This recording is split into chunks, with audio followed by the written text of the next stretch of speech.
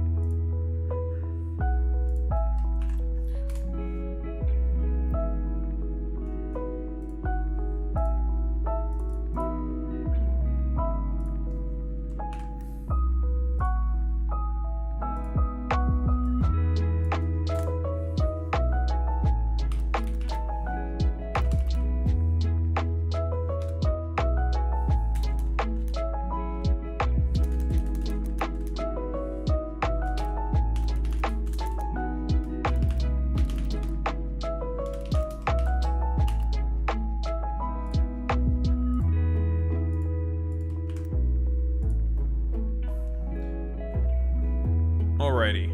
Everything is looking lovely and fantastic. Very, very cool. Very good, folks. Boo.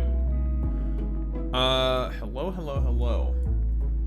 Can't believe the Daho is on so early. What the? I never would have thought that could be conceivable or possible. I simply put the time that we have arranged with Steamboat. Get all my shit done, and then we have to just fucking figure out all the tech with this bullshit.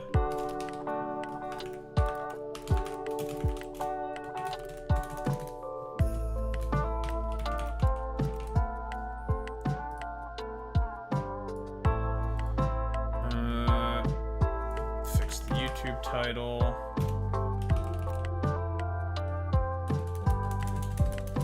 YouTube titles being stupid.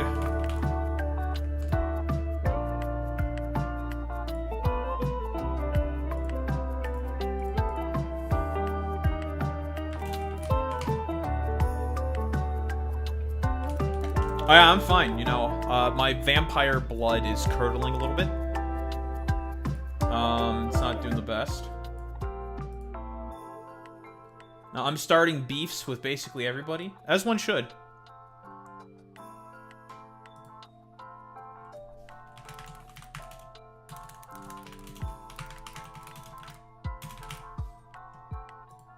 But we're gonna be doing some Jiangtent today. This motherfucker Hassan talked to Jung for 2 goddamn hours. Jesus. A long time to talk to Jung about a lot of stuff. Origins of Zionism, the Divine Comedy. Why did Trump attack Iran? Jung on Marxism. Why did China arrest him? Bunch of other stuff. Chabad Lubavitch. The fuck is Chabad Lubavitch? Carlson, MTG. Okay, lovely, lovely. Lots of stuff there.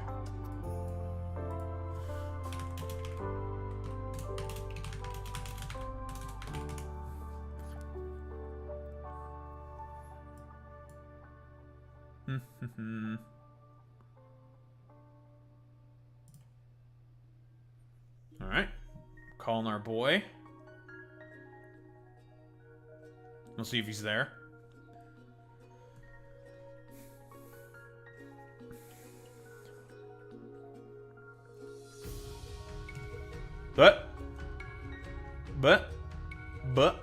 Gut.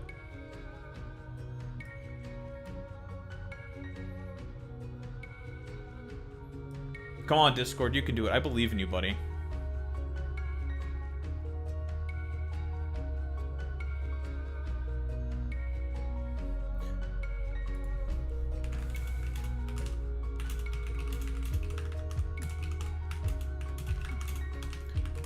Also, I cannot hear you.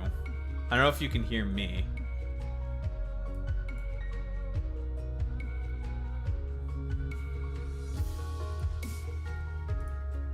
I can't believe that there has to be troubleshooting being done with with Discord. Not the leftist audio. No, the leftist troubleshooting and whatnot. No, we're just gonna do that. Let's just pull up what we're gonna look at on the main screen. Oh, there he is.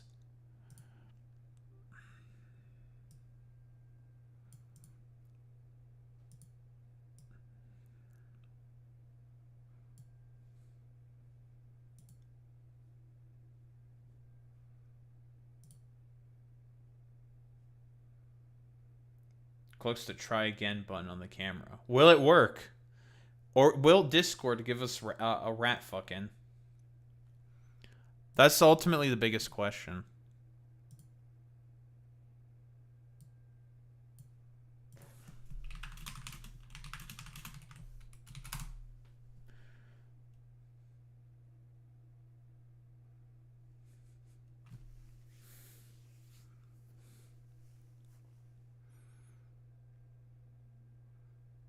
Yeah, we're just gonna hold on. Steamboat's got a bunch of good old leftist audio fixing to do. This one does. This one should. Very, very common, folks. Let me tell you.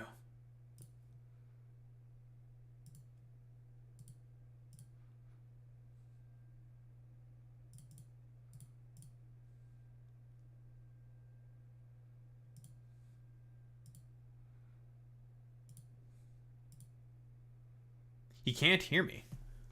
Unlucky. Let me check my output. Output and input. That should be all okay.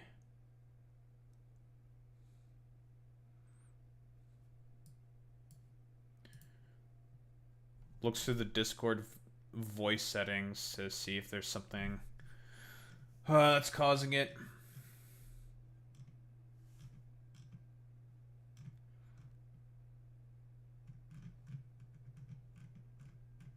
Mostly the only thing I could probably point to is input output, and that's really about it.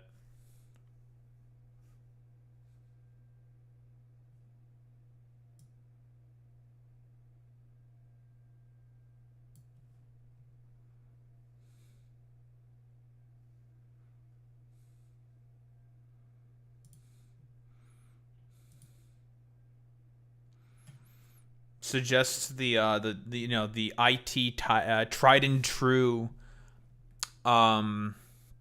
suggestion of have you tried turning it on and off again? I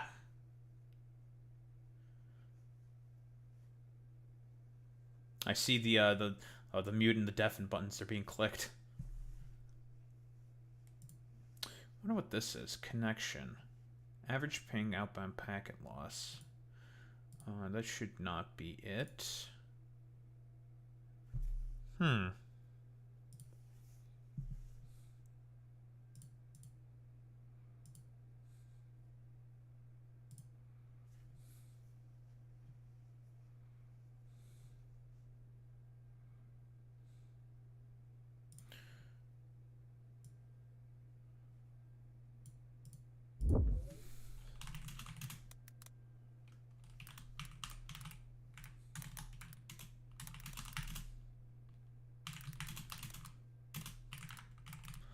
In OBS.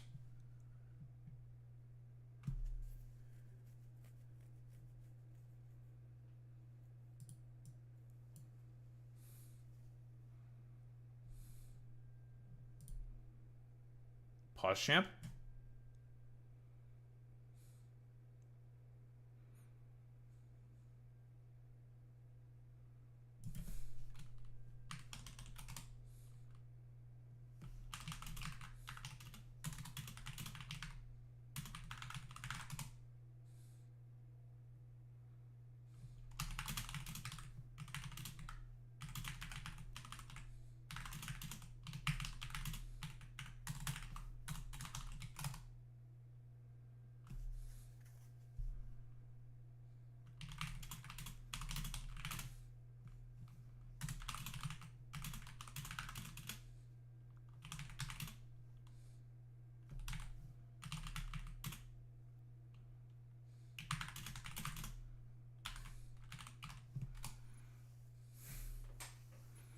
Hmm. Let me see. Okay. I wonder if this could potentially work.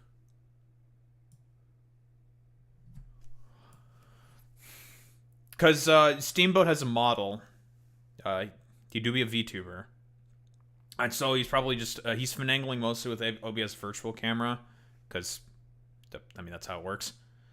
And if you know anything about OBS virtual camera and Discord, that shit can be a fucking pain in the ass for literally no reason. Just like, wow, this is a bit of a bitch.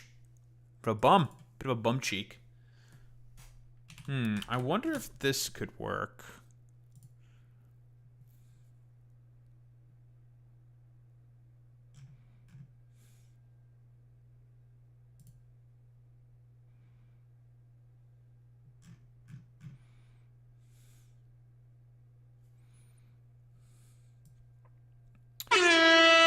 Oh, Jesus fucking Christ.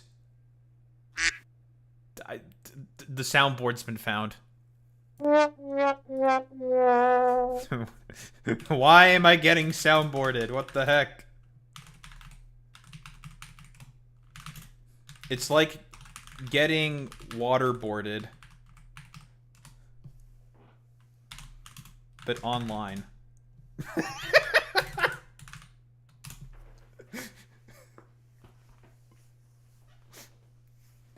Oh, be pressing buttons and shit?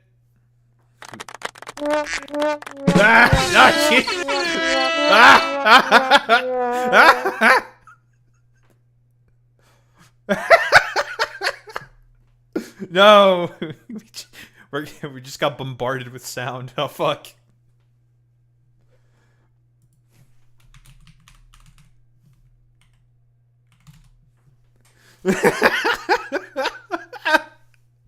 That's good.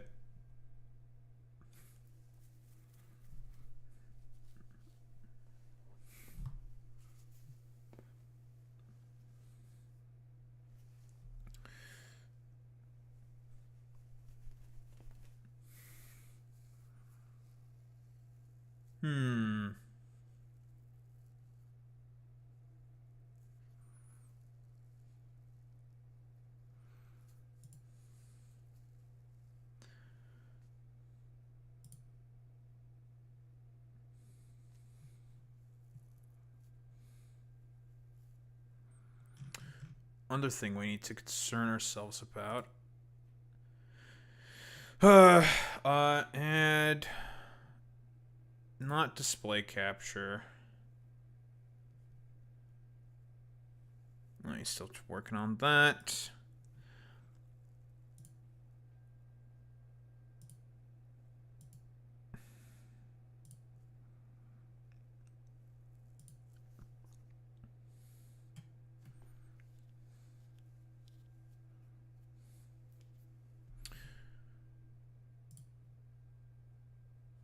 Because we have to add this anyways.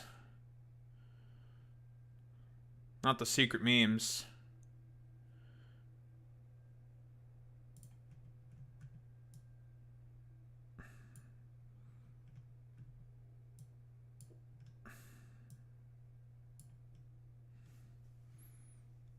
Alright, just so I can figure out how to adjust custom size for that.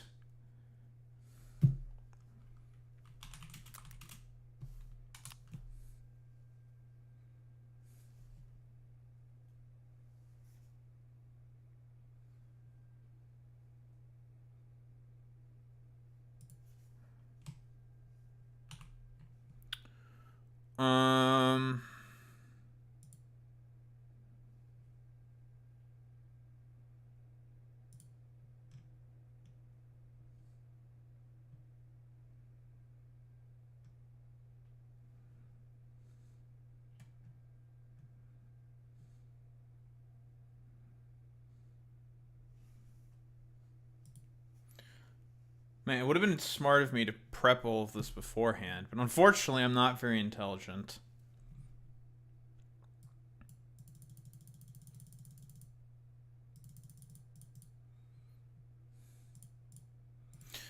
I'm not very smart, unfortunately, folks.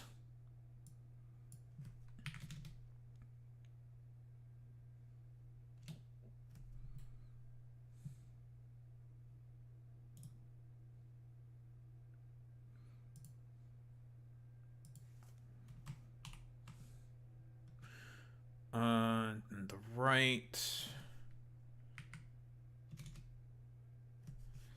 No, we want the left. It's not that much.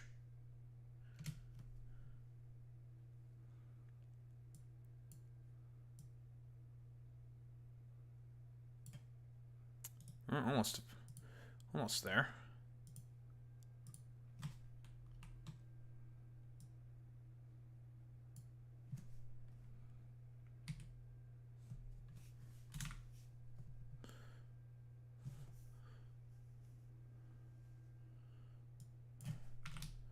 Shave off the top.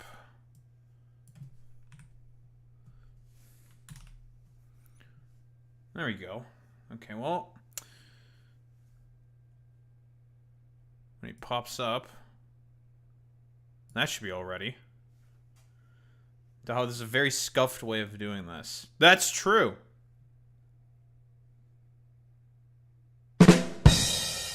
Jesus Christ, that scared the fuck out of me.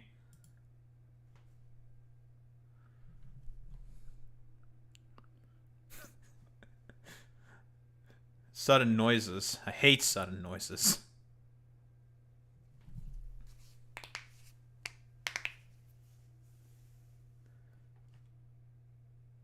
Oh, is that right? Wait, you can hear me now? Oh, fuck. Oh, shit.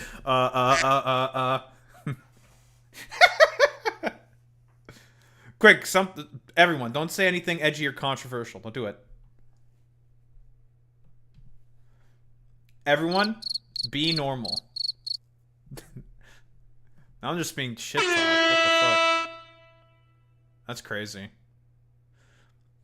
I'm getting owned in this debate, unfortunately. Oh fuck, I accidentally adjusted the Discord window. Now I might have to adjust it in something else. No!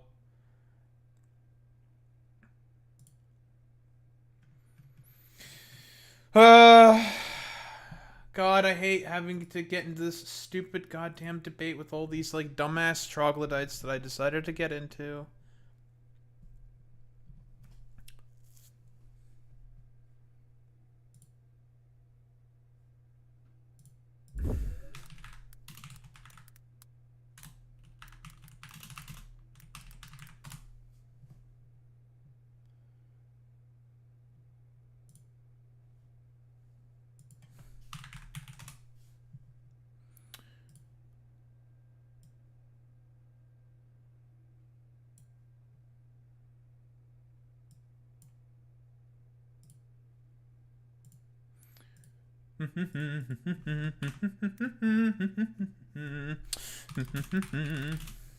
Ten-second Google search.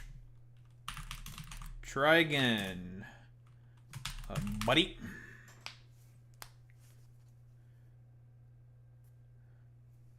Also, is the Fansley booth being strictly advertised to children? What evidence do you have for that?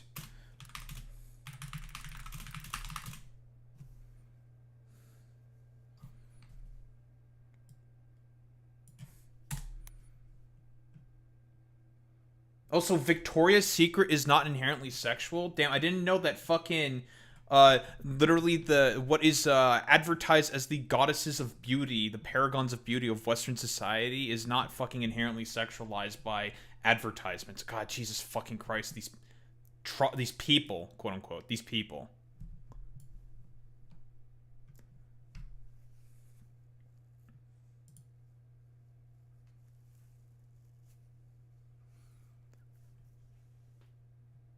I hate them.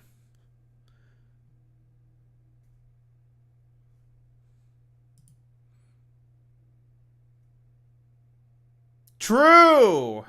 What's up, Steamboat? How's it going, buddy? First time chatter? Well, you've never chatted in here before? What the heck?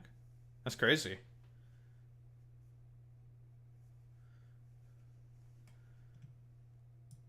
Yeah, the people are demanding their Jiangtent, but Unfortunately, everyone's troubleshooting with Discord is getting in the way. Many such cases, many such problems.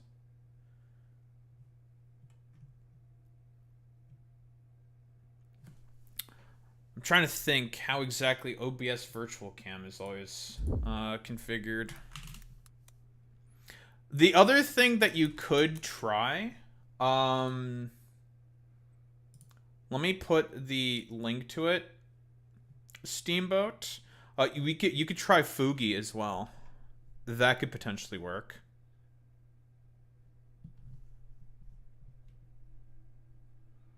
But it won't probably have like all the all expressions that you probably have in on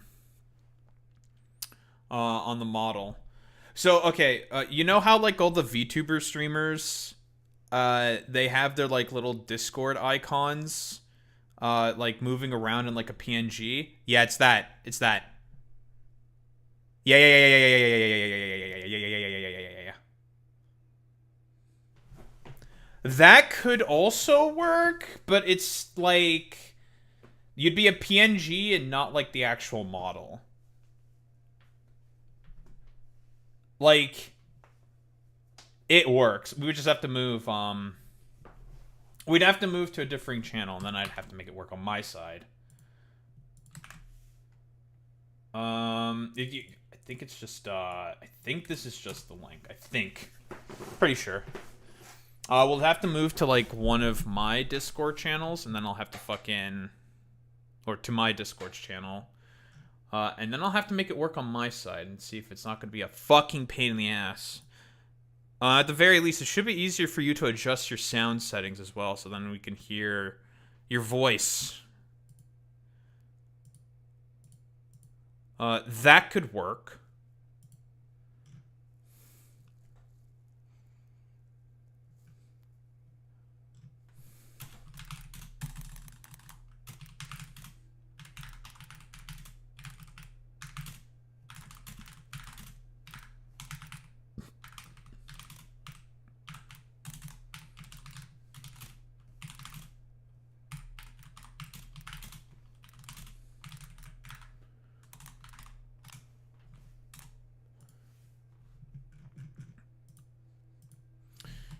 Also, we found the dumb fucks. I've kicked the metaphorical hornet's nest yet again.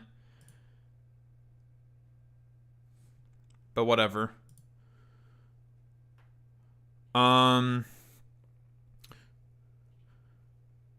Here, if we're going to make, what's up, Zane? If we're gonna do the thing with Fugi, let me send you an invite to my Discord server because we have to do it in like a voice chat in there. It's a little weird how it works. I think it's if you're like in a private call in like a chat or whatever, it doesn't work. It's kind of weird. It's a little weird. It's a little weird.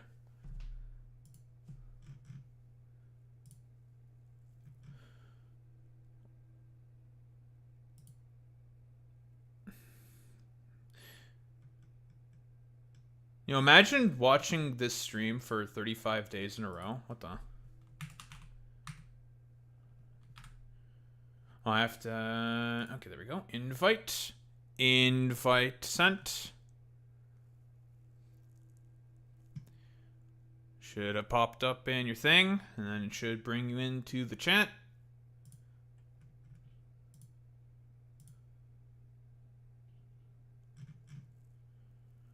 If it doesn't, then join one of the other open chats, and then I'll, like, drag you in. That works as well. Whatever.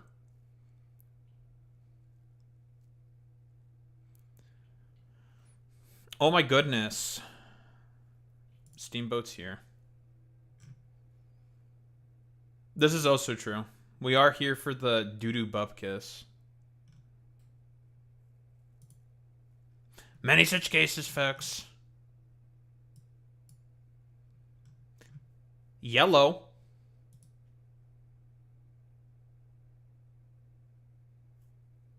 All right.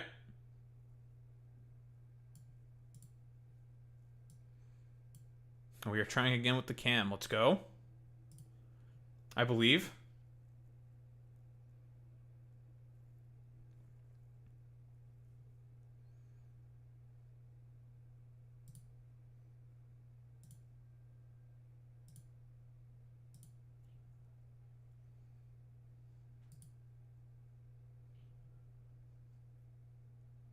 Not like this.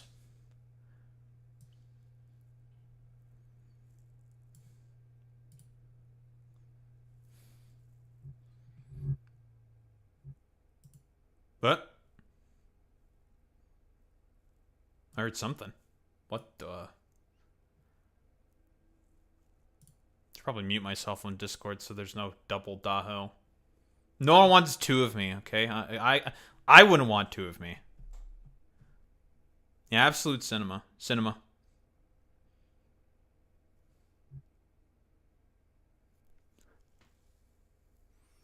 That is true, Boomitsmini.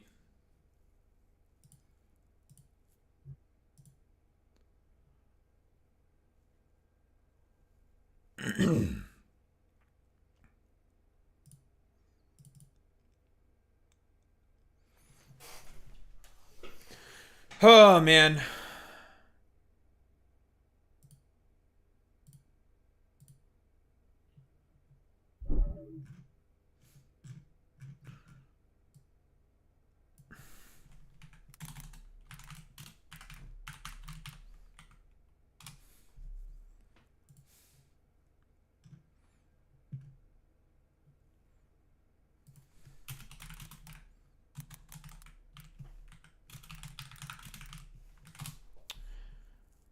I'm like out here trying to figure out what the common issues for OBS virtual camera are to try to make this all work.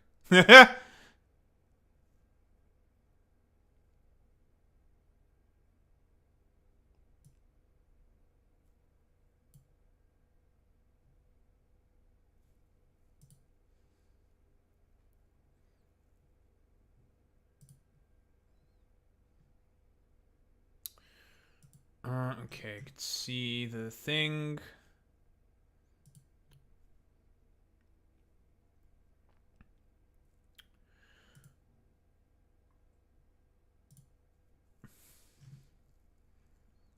Custom source. Okay, this thing can see. I just need to figure out where the link, not the link, but where the URL. There we go. Add a browser source.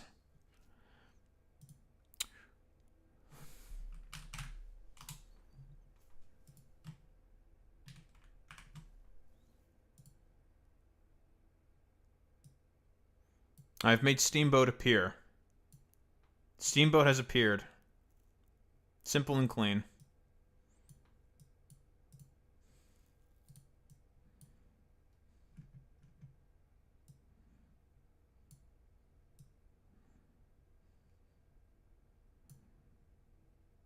Yeah, it's you. Look at you. You're here. It's not gonna do anything unless the microphone activates. But it'll start move. It like basically moves around and shit based off of your Discord PFP or any other thing that you basically upload into the site itself. It's pretty slick. But it's purely based off of Discord PFPs. So if you get the microphone working, you should be like bouncing around and shit and whatnot. If the virtual camera is being too much of a fucking butthole, we'll just, this will have to do. It is what it is. Virtual camera is a bit of an asshole. Make you square. Lovely.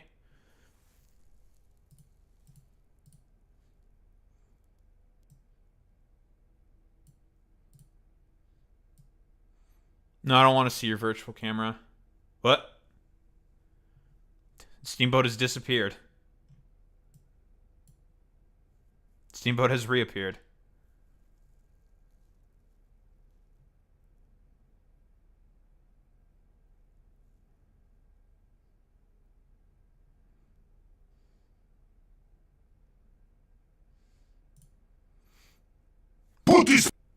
Thank you, Zane. I cannot hear you now. Let me just mute my mic on Discord so you don't hear double of me.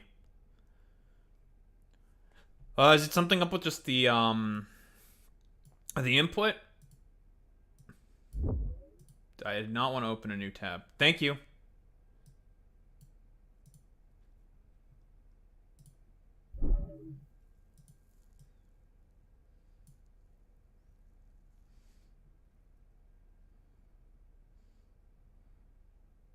Discord not picking up your microphone or something?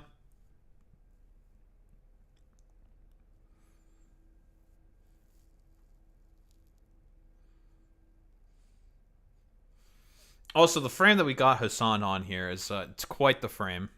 It's a good frame. Solid frame.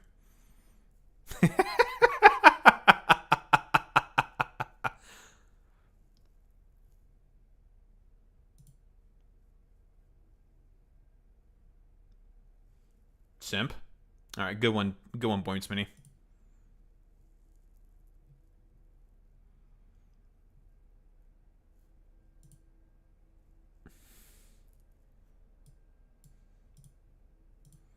Boy Meets Mini, you watch Hassan streams more than I do, okay? Shut your goofy ass up.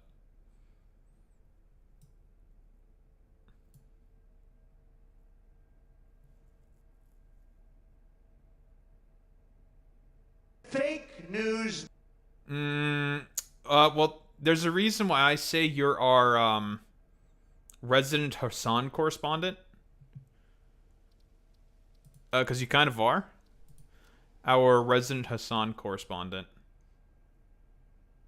So, like, are you sure about that one, buddy?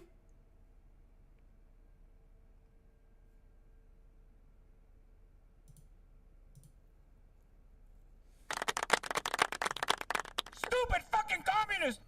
Well, I do hear I heard the I mean, the soundboard works. So that's something.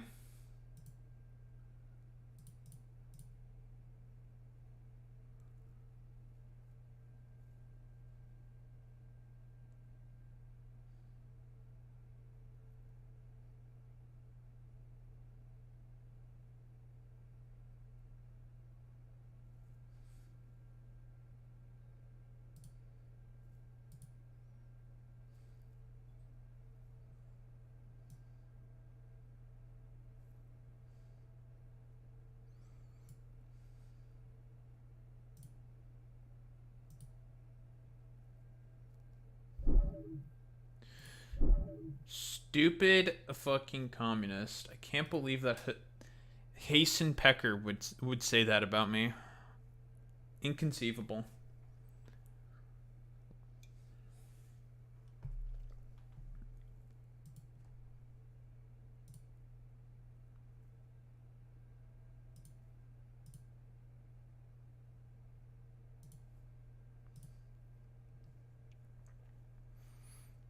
I mean, there's not much I could do to fix this. Discord, it's just, I think it's just having problems on Steamboat's end, because Steamboat was able to hear me through Discord. I think Discord could just be being stupid. I have no idea. Many such cases of Discord being very dumb. Probably because of all the bloatware that they keep putting in or something. I don't know.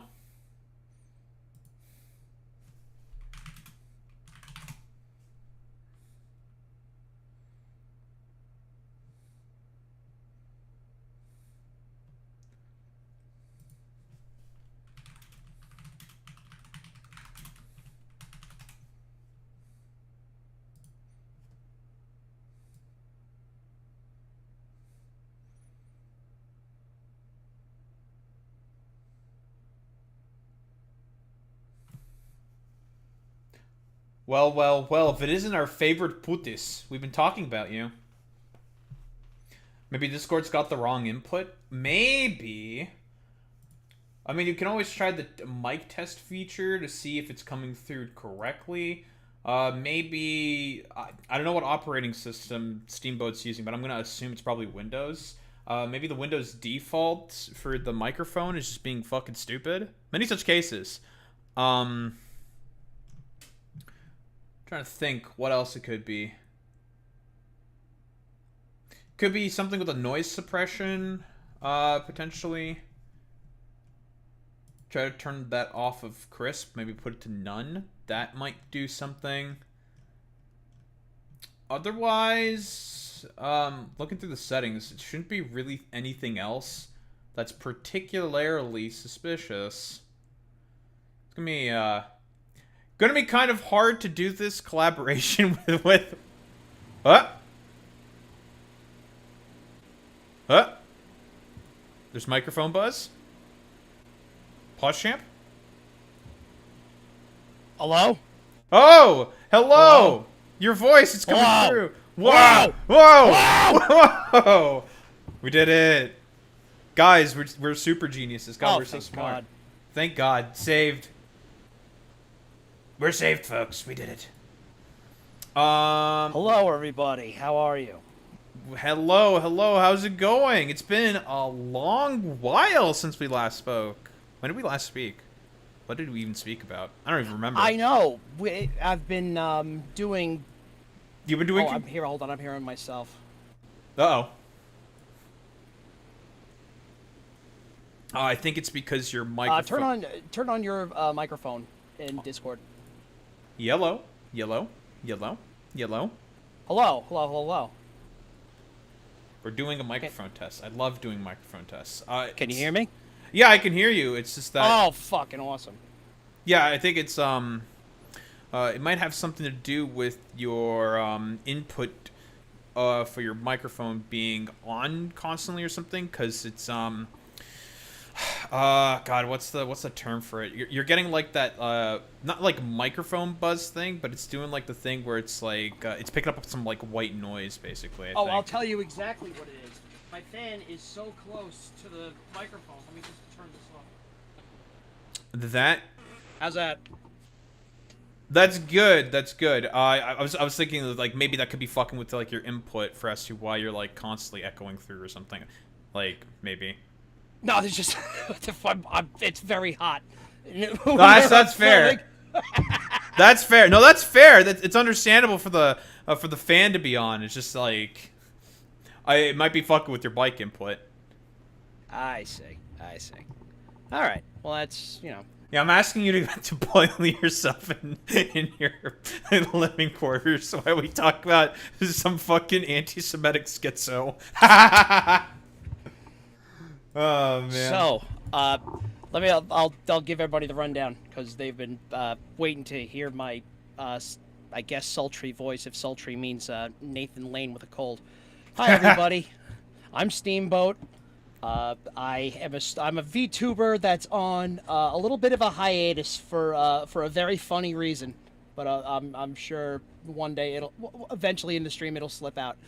But one day in November 4th, exactly. Yeah, I've heard about that before. Yeah, it has something to do with election day and having running. All right, yeah, whatever. I'm running for Congress. That's why. That's why I'm taking a break.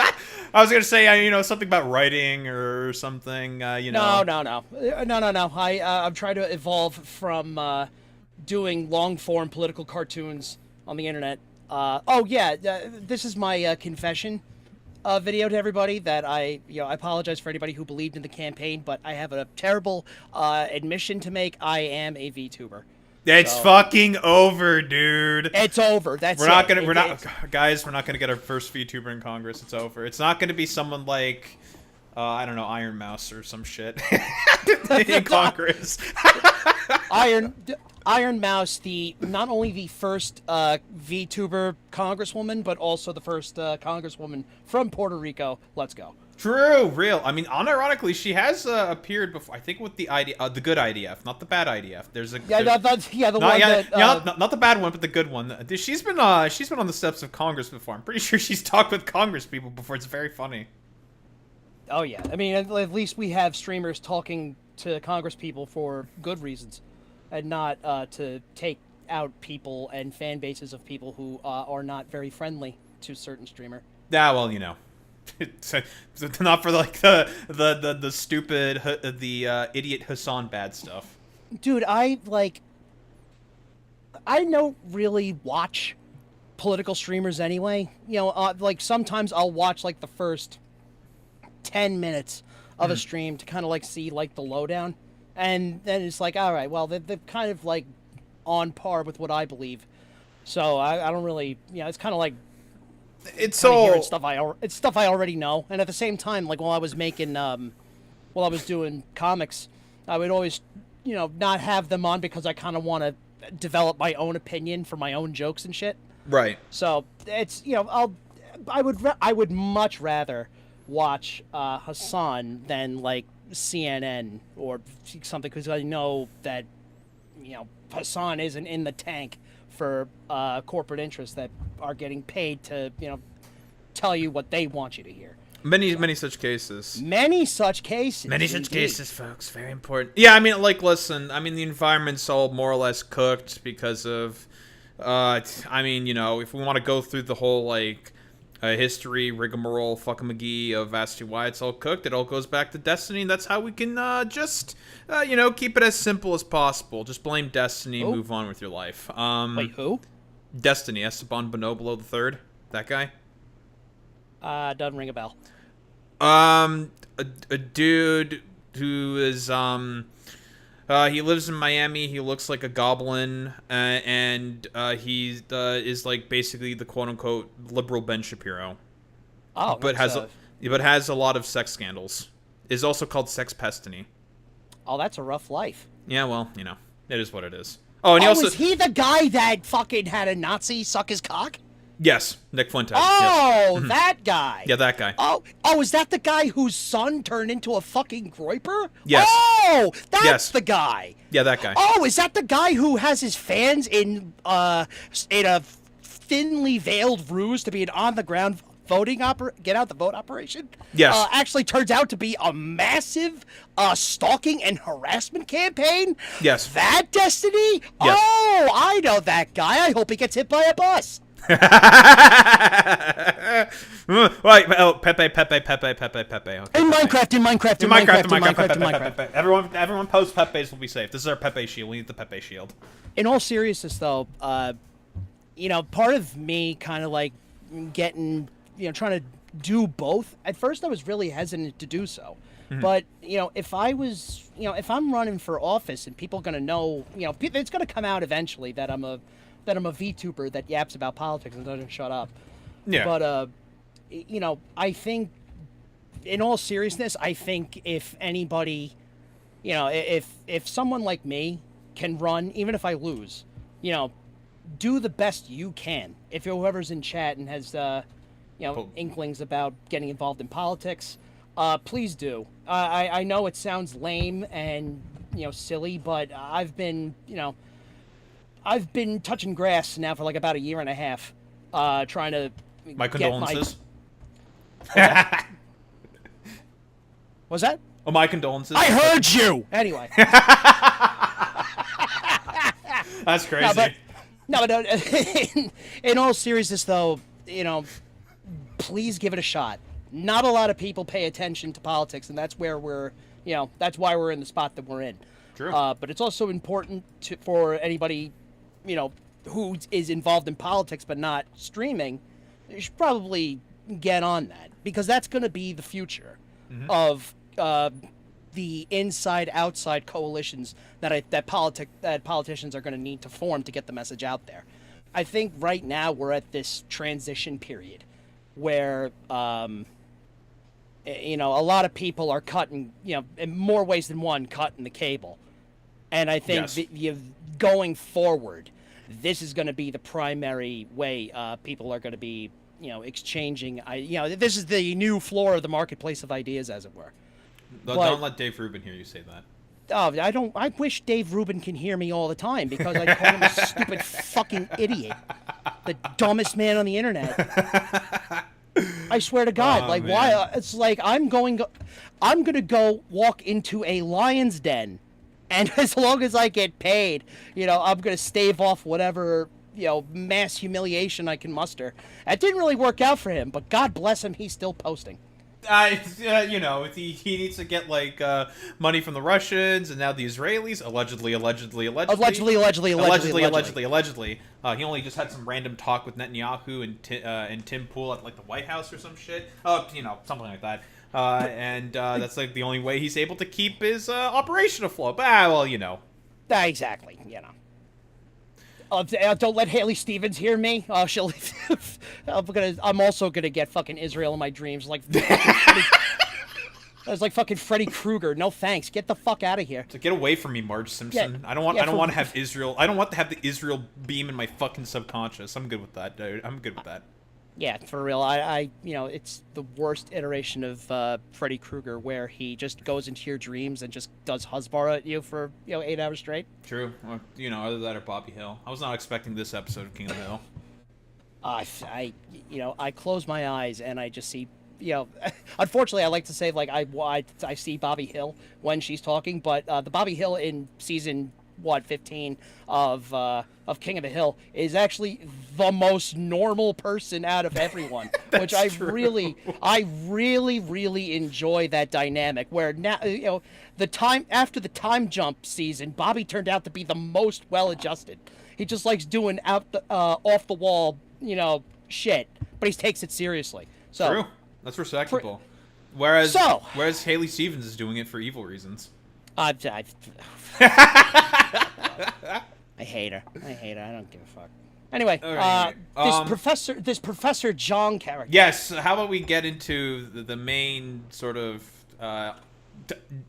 course to all this? Yes. Do you want me to share the screen through Discord, or is it okay through stream? What's better for you? I'm currently doing it through stream. I think okay.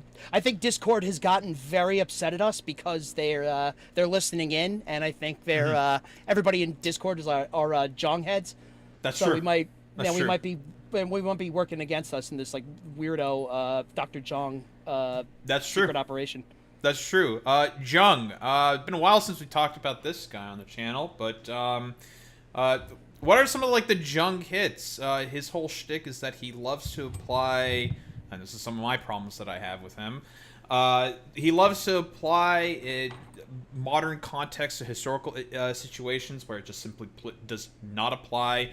He thinks that Margaret Thatcher and Ronald Reagan basically applied the infinite Tsukiyomi of consumerist debt slavery in the 80s, and that's why we are currently in the late-stage capitalistic system that we're in right now. His words, not mine.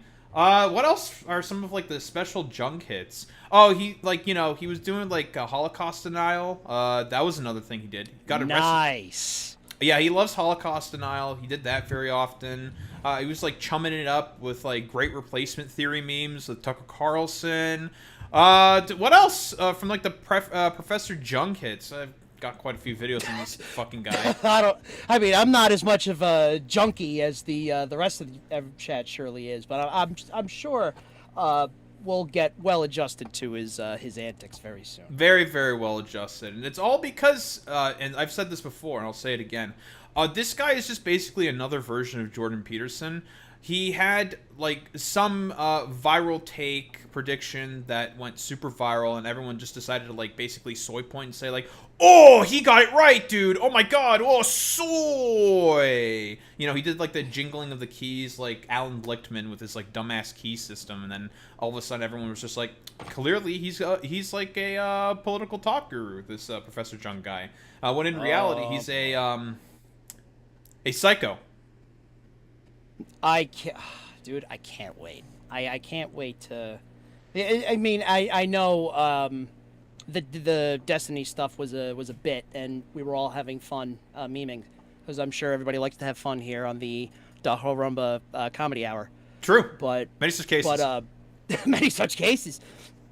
But in all seriousness, though, I've never really watched a long form Dr. Zhang thing or Professor Zhang. I just I see like a couple clips and be like, okay. You're in for some fun. I thought this guy was just some goofball. Like yeah, goofball. That's definitely a term you can use. Oh boy. All right, here we go. Yeah, why don't we get started with our boy Jung? Indeed, we've let everybody wait long Yeah, enough. he's been basically debating a bunch of like left-leaning people. He did an interview with Mehdi Hassan. I don't know why he did an interview with Mehdi Hassan. Very stupid. Oh, how the fuck did I miss that? Yeah, he did an interview. I have it on my YouTube channel. You know, ! YouTube. Shameless plug.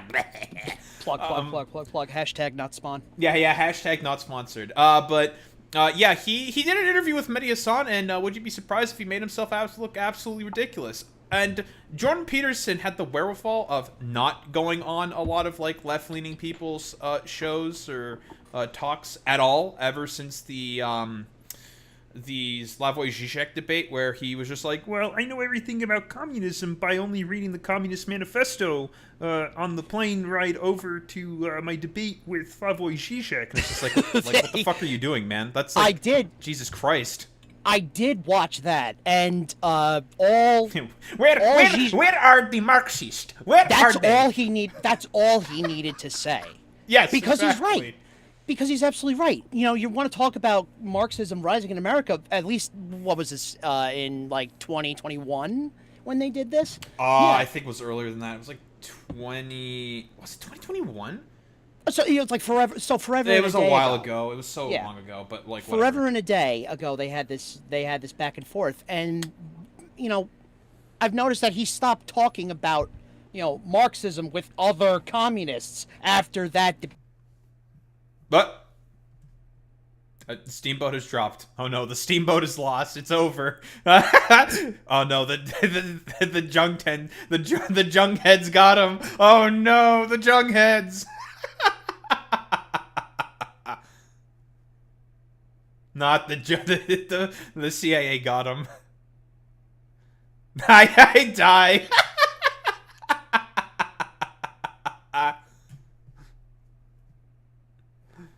Oh man, that's funny. Absolute cinema, which is just bantering and then all of a sudden eaten by Jiangtent. Now they got you, didn't they? Hello. Hey, I don't know what the hell just happened. Maybe you just got dropped by Discord randomly or something. Whatever. Who knows? Alrighty. I have to wait to get. Yeah. Who the fuck knows? All right, but I'm ready for this. I'm ready for this Jiangtent. Yeah, let's do some fucking Jiangtent. Why don't we take a look at this? All right. Thank you, YouTube. I'm now going to be talking to Professor Zhang, ladies and gentlemen. Hold on. Hello, Professor Zhang. Can you hear me?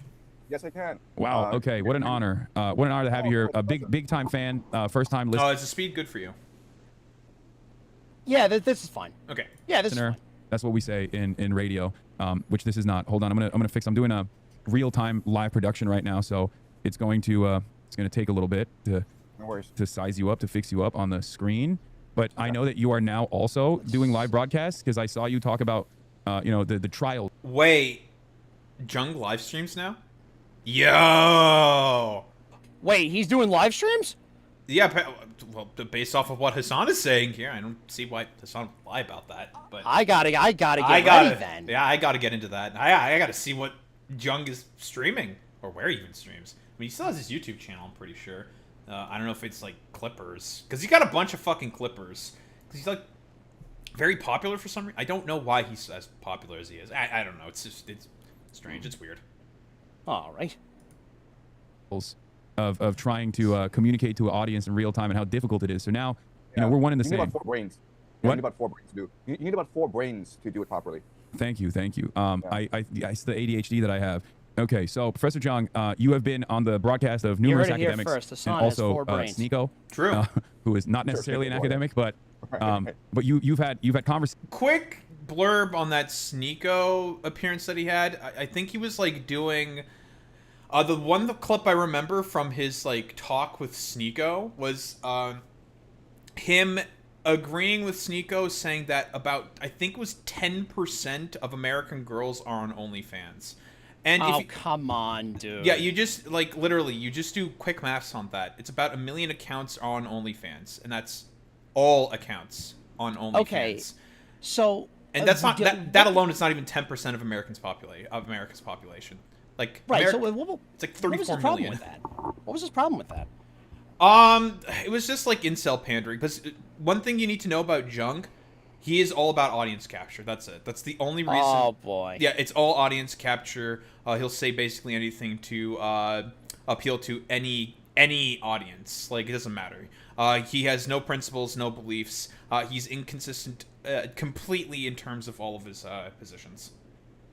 Huh. Okay. So, I mean, if he were smart, which I doubt it, he would attribute it that to the fact that it's the same way that gambling came about. Everybody is bored and everybody's lonely. That, gambling where everybody's bored and has, no money and they want to make a quick buck.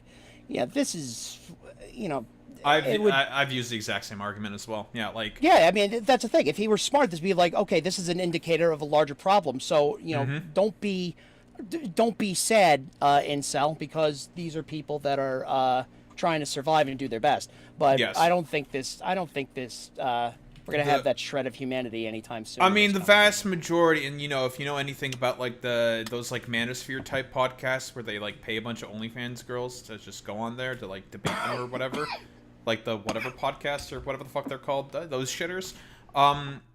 We know like very often the reasonings for as to why a lot of these like OnlyFans girls get invited on those shows or why they do OnlyFans, and they say to themselves, it's like, I have like student loans I need to pay. Or I have, like, medical bills I need to fucking pay. And it's just like, okay, can we... Alright, okay, let's use our schizo brains for 3 seconds, okay? We're gonna put our brains together, and we're gonna try to generate some electricity, okay? It's gonna be really easy, guys. Can't wait. Can we recognize that there's a bigger problem afoot here? Like, can we just do that for, like, 3 seconds? Is that possible? Can we do that?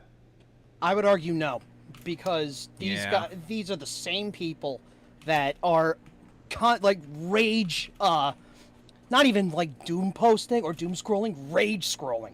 They're looking for something to get mad at because I think it's the only feeling that they know how to feel. Well, I've talked about this before.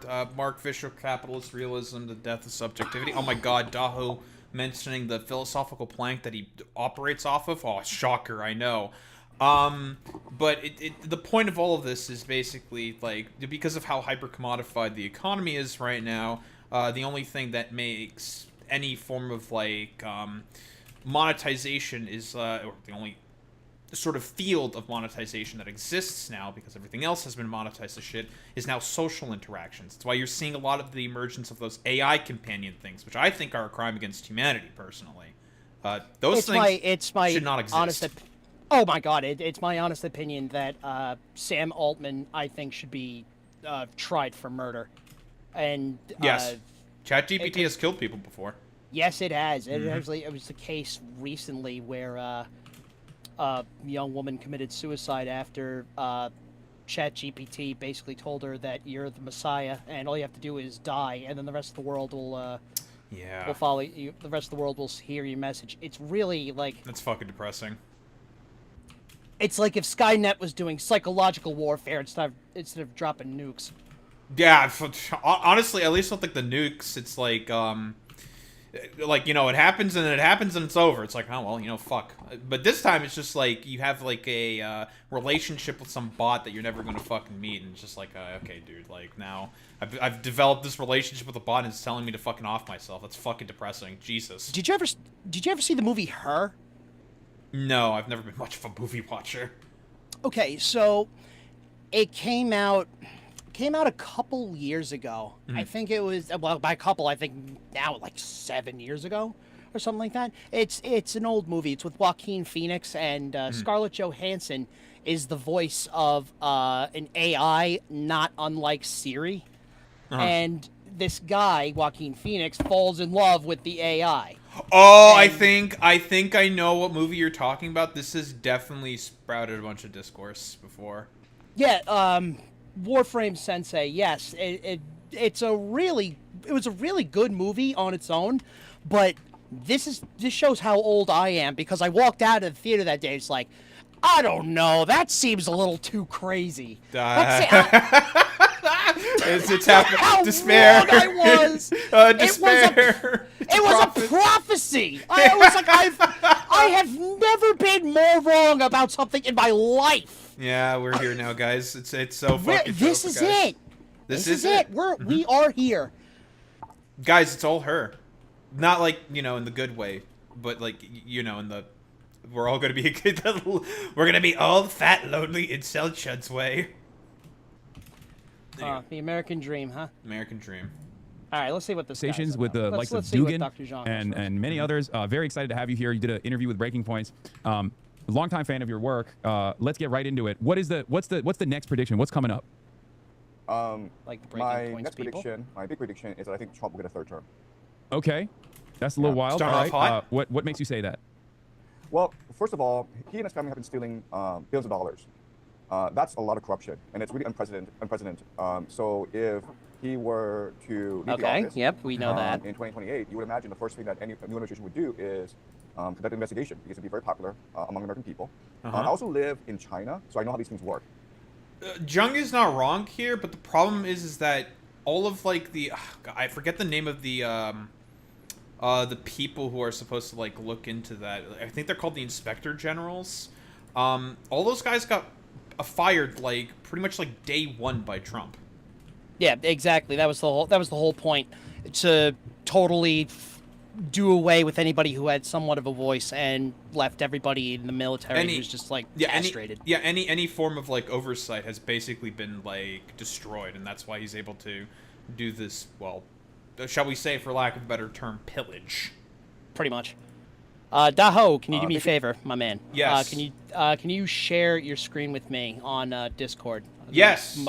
Yeah, because I'm on Twitch. I was trying to do the to and fro, but I think I might be like half a second behind. Yes. That's a good point. Share screen. I forgot that fucking stream delay. That's a thing. There we go. Screen is sharing. Nice, got it. Great. The Fugi is not Fugiing. I don't know why, but whatever. Basically, when someone gets in office and he's behaving like a tyrant, it usually means he's a tyrant. And it usually means he has no intention of ever being in office. Hear him at all. So I think that given his behavior, I think Trump is intent on a third term. Hang on, I can't. So then the question then is, I can't hear Dr. Zhang anymore. Uh-oh. Yeah, mine was a little too low. Let's see. Can I change the volume on my end? No, I cannot. I'm going to adjust the YouTube volume. Let me know when you're good to go. Yeah, let's try it. Let's do it. would he get a third term? And you know, when Zelensky visited the White House, there was a White House gaggle, and basically, the reporter asked Zelensky, "Hey." Also, everyone on the stream, can you guys hear Steamboat? Is he good? Okay, cool. Just making sure. Why haven't you had an election for the past 4 years, and you should be out of office? And Zelensky is like, well, we're at war, so we suspend the Constitution. And Trump was like, wait, you can do that? Oh, don't tell me he's gonna do the fucking Russia bit. Yeah, he's the conflation here between Zelensky and Trump makes like literally no sense to me. It's literally written within Ukraine's constitution that if they are in total war and their territory has essentially been not severed, but like conquered by like an enemy, that's tends to happen in war. The president or the prime minister can suspend elections, because like how can you have elections if about like 20% of your fucking territory is under occupation? Yeah, and hot take, I go or lukewarm take. I actually agree with that. I agree with that decision, because if you hold an election, and then some crazy bullshit comes out, and then you have the potential favorite being a Russian sympathizer, then it's over. Then you're cooked. Yeah, basically, like, I know that all the Russian sympathizing parties have been, like, banned, and everyone's, like, bitch and moaned and complained about that, and also Zelensky not holding elections. It's just, like, they're currently at war with Russia. Which is a totalitarian like fascist state. So kick rocks. Yeah, like I'm sorry. Do you want like say okay, we're gonna do a hypothetical. Republicans love to complain about how Democrats are like shills for China or whatever the fuck. In a hypothetical scenario, let's say there was a Republican in office as the president or whatever the fuck, right? Right. And there's a war between the United States and China. And let's just take the nuke. Let's pretend the nukes don't exist. Because obviously that would happen immediately. But pretend the nukes don't exist. It's a conventional war, blah, blah, blah, blah, blah.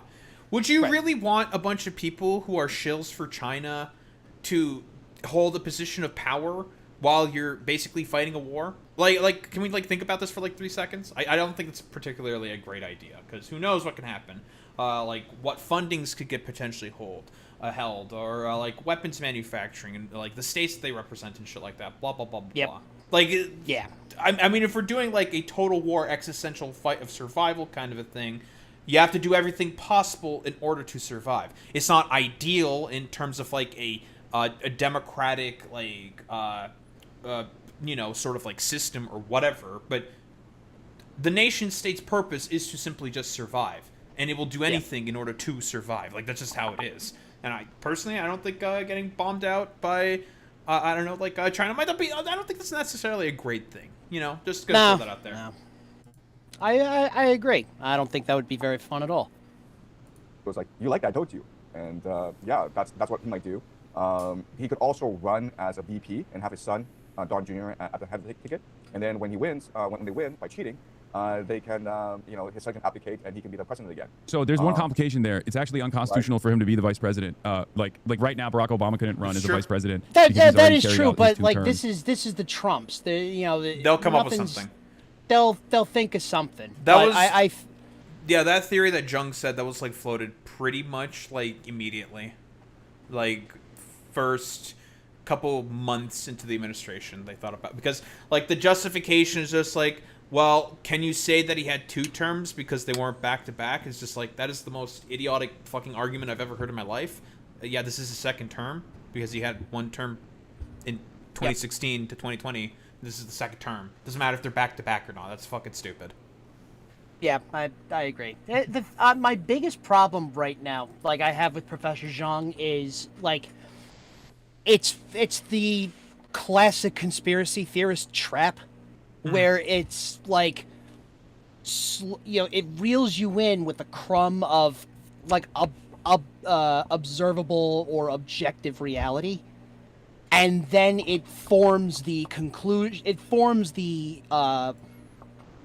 it backtracks through like bullshit. You know what I'm saying? I'm losing the word, but yeah, I mean, Jung is very conspiratorial. That's it what just he does. goes down. It goes down a rabbit hole of just a bunch of bullshit. It's like the Nutty Putty cave of rabbit holes. I mean, that's pretty much like you've just hit Jung right, like the Jung nail on the head. That's pretty much like here his we main go. thing. Yeah. Okay, what's the over/under on he blames the Jews for I guess the Palestinian conflict or something? It's just, or like all the economic problems in the world. He's definitely done that before. I wouldn't be surprised if it comes. Maybe not here because. Are you a bad enough dude to do a JQ on the fucking Hassan broadcast? Yeah, I don't know if he'll pull JQ here, but he'll JQ definitely with Tucker Carlson. He was JQing with Tucker Carlson. All right, let's see. It depends on who he's talking with. Again, like he's purely audience driven. Yeah, he's a total sponge. Because there's a constitutional hurdle there, but maybe he can climb it. I don't know. That is up to debate, because if you talk to any law professor, he or she will tell you that it's unconstitutional. That is the spirit of the Constitution. But the problem with the Constitution is it doesn't state explicitly that you can't do that. No, yes it does. Stop. Yes it does. Yes it does. There's provisions in there for a reason, and that's why there are so many federal judges that have won cases against Trump on the regular, because it's like, if something is flat out written in stone, either in the Constitution, Bill of Rights, or any subsection in between, those federal judges are going to uphold them. Yeah, because they kind of Supreme Court. Unless, that's the thing. Yeah, it has to. Yeah, it depends how partisan it is. Even the Republican judges have been like swatting some of this stuff away. MAGA judges have also, like Trump-appointed justices as well. Not MAGA judges, but Trump-appointed judges rather have also been smacking a bunch of stuff. Like some of his stuff that he tried to pull in Portland. Right. Yeah. Didn't work. It basically didn't go through at all. But I think not surprisingly, Dr. Zhang is Dr. Wrong on this one. Good one. that was okay. That was the only time I'm going to use that. I'm making a promise right now, and I apologize to chat for using that to begin with. I'm not proud of that one. Yeah, it could be worse. President shall be elected, but the vice president is not elected. He's part of the ticket. So it's ultimately up to the Supreme Court to decide what this constitution says, right? So I would debate that they will take this to the Supreme Court. Well, yeah, I mean, the vice president has the same qualifications as the president. Like, vice president also has to be like over the age of 35, for example. Like, you can't have like a 30-year-old VP on the ticket. That is the spirit of the Constitution. But then again, who knows? That's the spirit of the Constitution. I agree with you. And all our professors will tell the same thing. But again, it's not in the letter. It's not explicit. And so they can take it to the Supreme Court. And ultimately, 3 of the 9 justices were appointed by Trump. He'll probably get another one by the end of this year, possibly next year. Maybe. But Amy Coney Barrett and even Neil Gorsuch have gone against a bunch of like Trump's sort of desires before. Like, I mean, for example, the attempt of him trying to overturn the 14th Amendment via executive order. Amy Coney Barrett and even Chief Justice John Roberts, not obviously appointed by Trump, but they went against the attempted overturning of the 14th Amendment that Trump was trying to do with birthright citizenship. It's generally speaking, it's assumed that he's got a bunch of like his like little dipshit cronies in there, but that's not necessarily a guarantee. Which is just like that's not why that's kind of like the reason for as to why like relying on the courts is not great in particular, because, and I've said this before, the only reason why the fascistic takeover of Trump has not been as, for lack of a better term, bad as it could have been is because, unlike the Nazis, Trump really does not have the courts on his side. He doesn't have a public opinion on his side, and he certainly does not have like the popular will on his side either. Nor does he have like many of the institutions on his side either. So no, they're also just incredibly inept. Just recently,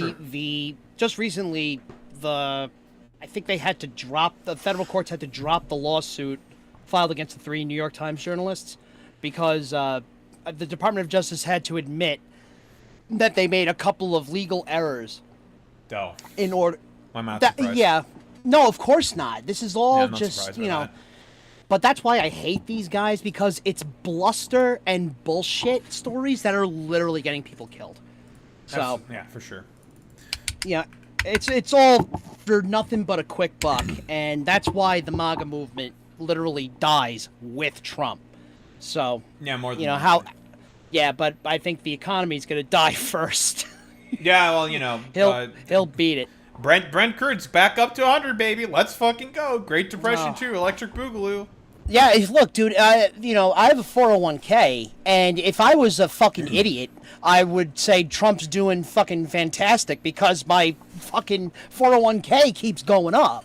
Mm-hmm. So, again, if I was like a fucking stupid ass, I'd say that's why he's doing good. But I still have another 30 years until I see that money. So, fuck this guy. And probably he'll find a way to fuck that up too. Yeah, probably. Yeah, exactly. Fuck this guy. All right, Dr. Chung, let's see what you got. So it'll be 4 appointed by Trump when this case goes to the Supreme Court. But it'll be great for us because it'll be Barack Obama versus Donald Trump in 2028. Okay, you said us. So you're in the tank for the Democrats. Is that what it is? Am I getting that right? No, I know. What I meant, of course, I'm being ironic. What I meant is just a general spectator. Oh, okay. It'll be like the WWE. Okay. Yeah, who's to say? Yeah, who really knows? Oh, who knows? I don't know. Am I a Democrat? Am I Republican? Who knows? Yeah, that's the problem with like the whole Trump era and everything. Everything's just like such a fucking shit show, and up to quote unquote interpretations that it's difficult to have like any solid through line for as to what may potentially happen because so much unprecedented bullshit has happened. I think it's not even the fact that this guy is just so audience driven. I think what happened is that he overdosed on the smell of his own farts. because he never. It's against his brand. I'm looking at here. I think to be like direct, and because I think if he was any, again, if he was smart, he would have said, just a person with a brainstem, a person on the right side of history, a person who is opposed to fascism. But he can't say that, or else, the right-wing chuds in his audience will flip out, and then he loses his viewership. Well, I mean, it's also like that's why I say he's Jordan Peterson, basically. Yep. It's He's all Jordan Peterson. Yeah, Jordan. He's a Chinese Canadian Jordan Peterson. Part of his Canadian. He is Canadian. He moved to Canada for a while. He has Canadian citizenship. It's very, very funny. The greatest fact in American politics. Barack Obama versus Donald Trump. Donald Trump's been waiting for this ever since, when did he go to the White House correspondence dinner and Barack Obama made fun of him? I mean, he's been relishing this moment for a long time. 2015, 2014 maybe? Yeah. No, he's been relishing this moment for a long time. They're saying 2011 in my chat. All right, so getting back to it. So you're famous for your predictions. You use game theory. A lot of people have called you out on it. I don't fully understand how game theory factors into your It actually goes. I would argue that goes back a little earlier. The whole.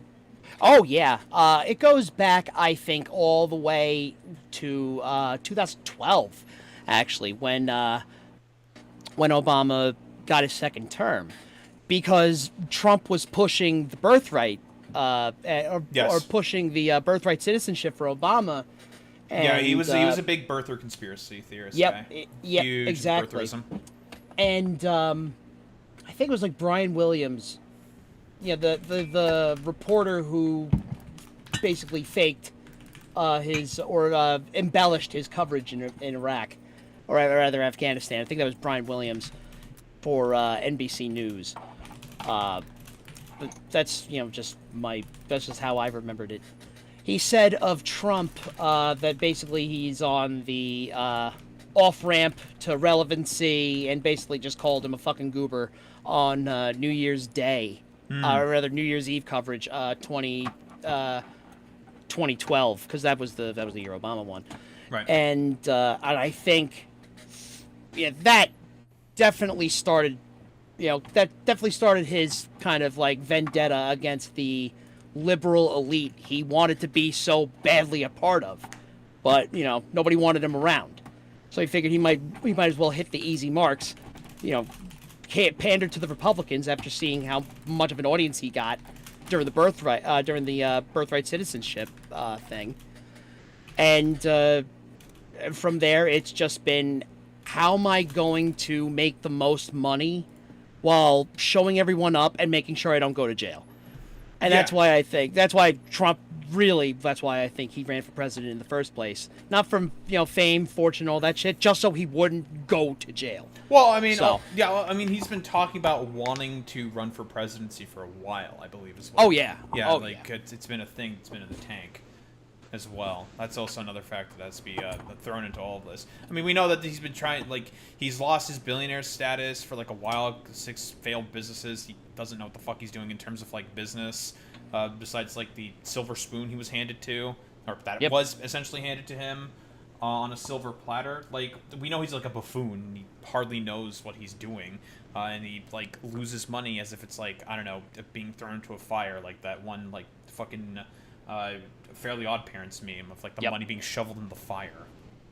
Yep. But the only thing that saved him is that the man only has one talent, which is being able to sell ketchup popsicles to women in white gloves. That's the only thing that's kept him afloat for forever. So yeah, I think that's where I would say to Dr. Zhang that it goes earlier than that, but whatever. Sure.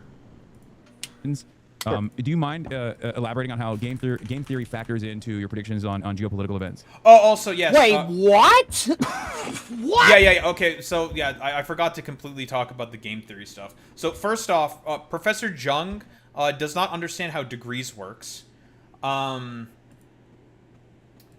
So, game theory is a complex mathematical theory. He graduated university with a degree in literature, and he's a high school professor. Not an actual university professor. He's a high school teacher. So for literature.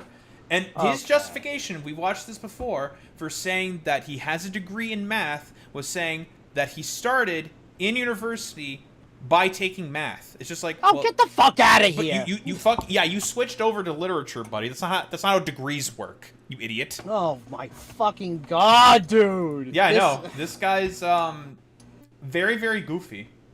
This, to say the least, I just think he's a fucking idiot. Right. So my my big thing is that the world is a game, and we can treat nation states as players in this game, and each nation. And state has who its is the personality. phone guy? It's me. I'm the phone guy. That's the fuck. That's what I thought when I instantly heard game theory was fucking MatPat. That's why that's why I kind of crashed out. everyone thought that. Determined by its geography and by its history. And this distinct Freddie personality Fazbear determines in the how Epstein it interacts Files, with the by world. the way. So You if hate the to see Japanese it. is particularly aggressive. China is not aggressive. And ultimately, each player is going to. Also, depends keep on in who you mind, ask. listen, he graduated, again, I'm going to say this, graduated university with a degree in literature. He doesn't know anything about history, doesn't know anything about mathematics. I don't know why he's applying history to a complex mathematical theory, but whatever. Should pretty much tell you, because at the very least, when Jordan Peterson was doing his whole fucking shtick and grift, at the very least, he was accredited and a tenured professor in psychology. At the very least, he knew what he was talking about in terms of psychology and had some form of academic backing. He's just doing basically the exact same thing as Jordan Peterson, but has even less credibility in comparison to him. He just only pretends to be a professor because, again, it's like an air of credibility that's around him. That's why he does it. This guy is a performance artist. Yes. Listen, I know this man like the back of my fucking hand. He's Oh my god. grifter through and through. Just a complete liar. All right, let's engage in its have my optimal man strategy, cook up some right? dubious So rather than food. like look at what people say, look at what people do. Just think about like if this game were to continue, what's the optimal strategy, and then the player would adapt this optimal strategy over time, right? So if you were to go back 2 years ago and you were to survey American politicians and Donald Trump, would you go invade Iran? They'd be like, of course not. That's insane. Why would we do that? But they end up invading Iran because it is at this point in American history the optimal strategy in order to maintain American hegemony around the world. So that's a brief introduction to game theory. Okay, so I don't think that's that's just not how Trump is operating off of. He just listen. The only reason why Trump is invading Iran is because Benjamin Netanyahu showed up with his Mossad boys, gave an hour-long presentation in the Situation Room. We have reporting on this, and said, "Yeah, you should do an invasion of Iran because of these reasons." That's it. He's making Trump out like he's playing 4D chess, and I don't know why he would even. Actually, I do know why he would look into this because that's his job. But, I don't know. It's going to be tough to make chicken salad from chicken shit from this guy. Yeah, exactly. part of that equation in your assessment, because you correctly predicted that Trump's going to win the election. There were some incorrect predictions in there. I believe you said Nikki Haley could potentially be Trump's vice president, but then you also landed on J.D. Vance as well. There was one thing that stuck with me, though, where you said that America was going to... okay, you know what? I really hate that people were, like, thinking Trump would win because of some, like, wizardry. It was very, very obvious that she was not going to win, Kamala. The whole, strategy fell apart, and you could see it in their messaging, and, Tim Walz is kind of turning into a pumpkin. It didn't surprise anyone, I think, whoever was really paying attention, that this wasn't going to be an uphill battle for her, for Kamala. Like, I really hate when people make them out, these guys out to be super geniuses.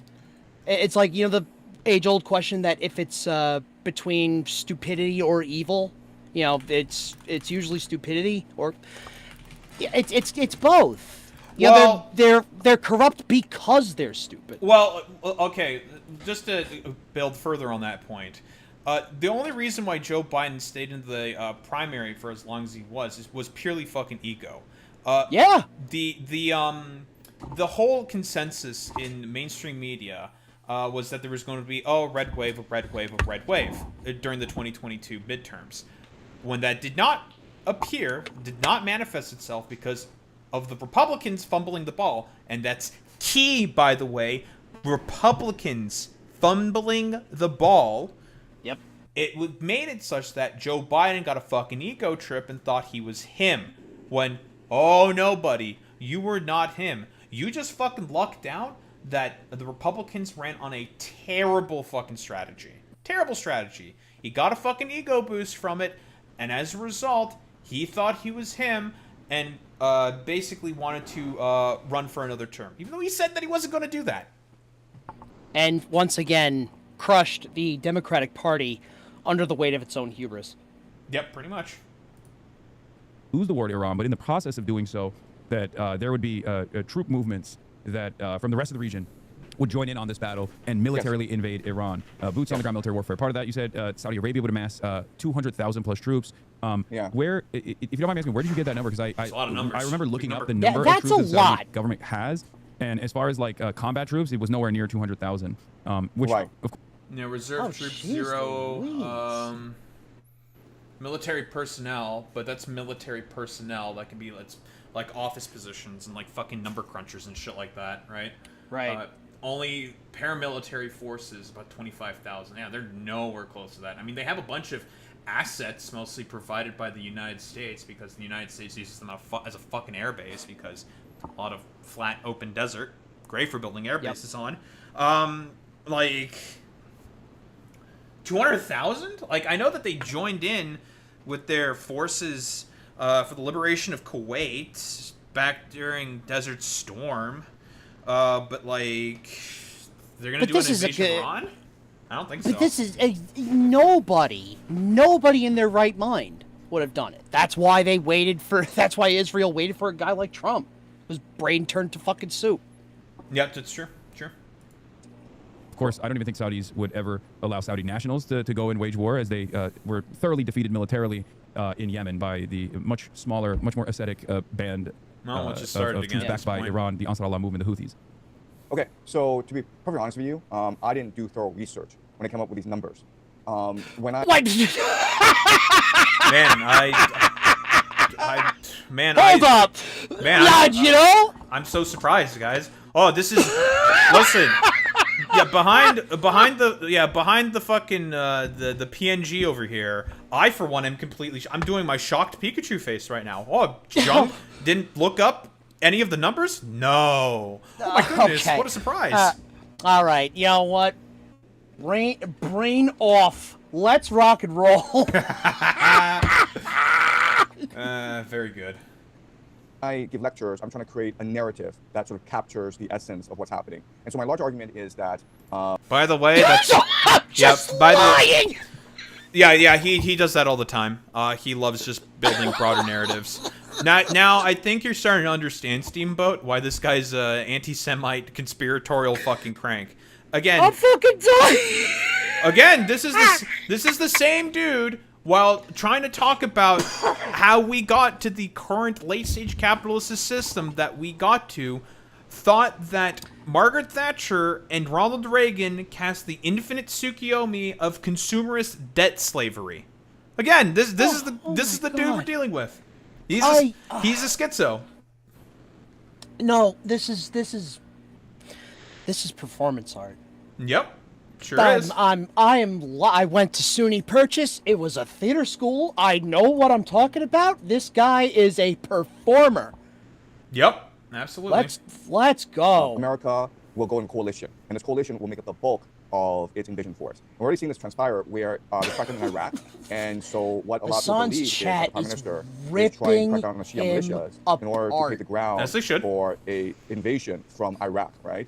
And if that were the case, then you can see Iraqi militiamen joining in. You can see the Kurds joining in as well. So my larger point is that if a broad coalition Oh with golly, American, I would have just. Oh, I would have hung up. Okay, so yeah, he's thinking like, oh yeah, the Iranian Kurds will also join in with the Saudis if they do an invasion. Really? Because when Trump through the CIA tried to give them a bunch of guns, while the protests were happening in Iran, you know what they said? No, fuck off. Fucking no way! Absolutely not. This is a terrible idea. What are we doing? They're trying their best to survive and play out the strings. It's man, this is gonna be tough. This is who the Gulf states have attached their horse to. Yep. Providing Riyadh air support season, baby. and, special forces and intelligence and command and control. But the bulk of the invasion force would be multinational, and you could also see some Japanese and Korean forces in there as well. Wow, you think Japanese and Korean forces Really? would also participate What? in a ground invasion of Iran? Interesting. Well, it's in the benefit Okay. of America to make it as Fake international as possible. news. And ultimately, Fake the Soviet news. were to continue to be close, and South Korea and Japanese economies would tank, right? So they have a vested interest in sending forces. They may not send a lot, but again, I think Trump will be very interested in having this. Okay, literally the fucking Trump has been desperately trying to get the Europeans and the Canadians in, and they've been like, nope, absolutely the fuck not. Where they aren't even offering to provide any vessels. Like the British have provided like maybe one ship, maybe like one minesweeping ship, but it's not even there anymore. They were just like, nah, actually, fuck that. That was a terrible idea. It's No, just because it was a death sentence. well, not because it's a death sentence, because it's just bonehead. It's like, what the fuck are we doing here? This is just dumb, strategically speaking. It's just like, there's no there. It's just a quagmire. Like, why the fuck are we doing this? There's no stated objective. Like, what the fuck are we doing here? It just, strategically speaking, it just doesn't make any fucking sense. It's like, why are we doing this? We've been trying to negotiate some, like, amalgam, like, Iran deal ever since you tore up the first one, and that's all gone to shit because of how much of a fucking doofus you are. Like, hello? What are we doing here? What's the point in joining in on this war? It just doesn't do anything. Yep. Yeah, true, Boy Meets Mini. BB will bring in the Messianic Age and rebuild the Third Temple. So true. As broad a coalition as possible, just for domestic political purposes. Yeah, I mean, I don't know about the Japanese self-defense forces, especially considering that that's like definitely a bridge too far for many, even in Japanese society. As far as I understand Japanese politics, that's I mean, they don't really have a real military. I mean, it's unconstitutional for them to even have a military technically. They No, have- but now they're Sorry, talking the best- about it. I believe that the Japanese have been, they've been rearming, I think, recently. Yeah, because they've also fallen victim to the super party, the uniparty thing. Basically, everybody's voting in. It's what the hell's her name? Hirono? It's the LDP is the name of the party. God, I'm blanking on her name. But that's basically the LDP basically became a uniparty, and now it's just her rubber stamp. Yeah, That's what a rubber stamp Congress is going to look like. Yeah, Takai-san, Sanai Takaichi. Yeah, Sanai Takaichi. Yep. And she can override vetoes. Like, that's how much control. And they can pass, like, constitutional amendments, I believe, to the Japanese constitution as per their rules, I think. And it's like And 70, the news doesn't really. I think it's like Oh, sorry, 70. buddy. Yeah, it's like 70+% is of the representation is by the LDP, I think. Something like that. It's really getting. There's going to be social unrest there. I think not. I'd say not in the near future because I just don't think that's how the Japanese roll. But the lefty insurgency of Japan is starting to make a little more noise. So it's I think there's discontent. I think. I don't think anybody over there is kind of like in the same spot that we are, in another hyper-capitalized or hyper-financialized capitalist quote-unquote democracy. It's, the underclass is starting to make more noise, and Yes. everybody's starting to see it, I think. Probably, yeah, for sure. Blue Water Navy in East Asia. I can see them sending ships to the Strait of Hormuz to support the attack. And also right now Japan is rewriting the constitution and they are remilitarizing because they recognize that as the United States retreats from East Asia, then they need to basically be able to defend themselves against Chinese aggression. Yeah. So let's talk about that a little bit, if you don't mind me asking. So you live in Beijing, but you're on the China. English side of the internet. So, and I've been to Beijing. I don't know if you're aware. I've been to China. It was quite a controversial trip, as a matter of fact. Because I don't have, unlike many Americans, I don't have an immediate hostility towards China. I think it's Yeah, just I don't know. another country I in the world, saw a as you little also bit of that. correctly It looks pointed like he out. had a good time. They don't. Yeah, I mean, everyone was like trying to make the claim that this was a paid trip by the CCP. I have yet to. I don't think he was. I think he just went. I have, and yeah, they're saying like it's just it was a paid trip because he went there with a bunch of streamer buddies of his. I think Austin Show went. Same with Caroline Kwan and Will Neff. I think you can. Well, yeah, because correct me if I'm wrong. they're all like they're all friends in Yeah. real life. They all like do a podcast together. So and also I think that's more of a reason why they went is because China looks like a cool place. It's a cool place, folks. I mean, like, they didn't do this. By the way, they never did this same shit with, say, iShowSpeed. Because you can make more of an argument for iShowSpeed potentially being paid off by the CCP, given the fucking coverage that he did, because it was very non-critical of the Chinese Communist Party at all. Like, you would have a stronger argument of saying that about Speed. But they're saying that specifically about Hassan for some reason. It's a little interesting. I wonder why. Certainly not because he is exactly what they were looking for, the Democrats, and it's just they're more upset that he's not in their camp. Well, not only stupid, sexy Hassan. Well, not only that, because it's not just the Democrats who make that argument, but I'm talking about like the apolitical slop tuber archetype of people, because those are the guys that mostly say those. Yeah, say that argument. Yeah, because they're just cockroaches. Yeah, they're just idiots. Don't have a lot of inherent hostility towards other countries in general. They just have they exercise their self-interest, and their self-interest revolves around maintaining stability around the world. And even you know why they make make a big stink of it, and it's mostly coming from Destiny, and didn't he do a fucking paid trip to Israel?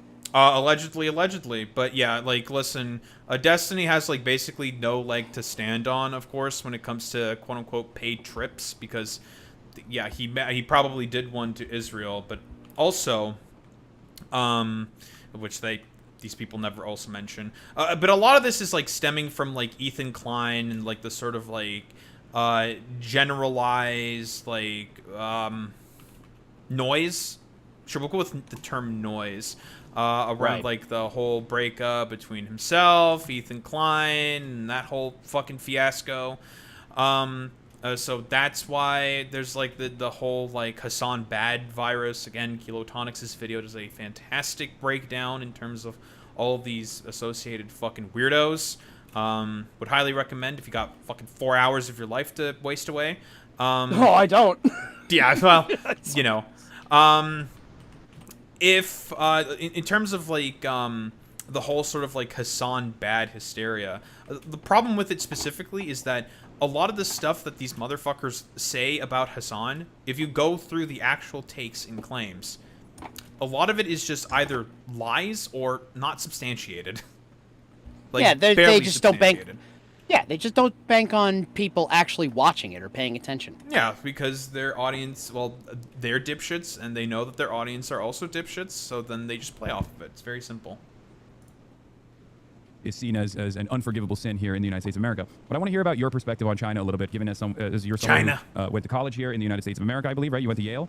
Yeah, I right? was at Yale. Yes, yeah, you went to Yale. You had an English degree from Yale, and then you also you worked as a journalist in China for a little bit, and then there was a little bit of controversy. I think you were working. I mean, this is just off your Wikipedia page. You can elaborate. You were working with an American outlet, I think, or an international or Western outlet. Yeah, PBS. Oh, you were working with PBS. Okay, cool. And then and what was that about? All right. Yeah, so I was working as a freelance journalist for the first couple of years. I was in China, and I was working for Clinical Education, Asia Week, some American publications.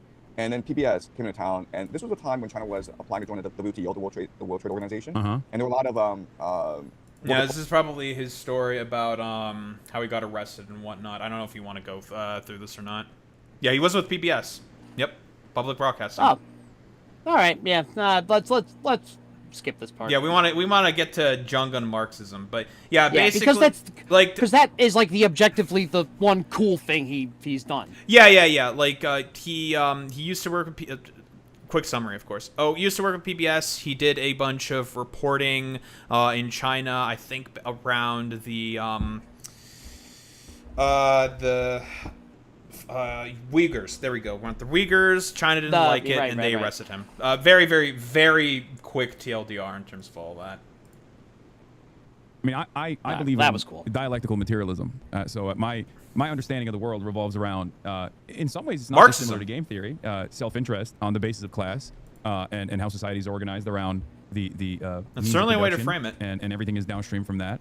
But I do think that there are some, spiritual and ideological ways of thinking that might lead people astray. But I think ultimately it's still, it's still the self-interest of the capital and class. But it seems like you were not a believer in Marxist theory or Marxist thought at all.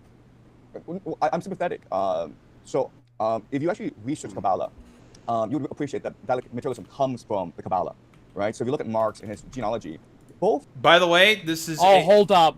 Hold So- up. No. He's not doing fucking Jewish mysticism created Marxism. He's done shit like this all the time, where he will use like religious, not like dogma or whatever, in order to justify a lot of his fucking beliefs. This is a common Jungism, where he'll talk about like a lot of like religious theory, even though he has not read the Bible, maybe read the Bible, who really fucking knows, because there's 17 trillion differing versions, not only the Bible, the Torah, and as well as other tons of different religious scripture and texts. And in fact, some of the sources that he has cited for the more nonsensical claims that he has made come from, like, I guess for like lack of a better term, just like all those like insane weirdo like evangelical types who have made those like books that you find like kind of randomly on Amazon while going down a rabbit hole. Oh no. Yeah. Okay. Yeah, Boy Meets Mini, we've done the thorough digging in terms of a lot of the source material that Jung likes to refer to when he's talking about religion, and very often it's like all of the biggest sort of like nutter butters. His, Okay. paternal sides of the family. They come from several generations of rabbis. The guy's an aristocrat. Like just go and look at his Wikipedia page. He comes from like. Wait, is he, Marx was an aristocrat? Uh, Well, no, I don't think so. I think. He was like middle class, I believe. Because what? Yeah, like upper middle, like professional middle Yeah, class. professional middle class. If we're talking about who was bourgeois, that was Engels in the relationship. Engels was the factory owner. Engels was the money man, and Yes. Carl was the ideas guy. Yeah, just you know, He's just a like- numbers guy. He's Yeah, a numbers guy.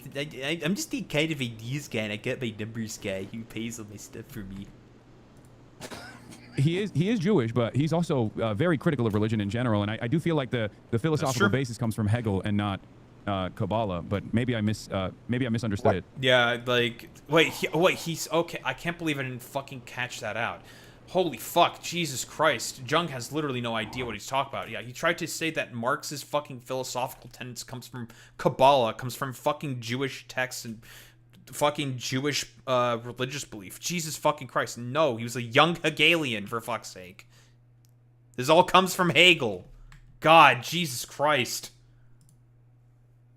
Right. So I mean, my first point is that you're still influenced by your environment, right? I mean, if your parents, your grandparents are talking about Kabbalah every single day, you could reject that, but it's still going to influence how you perceive the world. That's point one. And then point two is that the Kabbalah infiltrated the larger milieu, the zeitgeist of the times, and so.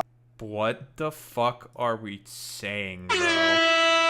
Yeah, we're getting some fucking schizo shit. So basically he's saying that thank you. Okay, so his parents allegedly talked about Jewish religious theory to Marx, and that's what he used in order to base his philosophical tenets for Marxism. That's crazy. Dude, we know he went to university and was part of the young Hegelians. Oh my god. We know this. Like, that's just... You can look that up. There's texts about this. Okay, dude. Like, nice meme. Well, I think it's very hard to understand that materialism and communism without thinking about the Kabbalah. That's my experience. It's something we can go deeper into. And I can show you lots of similarities between Oh, yes, your experience. dialectic materialism and Kabbalah. So I would mean, love but- to hear but- more about that, actually, because I Right. feel like it's So- what you're describing is like almost foundationally I don't know, diametrically opposed son. to my I understanding of I materialism. don't know. Listen, Hassan's doing the content play. Listen, you gotta fucking tease Yep. it out. You gotta tease Yep. it out. I would love to hear Jung, like, endlessly post about Kabbalah and whatnot. Well, yeah, well, it's not that Hassan needs to push back, Boy Meets Mini.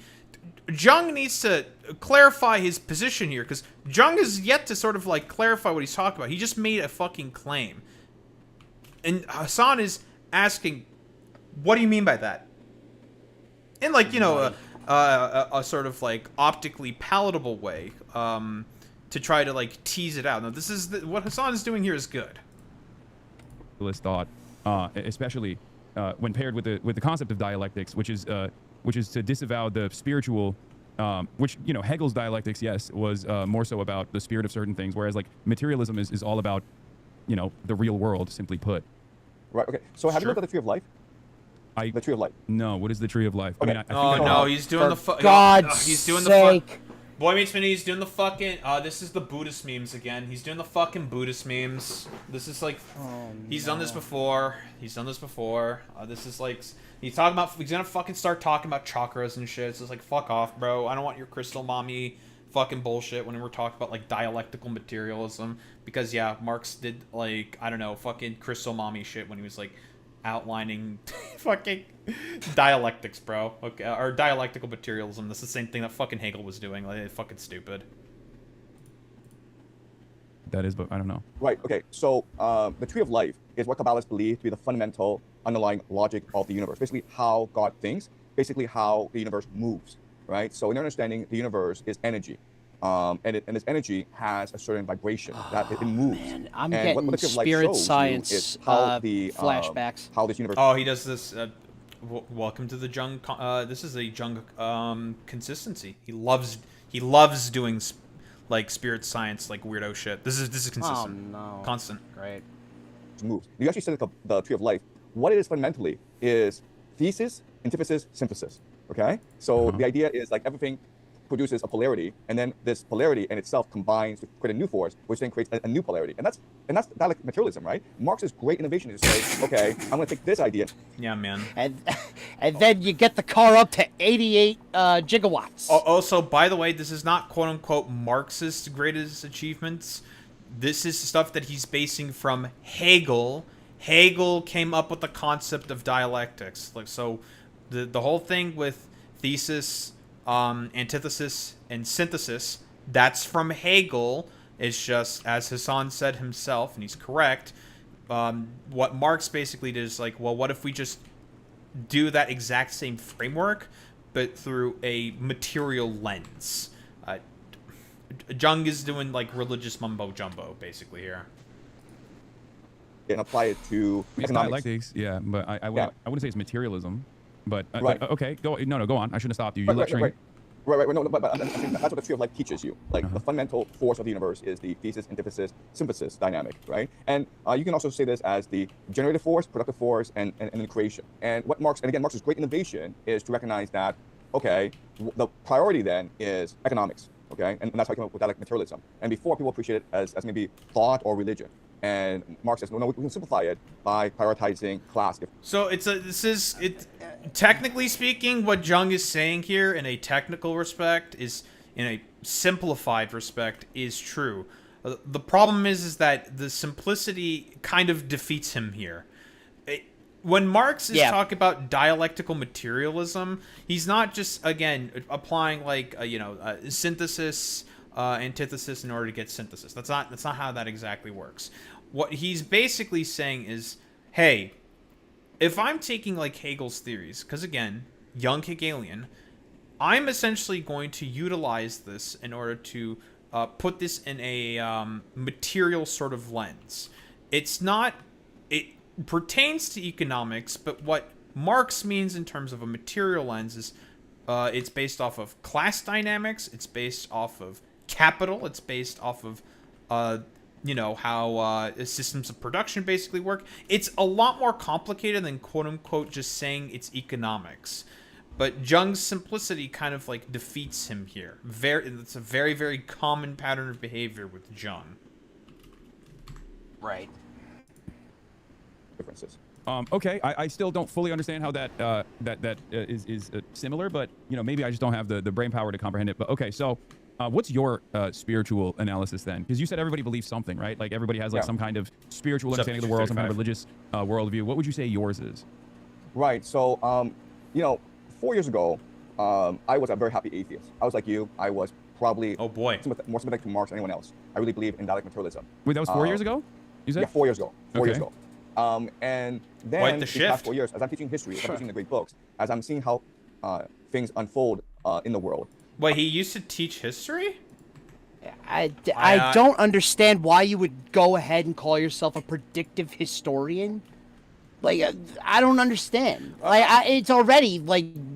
Again... I don't know how anybody sees this. It goes, what a fucking bullshit artist. Well, again, here's the thing, specifically, we know where Jung has graduated. Again, we know that he graduated specifically with a degree in literature. We know this. He's talked about this before on his videos. We also know a lot of his... because when did he start posting content? He started posting content right around, I think, 4 years ago. Boy Meets Me, I think. That's when he started like doing his like whole sort of like lecture shtick. And he's also said this himself. He wasn't really anticipating his videos to really go much of anywhere, and then they all of a sudden picked up in terms of virality because of the quote-unquote correct predictions that he made for the 2024 election. Then he all of a sudden became like an overnight sensation, right? That's the fucking Jung specialty there, I suppose, for like lack of a better term. It's all the stuff that he basically has come up with and is basically saying it's come out of like pure grift. There is nothing really honest about like what Jung sort of like talks about. He just basically lucked into a lucrative fucking grift and was able to like push a bunch of for lack of a better term, like a bunch of propaganda to a ton of to like a big audience who were just like, whoa, man, this guy, he got like all this like stuff correct. Whoa, that's like totally heckin' epic and crazy and cool. Here's why I think he became such a sensation, because it just goes from the it stems from the massive distrust people have in not just mainstream media but the political commentary sphere as a whole. Yeah, exactly. Because like there are some things that he's saying here, and that what I was saying earlier before, like he throws in an objective fact and then reels you in with a bunch of bullshit. Mm-hmm. You know, a reverse engineering a conclusion that he already came to. Yes. And that's... You're on the money. We've said that before as well.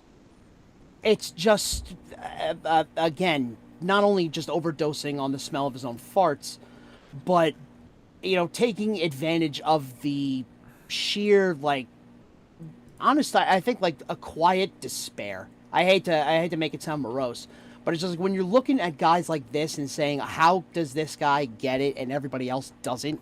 When it's like, you know, obvious, like right in front of you, the accumulation of capital, easy money, you know, not really thinking. Just when you have so much power that America does, and especially like the media sphere, it doesn't matter if they're like wrong or, you know, the commentary isn't fulfilling. It's just what is going to make the shareholders happy. And it's not a conspiracy anymore. It's, you know, it's the direct result of the over-financialization, or the financialization of everything from a hyper-capitalistic society like ours. It's... Mark Fisher, you know, capitalist it's realism. Yeah, It's all him.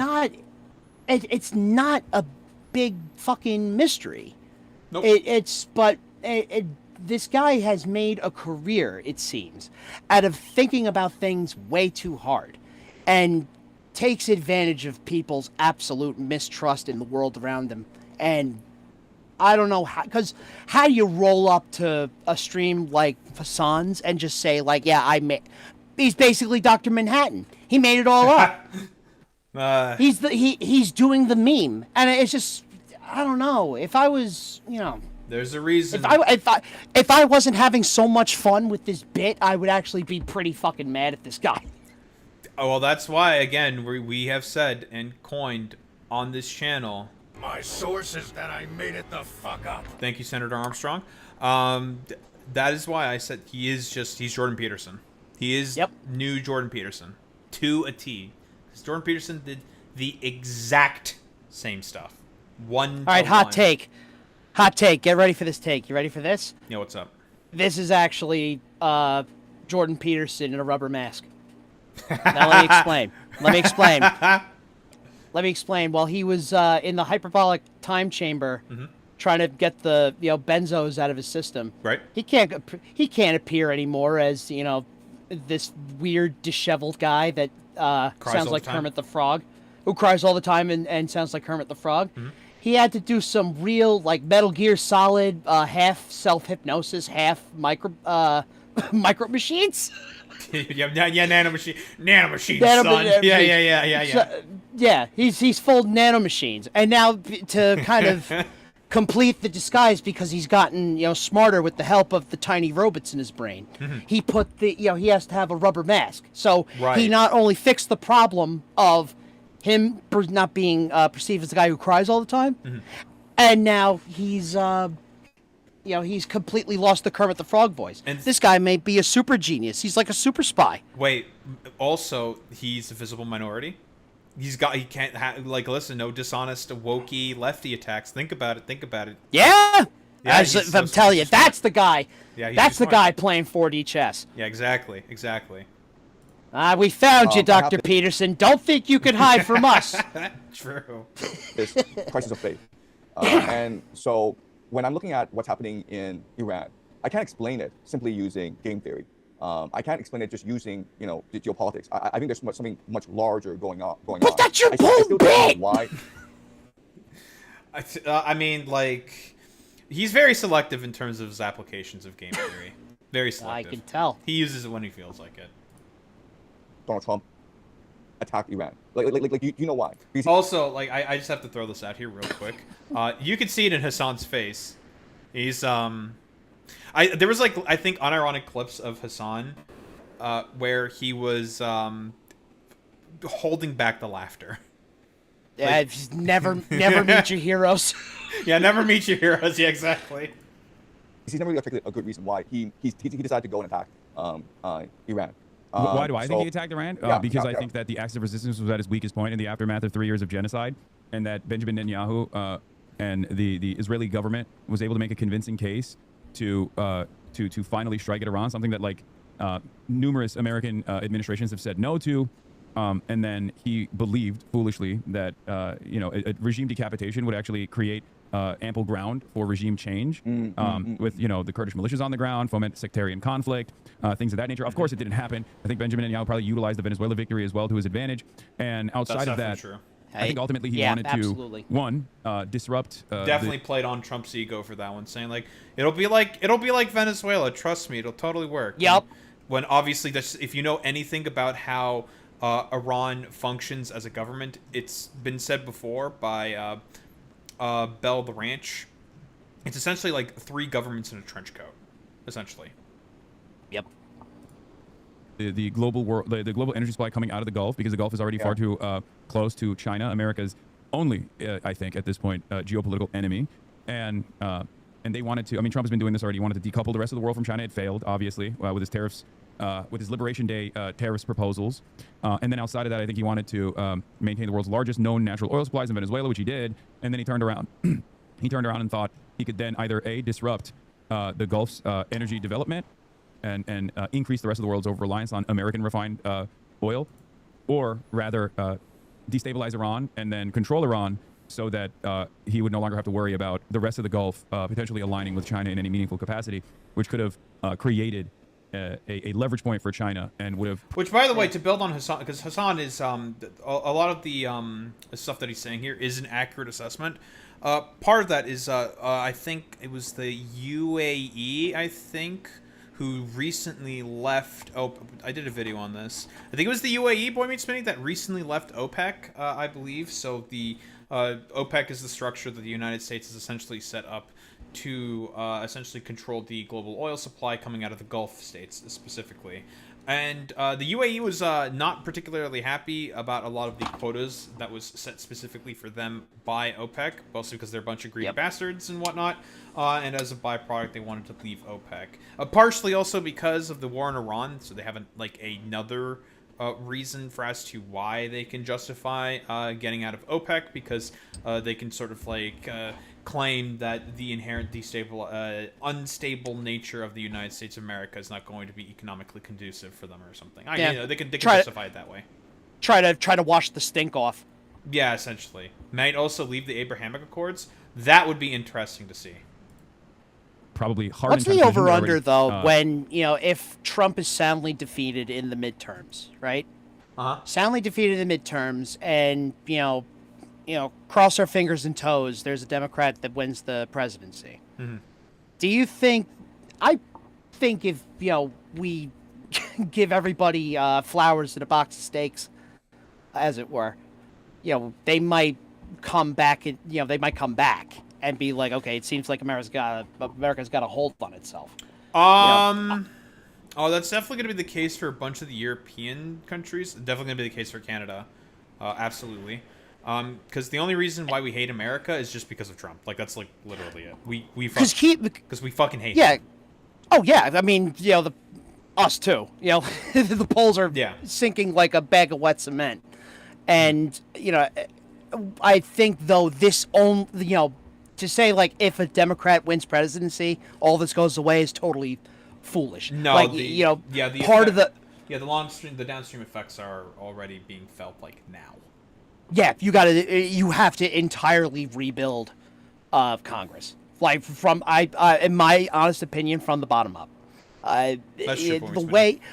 The way it is structured now is straight up not working, and I think I'm on the record as saying I think we need to reassess the role of the Senate in the future. The Democrats are never going to do that. That's not happening. Oh, never in a million years. Never in a million years. I understand the most that they'll do is probably try to get Puerto Rico and D.C. as states, but that's probably about it. That's the furthest they're willing to go. I mean, Kamala Harris herself has also said that, but who knows if Kamala Harris is not just saying that in order to play to a particular crowd, or if she's saying that to or if she actually genuinely means that. I mean, she's also said she's in favor of packing the Supreme Court. Obviously, the ideal would be to abolish the Supreme Court, but if an expansion is the most feasible thing we're gonna get out of this geriatric, Congress, to be honest, that's why there was a bill recently introduced by a Democrat, I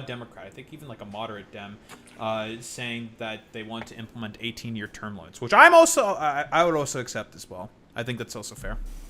I think Supreme Court justices need to be elected like anyone else. That's fair as well. I'd be okay with that. Like I said, the whole system's busted. Yes. Yeah, it's not working anymore. And Warframe Sensei, I'm sorry I'm breaking a cardinal rule of streaming and not mentioning the chat directly. Nassau County feels the same way, and that's why I'm running a write-in campaign. I know it sounds like a far stretch because it is. Based. But Laura Gilman sucks. She totally sucks. This is the same person who said she'd vote for the Lake and Riley Act twice again, if that was possible. The reason why I'm running a write-in campaign is because I am an artist, and knowing the feeling of picking up a pen and writing down a name, you're not just putting a name down. It's you're actively giving a shit about who you're voting for. You have to actively think about it as you're writing the name in. So, if anything, it's more of a statement on the platform being able to stand on its own. Because I'm just, for all intents and purposes, or rather, in every which way but loose, some guy, But if, a goofy, VTuber, electrician, schmo can win elected office, anybody can. And that's how democracy works, when people actually believe in it. Sure. So win or lose, we're out to change the way we approach voting as a whole. Basically rejecting the choices that the corporate duopoly has given us. basically, you know, it's the year of our Lord 2026. You do not actually have to eat the shit sandwich. Yeah, not anymore. I mean, yeah, like, I do have to say, Zane, if you can get the fuck out of Florida, you should probably get the fuck out of Florida. That place is fucking cooked. Super cooked. Unit lost. Yeah, unit lost. Very clearly aligned with Russia. That's one major energy provider for them, and they still obviously need oil and gas, whereas they are already in control of the next. They have monopoly control over the next wave of the world's energy supply, the green energy, renewable energy. Yeah, that's fantastic. Sure. You know, and if like Barack Yep. Obama were president, I would agree with your analysis. We're talking about Donald Trump, right? So the thing about Donald Trump is, in his first term, they tried really hard to debrief him. Like, you know, there's the presidential daily briefing, and they recognized this guy doesn't actually read. So at first they tried a paragraph, like, you know, like instead of one page, let's just give him a paragraph. And it was impossible to focus his attention. He just not care. So then they're like, okay, like we'll do bullet points, okay? Didn't work either. They're like, okay, we'll draw pictures. Like, didn't work either, okay? Even if you drew pictures for him, he could not keep focus. He could not absorb what you were telling him about geopolitics. And then they recognized, Which goes to show like how the reluctancy of using the 25th Amendment. It basically makes the Constitution as worthless as the paper it's written. Yeah, on. Congress has completely abdicated its sort of responsibility at this point in time. So many instances of like a Congress and the Republicans having to take up its responsibility. It has just refused to do as such. And I mean, this has been the consistent sort of pattern of behavior because of unitary executive theory that's been implemented ever since, well, honestly, Reagan. George Bush significantly accelerated the process. It's a very good Some More News video. Ronald Reagan, by the way, I know Trump's really bad, but we would not have Trump if it weren't for Ronald Reagan. Donald Trump is Ronald Reagan if he came out of the chicken nugget machine underdone. Yep. Without "Make America Great Again" was the slogan Reagan. for. Yeah, that was his re-election slogan. Yep, that was Reagan. Reagan made America great again. He was the first. Basically the anti-FDR. You want to talk about a class traitor? Yeah, absolutely. Attention was to appear on Fox News and tell him the message there. Okay, so this is a guy who has problems paying attention, who has problems being consistent, who has problems putting together coherent thoughts.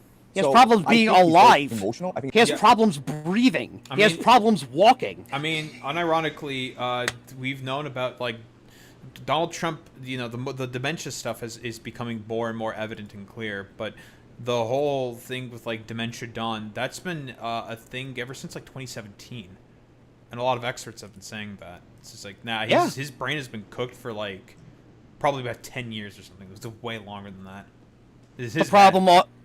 The problem was also that, you know, the president, the Democratic president, was also sundowning on live television. That's true. Too much sundowning. It's been like over a decade of sundowning presidents. Yes. Oh my He's very goodness. instinctual. He believes his own intuition. So I have a hard time believing that he actually thought it out. You know, I don't think he did. I think that there are people around him that some he trusts clearly that are manipulating him. They're goading him into taking certain actions. But it's like Joe Biden. Joe Biden was far too old to be making any kind of decisions. It was most likely the team around him that were making these decisions and moving him along. George W. Bush famously wasn't very well put together, but they were just simply signing off on a lot of these things. But I think the people around him. Yeah, I've talked about this before, but like, you know how Trump loves to complain about Biden was the auto pen. Trump, you're effectively a flesh version of the auto pen. Like, you're not any different, buddy. No, absolutely not. Were most likely convinced that this was a decent plan of action, which of course it wasn't, and they had to push back the Chinese summit once, and then when Donald Trump inevitably appeared alongside Xi Jinping in the China summit, because he had to, it was clear that he did not have any leverage. As a matter of fact, he was bargaining from a position of weakness when he went there, and that's part of the reason why he went back on $14 billion arms transfer to Taiwan, which went against like previous American foreign policy, and probably played a major role in he really dicked that up. True. By the way, it was just like completely kind of random, where he, because again, if I recall correctly, with that quote unquote turn back of like $14 billion of aid to Taiwan, he was like, it was already earmarked, and there was like nothing he could do about it. He just like randomly said that he could do it. It's just like, that's not. It's not how any of this works, man. Yep. It's just whatever saves face. But again, that's because he lost. But you said there was a spiritual reason that like you saw that Iran, you saw Trump moving against Iran, and that like caused your spiritual awakening. So how did that happen? Spiritual Right. awakening. Okay. So it was a series of events. Okay. But my first great epiphany was when I was using Dante, the Divine Comedy. And it was my first time. No, no! Now I'm pissed. Now I'm legitimately mad. Who wants to make No, a Dante is my guy. I have read every fucking I'm not kidding. I have read every fucking translation of the Divine Comedy that's currently out and currently, well circulating, including the BBC audio play. Like I fucking love this guy. What has he got? I'm so mad. I'm pissed. I wonder if he's talking about the version of the Divine Comedy, like the video game version with like the big titty demon or something. Maybe that's what he's talking about. And like the hook scythe, you know what I mean? Here I am thinking, because that was my favorite game. It was absolutely a God of War clone, and that totally fucking kneecapped it. But the premise of a immersive environment in a literal Dante's Inferno, the Divine Comedy, is gold. Print the fucking money. It's just they had it. That studio that made it, they were so close. They were so close and so far away at the same time. It's kind of tragic. But it's getting a resurgence in being referenced, and people are talking about it with a bit of nostalgia, and that makes me very happy because like it's a game that to me I know sucks, but it is so cool at the same time. What did it suck? Honestly, it just seems like it was like a very, very niche game that came out during a time of like a bunch of different hack and slashes. It just didn't get the popularity. Because I mean, there was Devil May Cry, God of War, a bunch of other games as well. That just had, hit. I guess I'm going deeper into why. I guess I both have a love-hate relationship. It's complicated, I guess. My relationship with the Dante's Inferno game is complicated because there's some things there's an equal amount of things that are great and and just don't work. But that's an ideological and design thing. Not a big deal. Let's see. Yeah, what do you got, Jung Divine Comedy? What do we got? And it took me a long time to try to appreciate its beauty, its truth. When I did, I recognized that this could not have been written by a human being. It is just so beautiful, so perfect, and it revealed a deeper truth. And my only conclusion is this was not written by a human being. Dude, it was the whole point is that he is a person. The whole point, if he fucking read the poem, which he didn't because he's a fucking moron, but the whole point is that I swear to God, like I'm not even kidding, it's in like the 5th canto. It's in the first fucking 10 cantos. He's just like, I'm just a guy. I'm a human being. I fucked up in life. Like, why me? And Virgil's like, because because your girl loves you, and then it's like oh my God, just like my animes, and then they go into hell. No, it's fanfic. No, it's fanfic. No, this was definitely written by. You don't get it. It was definitely written by an alien. Come on. All right. I'm sorry. I must have spoken out of turn with the fucking Dr. Dipshit. Will out of his own experience. A lot of things I felt he was channeling God. I felt he was channeling the universe, and then explaining the truth in poetry. And so the Divine Comedy, what it tells us is that there are two worlds. There's a material world in which we live, and then there's a spiritual world in which our consciousness inhabits. So think of our consciousness as inhabiting 40K? dimensions. And our consciousness is able to access the entire universe if we train our consciousness to meditate, to focus, to be ever present. And once we do that, then great truths revealed to us. Dude, he's talking about psychers. So this is literally Warhammer 40K. Okay, I could have had the same philosophical output as he did, which is go outside, take a walk around the block, go walk your dog. log off. Don't think about shit too hard. True. How about the Mets? Actually, don't answer that. It's not always about the money, Spider-Man. It's about the Mets, baby. About the Mets, baby. It's Love about the Mets. Love the Mets. It's baby. about the Mets, baby. Hit Let's the go home run. Mets. Let's go Mets. Hit a home run, baby. Let's go Mets. And I look deeper into this, and I recognize that this is what every single great religious and spiritual tradition has taught before. That ultimately we are part of the divine, that God is in us, and that we are in God. And as I continue to study more and more history, Yo, the Emperor's I with me. recognize that Trust me, guys. Most humans throughout most of human history have believed this, and the structured societies around us are. Quick reminder, of course, Warhammer 40k has definitely made references and allusions to the Divine Comedy. Again, like, that's why we're making all these jokes. You know, if I had a little more that we fuck you money, I think I would have gotten into Warhammer. Because I like painting little miniatures. I just don't have the money or time. True. Same. Completely materialistic, and that we deny the existence of God, that we deny the existence of the soul, of consciousness. In neuroscience, no one has actually spent any research into the nature of our consciousness, and that's kind of weird because we spend most of our time thinking, right? So, like why haven't we looked? Well, the problem is that it's kind of difficult to measure with instruments the nature of human consciousness. How do you develop an instrument to measure something like consciousness? I guess we're going to find out. I don't think we have a choice. True. Where our thoughts come from, how we structure our thoughts, and how we communicate our ideas. So the Divine Comedy was a great awakening.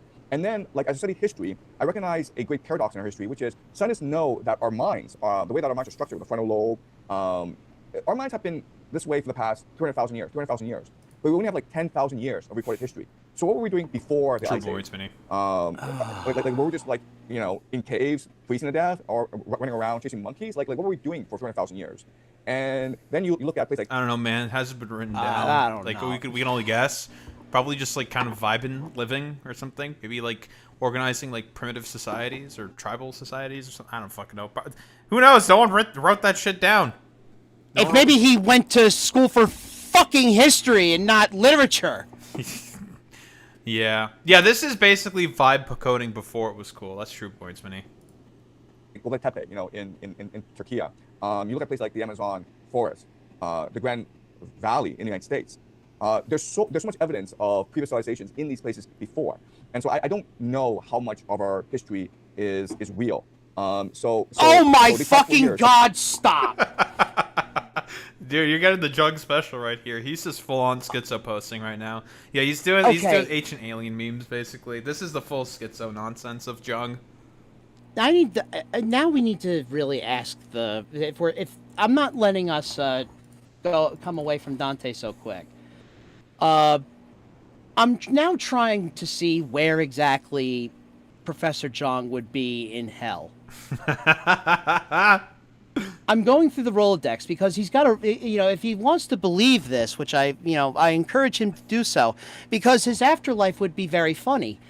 The first thing that could possibly happen, because if he believes in nothing and only is neutral while under the guise of being the sort of philosopher, he could be in the anti-hell, which is him running around forever, chasing a yellow banner, stepping on wasps, hornets, and fire ants, and all sorts of other creepy crawlies, and being stung by wasps, and running around chasing the banner forever and ever, can never catch it.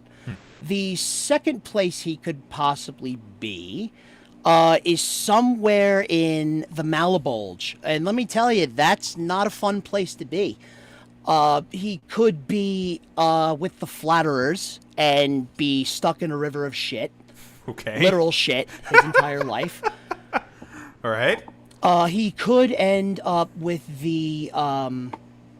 if he's channeling the divine, then he'll probably be with the soothsayers and basically walk around in circles with his head looking at his shoulders. So basically, if you look down, you could see his ass. And he's walking around crying for eternity while walking forwards and looking backwards. Another place he could possibly be is the fifth circle, which is for blasphemers. That's a good one, I think, for Jung. Oh, that's fun. That's really fun for him. He's definitely a blasphemer. He will then be in a smoldering tomb. Okay. In which case, he also cannot see anything that happens in the future. He can only see what happens in his past. Basically, when he's introduced to a sinner who is in those smoldering tombs, they say, we have no view of the present, and all we know is what you're telling us of the you being a live person. Mm-hmm. All of our knowledge will be completely useless when the door to the future is closed forever. That's the refrain. Interesting. So yeah, basically, he's fucked. Yeah, he's basically fucked. In every which way, completely screwed. Just cooked. Totally cooked, and no limbo for him, because then he could at least chill out with like all the poets of antiquity and Socrates and Plato. Yeah, that seemed like a cool place to be, not for nothing. But get into a pointless argument with Socrates. Oh, basically. I mean, if you want to do that for eternity, go nuts. But I'm gonna, take my chances and go to church every Sunday. That's fair. But yeah, totally fucking cooked. Totally. Literally, if he's going to hell. True. And also, I've been looking into certain conspiracy theories, such as the moon landing, such as JFK, such as 9/11, and the evidence is kind of overwhelming. It's a cavalcade of hits. Oh yeah. Listen, like I said before, like he loves his conspiracism, especially when it comes to Jewish people. He loves that. In what direction? Is his faith? In the government is covering things up, right? I mean, like just look at 9/11. You just Google World Trade Center building number 7. You're like, oh, wait a minute here. Face. Oh yeah, like, it's gonna get worse. It's gonna get worse. He is not looking at him. He's looking at chat. Oh, absolutely. Absolutely. I like everyone's I like the frame we stopped on Professor Jean. He's like, yeah.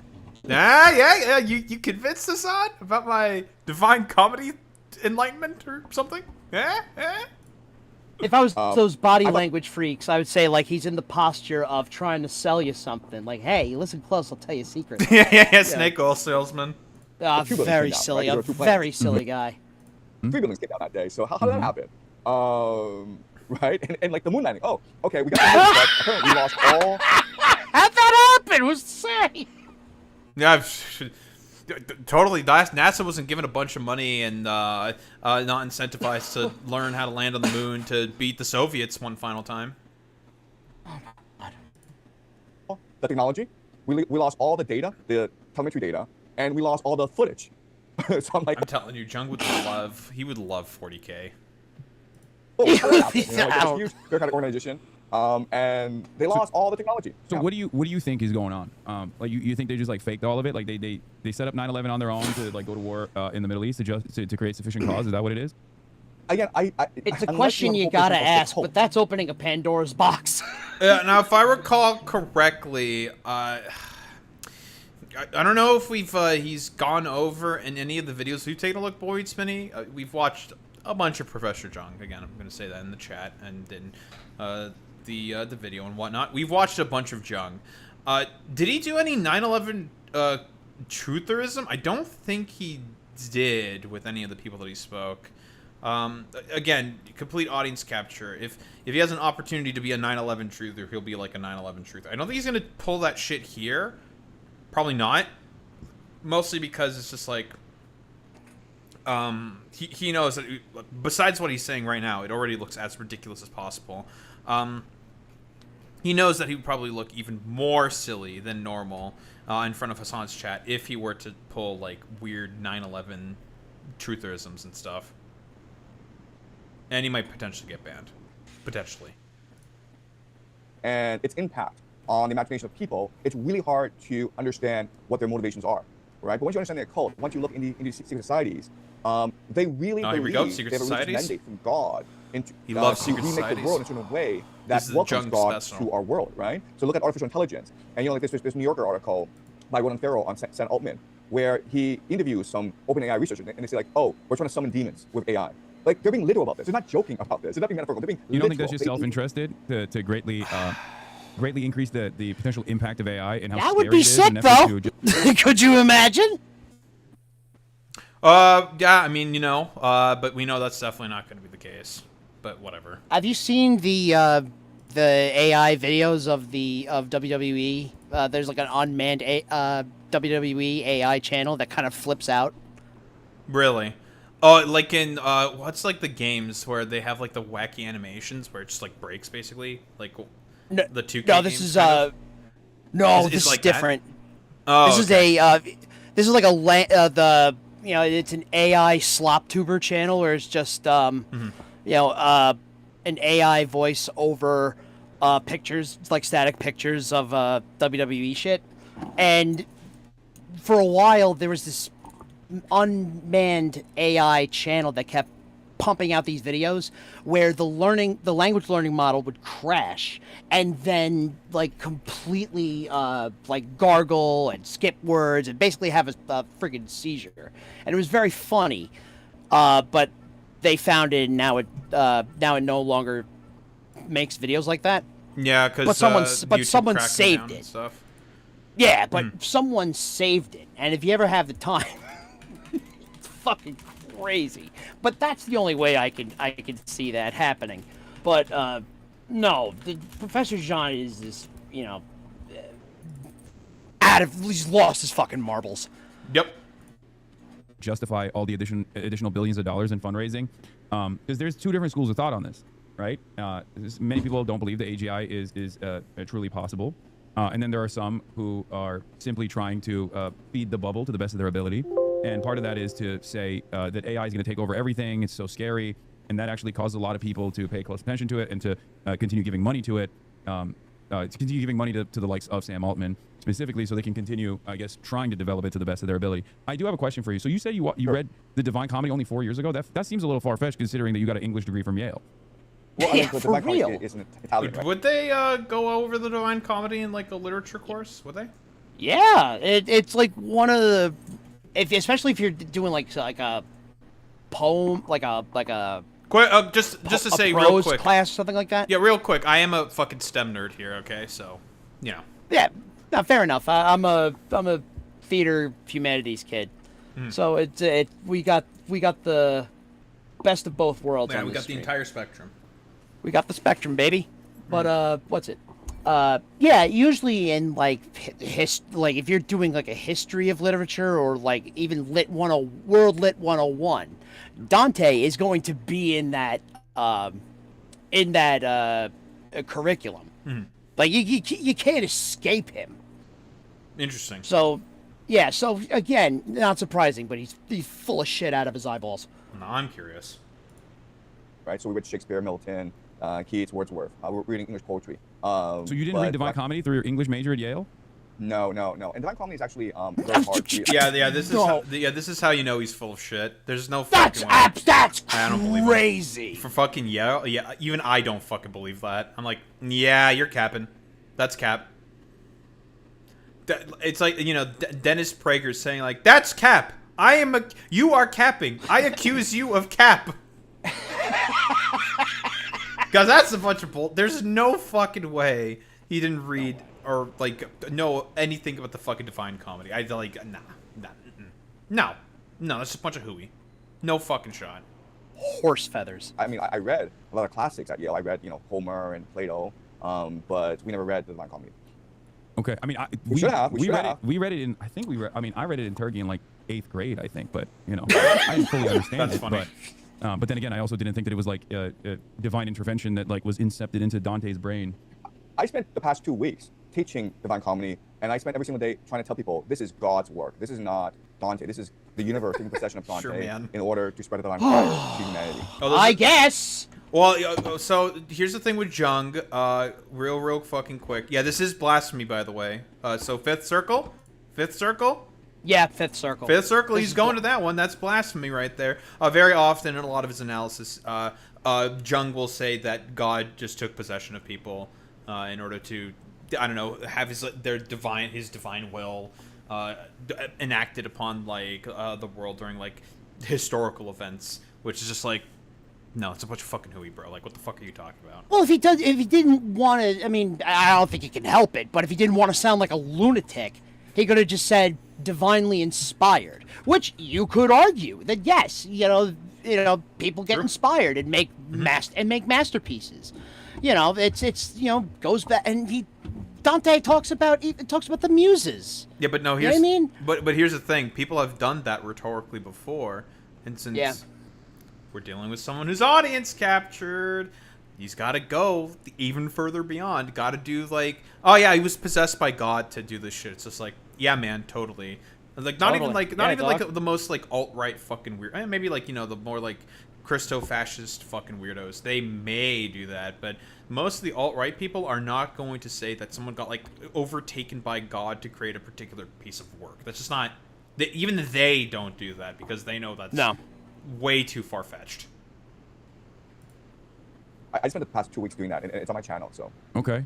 And you're okay. So you read Divine Comedy, and that just like one-shotted you. It one-shotted your mind, and that somehow ties back to Donald Trump's invasion plans of Iran, and that put you down this journey. But that happened. That didn't happen 4 years ago, right? That happened 130 days ago is when Donald Trump kickstarted Operation Epic Fury. So the timeline is a little messed up for me. I'm trying to understand. I'm trying to. Okay. All right. So here's my theory, and again, I can be completely wrong. Okay, but based on my reading of Divine Comedy, this is what I think happened. Okay, there are that's just a theory. Jewish occultists, okay, Kabbalists, okay, who are intent on ushering the end times because they want God to come to Earth and to reunite with the Jewish people.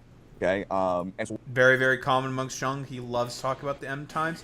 What's the theory again? We talked about Boy Meets Mini that Jung is consistently mentioning here. We did this in our last Jiangtent deep dive when he was talking about. Was it the Nephilim? I'm trying. No, it wasn't the fucking Nephilim. The sort of like religious philosophy that he talks about. That wasn't Nephilim. That's when he was like talking about, Cyrus the Great and the 12 tribes of Judea being like kicked out, blah blah blah blah blah, and all that shit because of like the Babylonians, and then making the return and all that shit. It's a particular religious theory that Jung uses.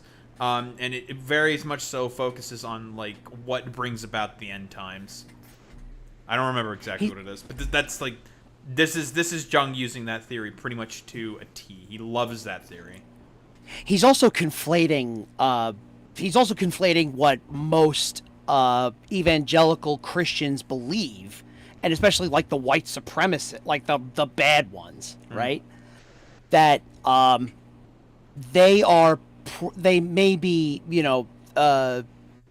fascists, but they are for Israel because it's to, get all of the world's Jewish population into Israel so that the second coming of Christ can appear.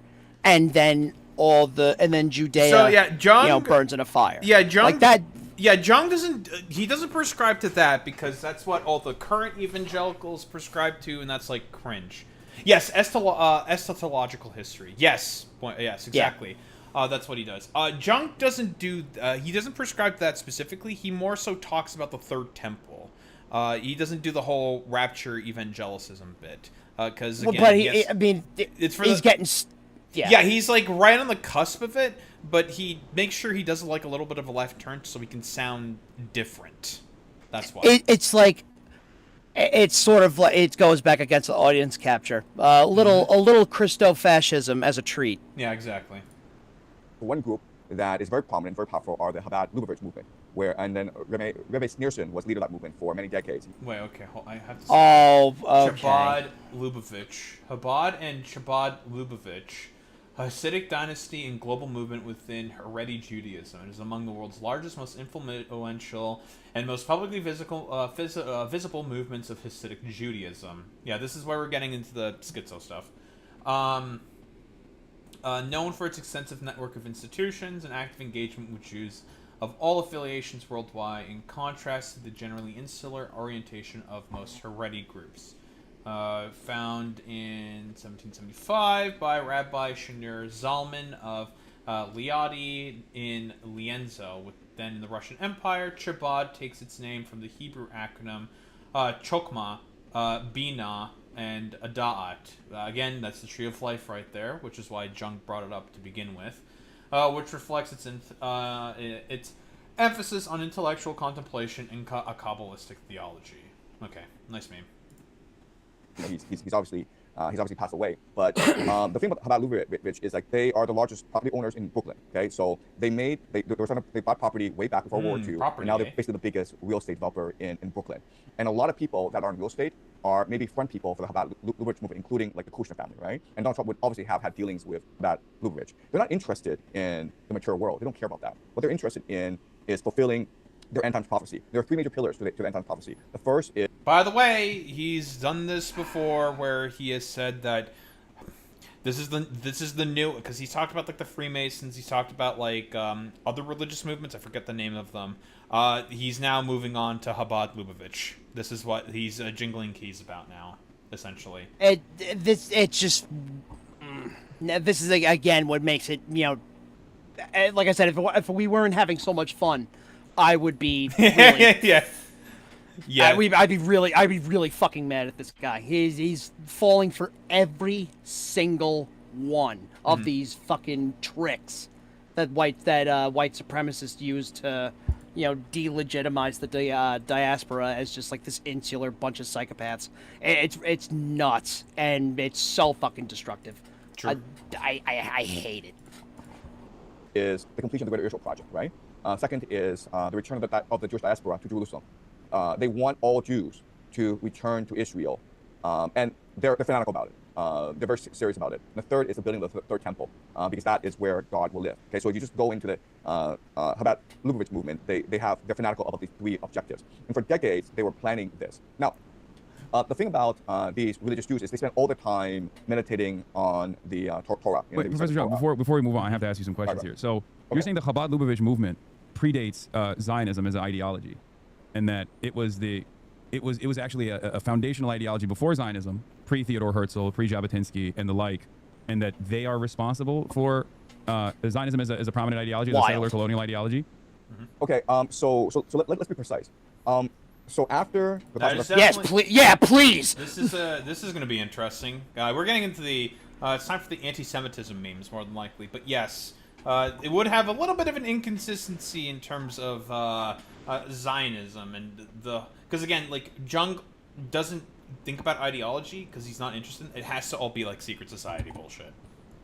Because that's easier for dummies that he panders to swallow this information. Like there's no critical thought here. It's all just mysticism that, you know, takes away that, you know, you said it, jingles keys and distracts us from the real target, which is, you know, unfettered global capital. Yeah, exactly. There's a lot of the guy, you know, he's talking about I think he heard Frankists. But about the it was the Frankists before. Now he's jingling keys over Chabad Lubavitch. Yep, it used to be Frankists, which was another like Jewish order. When he was like trying to explain like basically who controls the annals of the U.S. government. I don't remember which sect it was. I think it was the military. No, he said the Freemasons were the military. And the Frankists were Congress, something like that.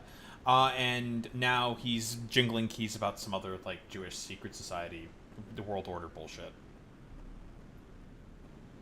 Yeah, crazy talk, literal crazy talk. The idea, there were many different groups, including the Freemasons, including 17 Frankists, many different groups who were interested in the second coming of Jesus. Okay, people like Isaac Newton thought that now that you have direct access to the Bible is the divine plan, because the Bible is literally the word of God, right? And if you read the Bible in a certain way, right, if you focus on the books of Daniel, the books of Ezekiel, and the book of Revelation, this divine plan is going to reveal itself to you. And this divine plan calls for all three things, okay? So it's not just... just a quick fact. This is how the Lizardmen work within Warhammer Fantasy. I'm telling you, he would love Warhammer Fantasy, or Warhammer in general.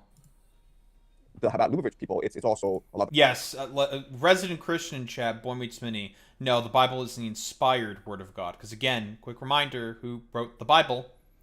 It's men. Men wrote the Bible, and who edited the Bible. Yep. Who translated it? The Bible and every well. yeah, it's it's a 2,000-year-old dead language. Of course, there's going to be mistranslations. Of course, there's going to be stuff that's missing. Yep. But the whole point is that it's parables that help society lead to a better life without, without the marvels of science, a way to explain things in that day. No, this is clearly divine intervention by God, Steamboat. Oh, excuse the fuck out of me. You gotta get it right, man. The Freemasons, a lot of different secret societies. They believe that for God to return, you need to meet certain conditions. And again, this is a fringe group of people, but unfortunately, this fringe group of people tend to have all the power in the world. Okay, so I don't know if that's the case. Like, I think Oh Zionism my is a- God! Of course they did. Of course they did, Dr. John. Yep. Welcome to the Jung Standard right here. Now we're getting into the real Jung Standard. By the way, this is why I've said this before. This is why he's honestly worse than Jordan Peterson. Jordan Peterson would not do this. He does not do these anti-Semitic conspiracy memes because he's a tenured professor. He knows how to actually read and understand things. This guy's just a fucking crank. He's a random high school teacher who's just, I don't know, like a crank. Yeah, he stumbled into a good grift. He got lucky in the YouTube algorithm and then became really popular as a result. That's Jung. So one could say he was a Yes, bit of a quack. Yeah, all right. Oddly speaking, no more sound fairly board, dominant ideology amongst a lot of evangelical Christians, and certainly many American or Western Jews as well. But having said that, not even that I don't know. I don't believe that this is a foundational ideology that predates the inception of Zionism itself. Under the likes of Theodore Herzl, there was plenty of discourse around it when it first was being discussed. Many Jews were against it. As a matter of fact, Jews were primarily against it, both for theological justifications, different sects of Judaism that understood it as I don't know what the term would be in Judaism, but heretical, right? As in, absolutely. Yeah, he's Jews right. are not supposed to maintain a nation state Absolutely. before the return of the Messiah. And then there were plenty of Jews who were just basically secular, even though Theodore Herzl and many of the other founding fathers of Israel were also secular themselves. As well. But there was the Bundist movement that was anti-fascist and therefore opposed any kind of settler colonial enterprise, such as what Zionism would bring about. So I don't know if that's I don't know if that would be a... Well, this is what I was about expecting from Hassan Boy Meets Mini, because, again, like, a crank like Jung is just like, oh, yeah, it was definitely, like, secret societies of Sabatine Frankus, the Freemasons, and now the Chabad Lubavitch, which he probably, like, read some or heard some video of, like, some crank talking about it, and then decided to, like, integrate that all into his, like, grand, like, anti-Semitic fucking conspiracy theory. And... A literal 10-minute Google search would have completely blown it out of the water. Yeah, because, like, I mean, we can talk, because we know what the actual... Thank you, 235. We know about the actual history when it comes to all this stuff. We know exactly where this all got built out of. We know about the writings of Theodore Herzl. We can literally go find those. And it's always been intended... Like, I mean...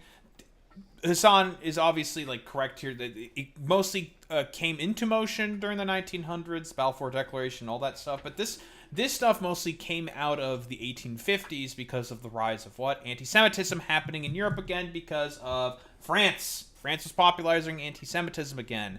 And it spread all across Europe because of a lot of economic problems happening throughout Europe during those times. It's a byproduct of a lot of differing wars. Mostly because of the Napoleonic War, specifically, those devastated Europe. And as a result, economic hard times because of the Napoleonic Wars. And Europe was still recovering from that. People were pissed off because of how, well, ineffective the recovery was. And the transition, of course, from the more monarchistic systems that used to exist as a byproduct of the French Revolution to the more nation states that we have right now. It caused a lot of economic instability, and people were looking for scapegoats to blame. Where do they point to? Oh, the Jews, which happens throughout history consistently. And that's where Zionism mostly started to come out of, where it started to be talked about, where, you know what? We've had enough of being, of all this, like, blood libel and anti-Semitic bullshit that we're dealing from the Europeans. We need our own nation so we could stay safe from these fucking psychos. And obviously, it ended up going in the fascistic direction that it was taken in, because Theodore Herschel won out in terms of the ideological battle, because there was a lot of also lefty Jews who were also some flavor of Zionist. But in terms of like the ideological battle that was waged in terms of Zionism, it ended up being the fascistic colonial sort of ideology that won out. But I mean, it's also an incredibly Eurocentric ideology, Zionism. Yes. Mm-hmm. Theodor Herzl was I guess you could really call him a Germanophile. He loved everything about Germany. Its expansion. He loved the expansionism. He wanted to be like a still have a Germanic view, or like a secular like a country. You know what I mean? It when you mix religion and politics, you can't. But that's what makes it antithetical to Judaism as a whole, because you're not supposed to. You're not supposed to make it. You hit it before. You're not supposed to make a state. You're not supposed to mingle, not to shit where you eat. Yeah, exactly.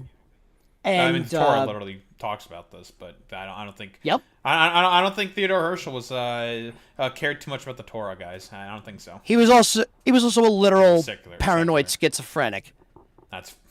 Why am I not surprised? No, of course not. It shouldn't be.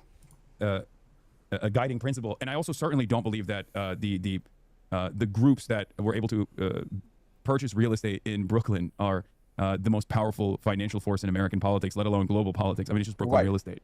Right. Okay. So again, you're absolutely right. These points. Exactly. I remember someone was trying to get me on this on Twitter, where I was just where that was the deed theft was happening, and they're trying to fish out of me to say that they were trying to get me to JQ, and I was just like, what do you mean? Who's buying up all the property? Who are you talking about? I'm like, private equity.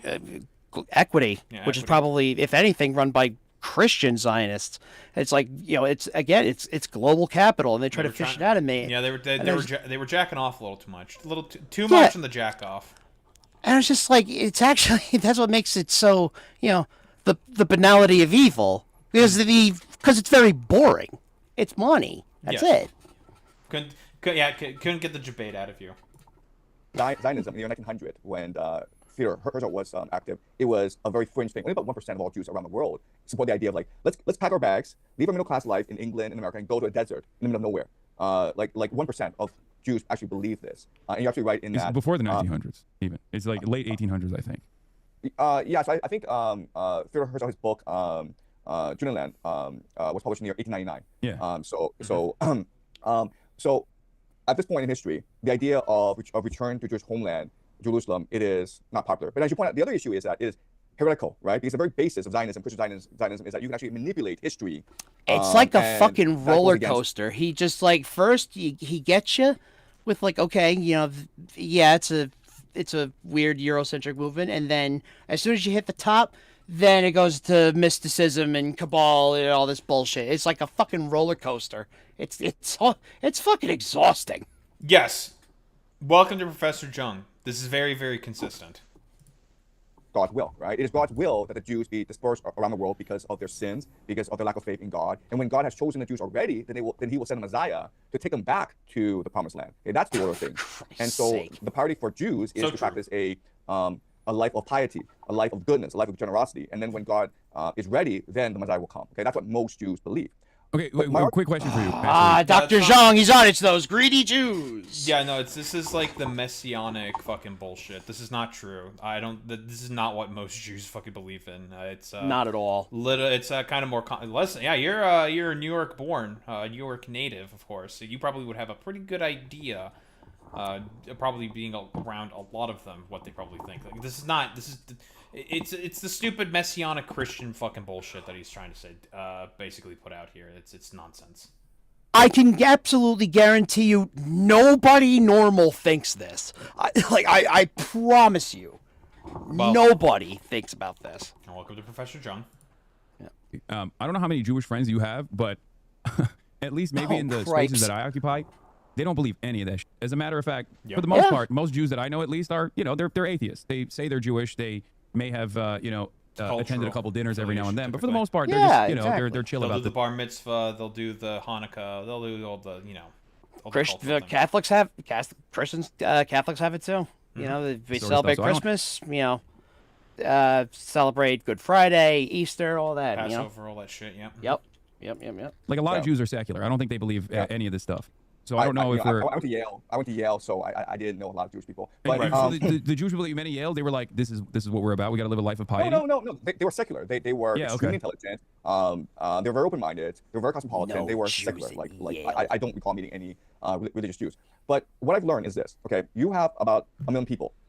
You actually don't need that many people in order to create a movement that has a direct influence on geopolitics. If only 1% of these 1 million people decide, you know what, we really believe in something fanatically, and we're willing to sacrifice our lives in order to achieve our goal, and we're willing to pour resources, and we're willing to spend the rest of our lives doing this. And not only that, but we're willing to indoctrinate our children to complete our mission and our grandchildren to complete this mission over the course of 100 years.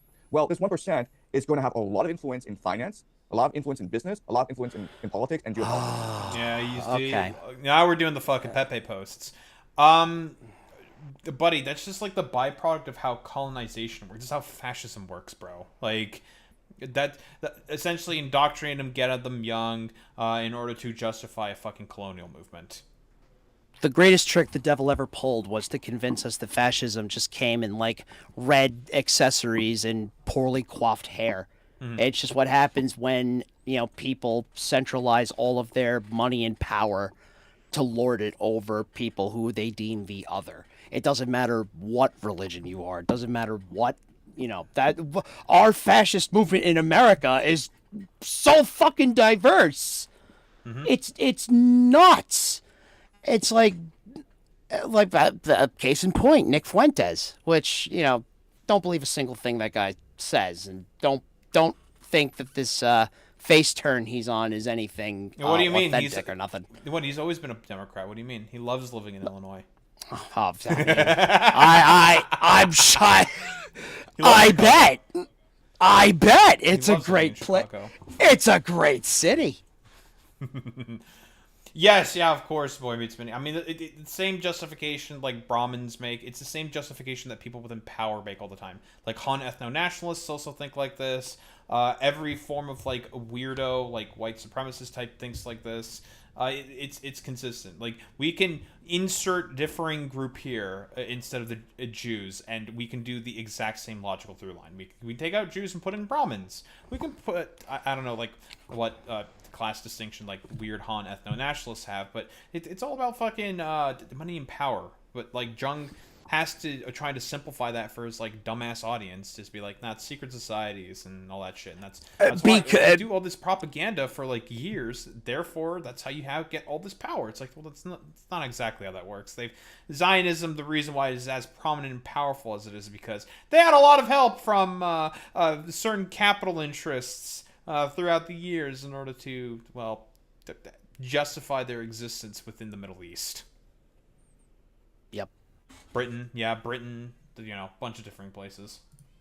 So you think it's the Because it also, Lubavitch you know, the simplicity in which he, you know, summarizes all of this shit, yeah, it really does betray the actual struggle of the diaspora. You know, in olden days, right? I'll say, you know, a lot of Jewish people would take the usury positions that Christians would consider, you know, usury and sin, because we don't have to deal with them. They can go to hell, but we'll, you know, be partying with God, and that's part of that historical oppression, and the Jewish people have survived and thrived because they rose above the hate. You know, that's why, you know, they were able to make their lives work despite everybody in the world hating them. And here's this fucking dipshit saying that no, this was all a nefarious scheme for a couple of Jewish families to gain power. Yeah, I know, I don't know if I don't remember if he touched on it in this miserable exchange, but I'm sure as shit he thinks some, you know, nefarious Rothschild schemes are afoot. Oh, instead he's of done just- that when talking about Epstein. Of course. Yeah. You know. I haven't for gone what- over that. We haven't gone over that video yet. It's on the docket, but yeah, he did that for Epstein. Oh, okay. I didn't even know about it. So I'm just like, because of course, why wouldn't he? Because Yeah, he's exactly. because he's a dunderhead. And if he had any lick of historical knowledge, he would have known that, and he would have not gone on this bullshit. Guys that have a lot of influence in finance. It's not just like even if, because the common trope is there's a lot of Jewish people in positions of power, right? And in the field of finance and whatnot. I don't think any of those guys are a part of Chabad Lubavitch, or maybe some might be, but by and large, I think there are some who are Zionists, some who have varying degrees of interest in defending Israel's interests, but for the most part, they have their own self-interest. From my perspective, it's regardless of what someone's religious background is maintaining their class position, right? Okay. Jewish, Christian, doesn't matter. That's the I can't believe that we're introducing materialism to all this. Wait, hold on. Now, how will Jung take care of this? Because this is not the first time this has happened before. Because, again, it is all about... In reality, it's all about material analysis here. And partially the Balfour Declaration was built out of anti-Semitism. Because England really hated Jewish people at that time. And they wanted to kick them out. But Jung will never talk about that. Because it's inconvenient to his... it's inconvenient to his narrative. Basically, France and England were having a pissing contest between who hates the Jews more. Yes. Thank you, England and France, for doing this shit. And that's mostly why, the colonization under Zionism, shall we say, in a metaphorical sense, got quite a boot up its ass. Sure, let's go with that. It's never really been about material analysis for someone like Jung. It's all about pushing the conspiracism first and foremost, because again, it's what appeals to the audience right now. Yeah, reframes it as Britain's savior complex to cover up anti-Semitism. Yeah, exactly. Point Miss Minnie.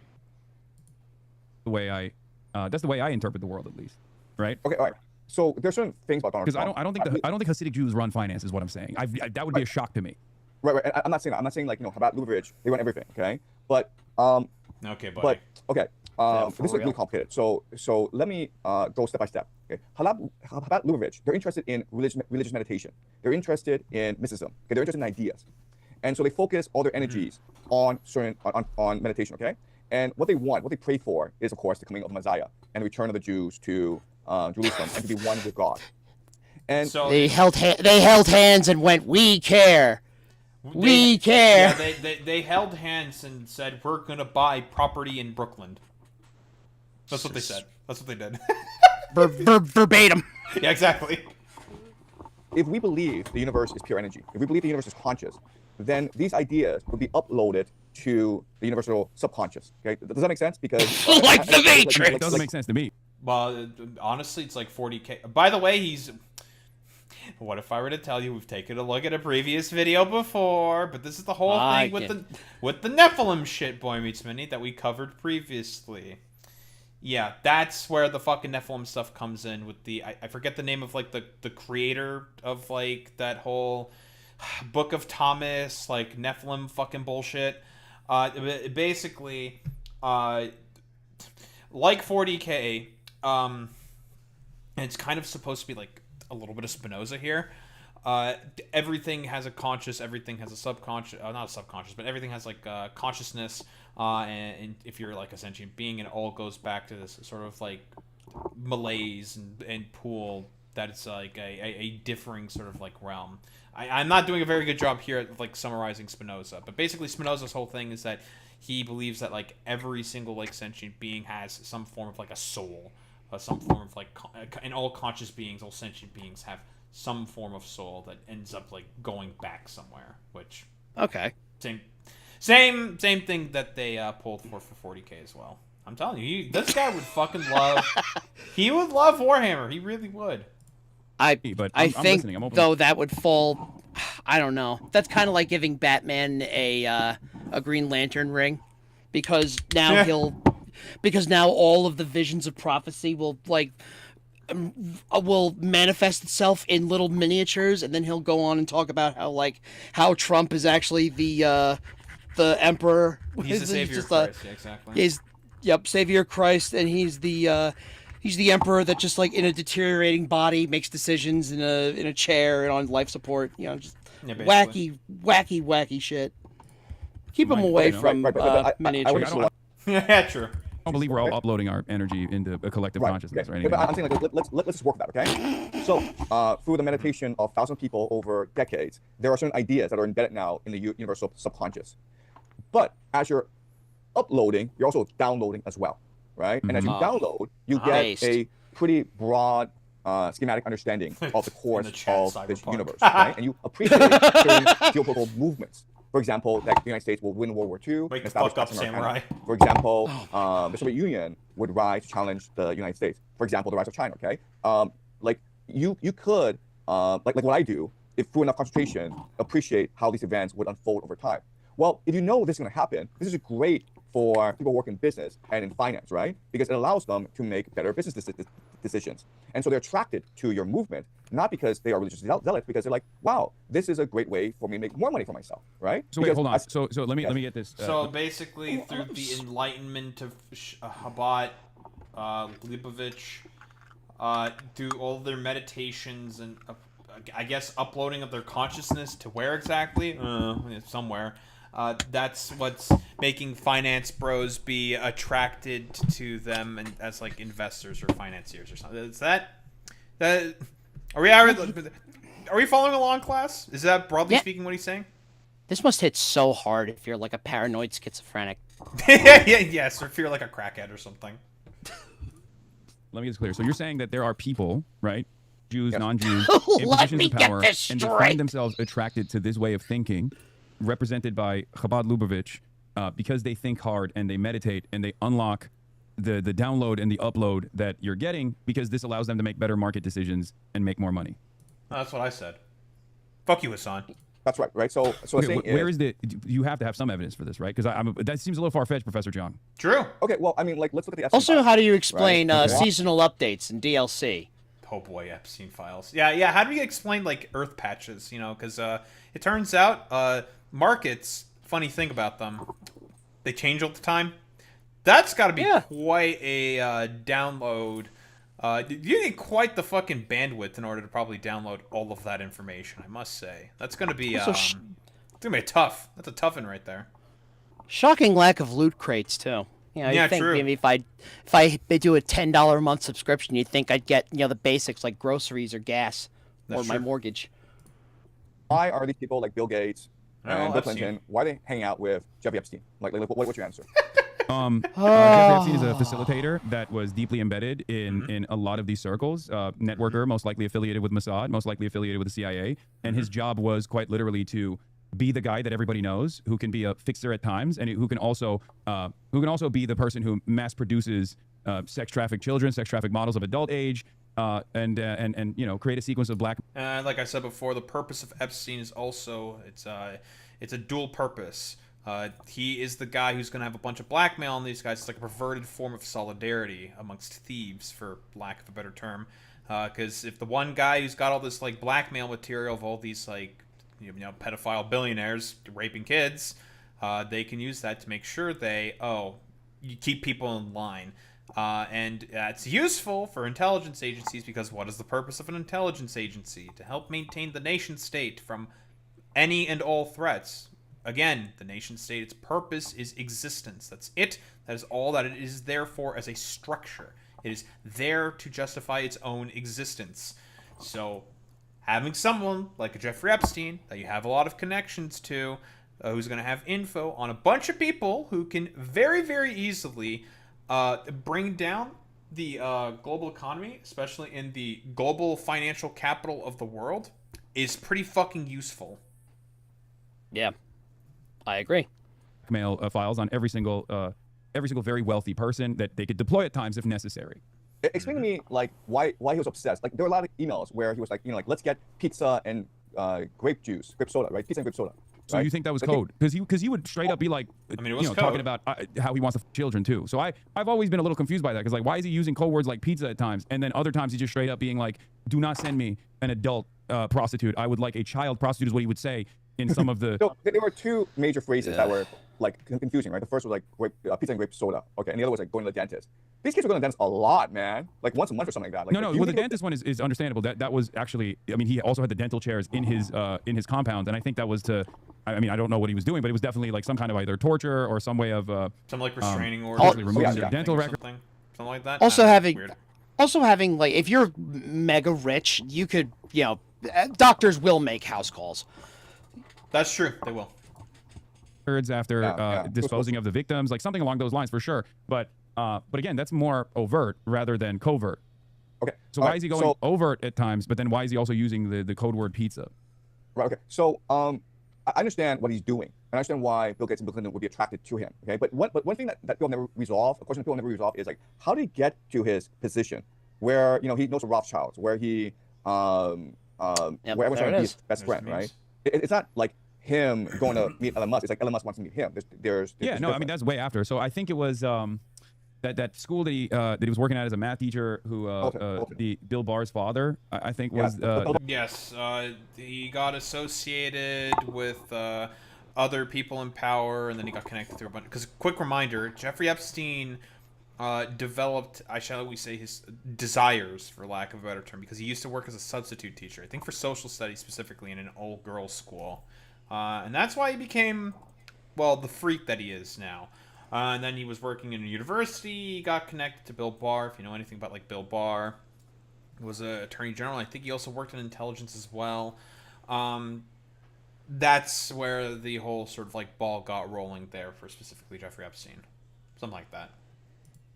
The headmaster at and then he gets elevated. I think at some point he's connected with Les Wexner. what's his name? Les Wexner, right? He goes to Dalton School. He gets connected with Les Wexner. He basically becomes like Les Wexner's potential love interest, allegedly. And also somewhere along the way gets access to all of his finances, becomes like sole financial guardian.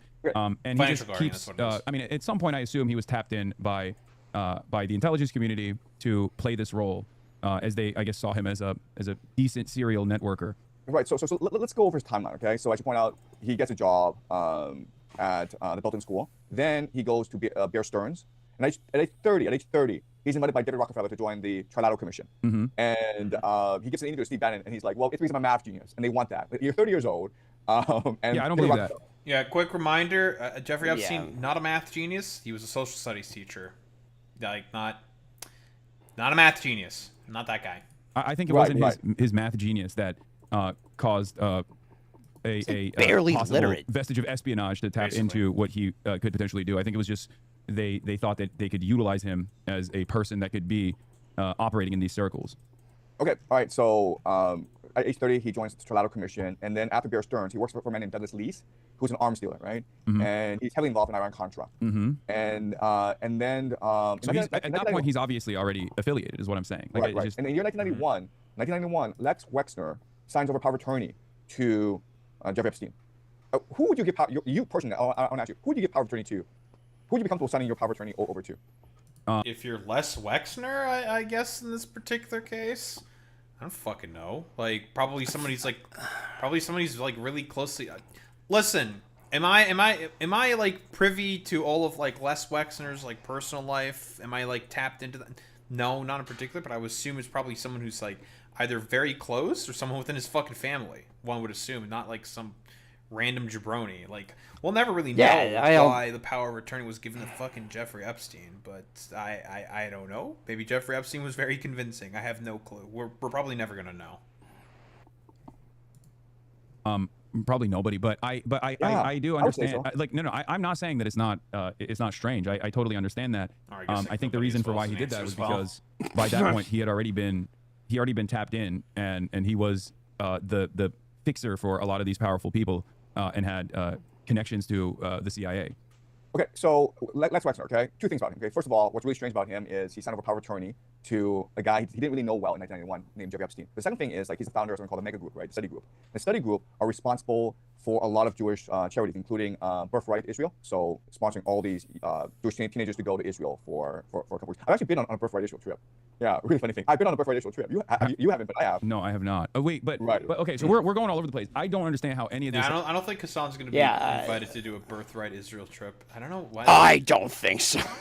Why the fuck did Jung get invited to one of those things? That's my question. I was like, what the hell? That's an interesting one to me. So are you saying that Jeffrey Epstein had like he was a part of the mystical Chassidim? That's That's the reason why? Look, I'm trying to figure out why Jeffrey Epstein is put into the position that he is. And given his background, if I'm just looking at this objectively and saying, like, what's this guy doing? It seems like he's being trained for a special mission, right? And who would have the power? Yeah, mass-produced blackmail for very powerful people that you can deploy if necessary, while also being deeply embedded in like elite society, which is, I mean, I think there's utility for that for the CIA. There's utility for that for Mossad. That's right, what I said. So I'm trying to figure out who would do this. Who would tell Lex Wexner to give Jeffrey Epstein power of attorney? Who would tell? Who the fuck knows, honestly? Like, Who knows? Yeah, like, who knows? It could be intelligence agencies. It could be some, like, random jabroni. Like, I don't fucking know. But, again, like, the only person who's gonna know that is Les... Is Les Wexner even alive? Is he dead? Can get asked? Yeah, trying quick Googling now. Les Wexner is still alive. He's still alive, but there's no way he's ever gonna say. Unless we have the Sharingan and we can like read his mind or something. That's not happening. That's the information that's gonna be buried for the rest of eternity. We'll never know. Yep. Oh, again, this is him spinning shit out of whole cloth, so it muddies the actual topic at hand.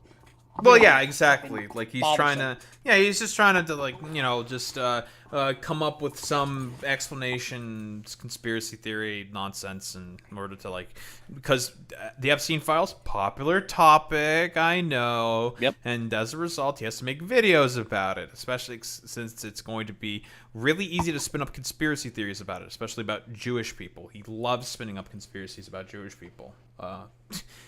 One of his like favorite things to do. So this is like it's straight up his alley. This is the exact shtick, the metaphorical candy that he can feed to a bunch of like idiot children. Guy and train him up to work in intelligence and in arms trafficking around the world. And I think, like, given all my research, okay, the person that would have the power, and I'm not saying it's him, but I'm saying like a person who would have the power to do this would be Rebbe Sneerson of the Chabad Lubavitch movement. Oh, okay. for Christ's sake. I still don't understand how, like... Bod Lubavitch. I don't understand how that has anything to do with this Rebbe being, like what I don't...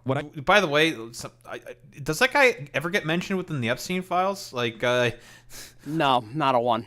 Not one. So, that guy being the main dude who convinced Les Wexner to give the power of attorney to Jeffrey Epstein?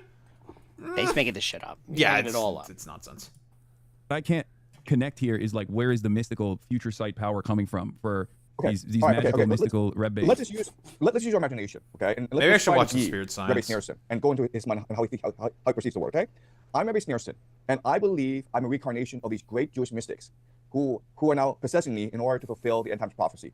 The great Jesus reunion between the fucking Jews and Yahweh, okay? That's what I believe. It's fixation. Now, how do I go about doing this? Well, first of all, I need to create a transnational organization that can be politically effective in the United States and in Russia. Why? Because these are the two most powerful countries in the world at this point in history. And I know that because I've seen the future, okay? So I need to create... Everyone, you have to take notes. Shit! I'm in the Rebbe... We got fucking Nostradamus over here. True. He's spinning up quite the tale. He's quite the good storyteller, I suppose. Oh my god. And I can see the future already. For nothing. Yes, you can see the future. That already sounds far-fetched. I'm gonna be honest. I feel like I don't think the Rebbe had the future foresight gifts, but okay. Okay. Again, this is a thought experiment. Okay, we're just using our imagination, and I'm trying to explain to you how this could have worked. I'm not saying this is what happened. I'm just saying, like, how do we add up all these different thoughts? Okay, one is you have this guy. I mean, like, listen, it's very convenient that it's now a thought experiment, but the Chabad Lubavitch movement has like outsized control throughout like the financial system throughout the United States of America, and also apparently Russia now. Oh, that's crazy! I didn't know that they also had a bunch of property in Russia. Like, I wonder where: Moscow, St. Petersburg. Like, it's a dignified form of backpedaling. Yes, exactly. who really believes he's a reincarnation of these different Jewish mystics that know the future, and his job is to implement the next phase of the plan. Okay, that's one. Number two is okay. This guy would love Lizardman from Warhammer Fantasy. They would. Yes, I do believe there is a Jewish autonomous oblast in Russia. I think there. I don't remember which one it is, but it's one of them. There's a lot of them. Boy Meets Mini. There was in there was a book I've read a while ago. That probably got fucking cleansed by Stalin by when he tried to purchase Jewish people in Russia. Yeah. I read about that in a book called Where the Jews Aren't, and it catalogs all of that. It talks about how that was like where the labor. Like, I think it argues, like, that's where the Jewish labor movement had started. Part of the reason, by the way, also why Stalin was a big fan of Israel initially. Just saying. Organizations, and find individuals that can help me fulfill this plan. So I'm building Combat Lubricants, both in Russia and in Israel and in the United States. Because these are the three nations that are most crucial to helping me achieve my plan. Right, so these people are putting their resources and buying up real estate as much as possible. What's really important for me is to figure out. It's like 1984. Three spheres of influence. Allies. I mean, why did they buy Brooklyn? I mean, Brooklyn real estate didn't even get better until like recently, until it got gentrified in the last couple of decades. Why didn't they just buy out Manhattan, for example? You know what I mean? If they had the future foresight, that's true. I feel like I would make plays on Manhattan instead of Brooklyn. You know, like where else? Where else is like good real estate in New York? Like, where else? Yeah, it's. Yeah, Besides it totally. It's just completely. He doesn't know how fucking real estate in New York works. Yeah, he doesn't know how it works, or he's just conveniently leaving it out, which is, I think, is the latter. Well, if it can be like materially analyzed, you can definitely expect Jung to not do that. Completely fuck it up. Yeah, completely ignore it. Westchester, but buildings are way more profitable than McMansions. That's true, Boy Meets Mini.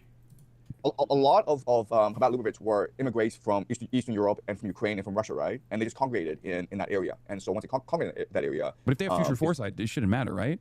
It's true. Okay. Future foresight is not that specific. Future foresight gives you visions. Of course. It gives visions now. So it's visions that you can just randomly interpret as, it's a good idea to invest in Brooklyn and all move to Brooklyn or something in order to gain financial control of the United States of America. Right. Of course, Chung. Okay. Very convenient. Global map works out. Also, why haven't they been able to infiltrate China, you think? I'm the Red Bay right now. I'm the Red Bay right now, right? Honestly. Wait, sorry. Who says they have not infiltrated China? I'm the Red Bay, right? And I'm thinking, okay, 100 years of Chinese humiliation. What's next? 100 years of Chinese prosperity. Okay. Right. Eventually, there's the excess of the Cultural Revolution, and then Deng Xiaoping comes in, liberalizes the economy, reforms kick in, and then there's a period of instability in the aftermath of that. But ultimately, we get to the Xi Jinping era, right? China's rising. China's a rising superpower. I'm trying to get in there. Why haven't I got in there as the Red Bay? Well, first of all, who says they have not infiltrated China? You think? Wait, okay. Wait, what? Okay, he thinks Jews have also infiltrated in China. Oh my God, no way. I'm just curious. How many Jewish people living within China? Where would they buy real estate? Would they buy in like Hong Kong or something, or Beijing, or where is this coming from? Yeah, I did not see that coming. That's true, Fox of Fate. They're all probably expats, more than likely, Boy Meets Mini. But like, so now they've infiltrated the very, very like well-known exclusionary like Chinese state apparatus. They would effectively be a minority in a minority in a minority. Yeah, like who's to say that they didn't do it? It's like, I don't know, man. I don't think they have. It seems really difficult. I don't think so.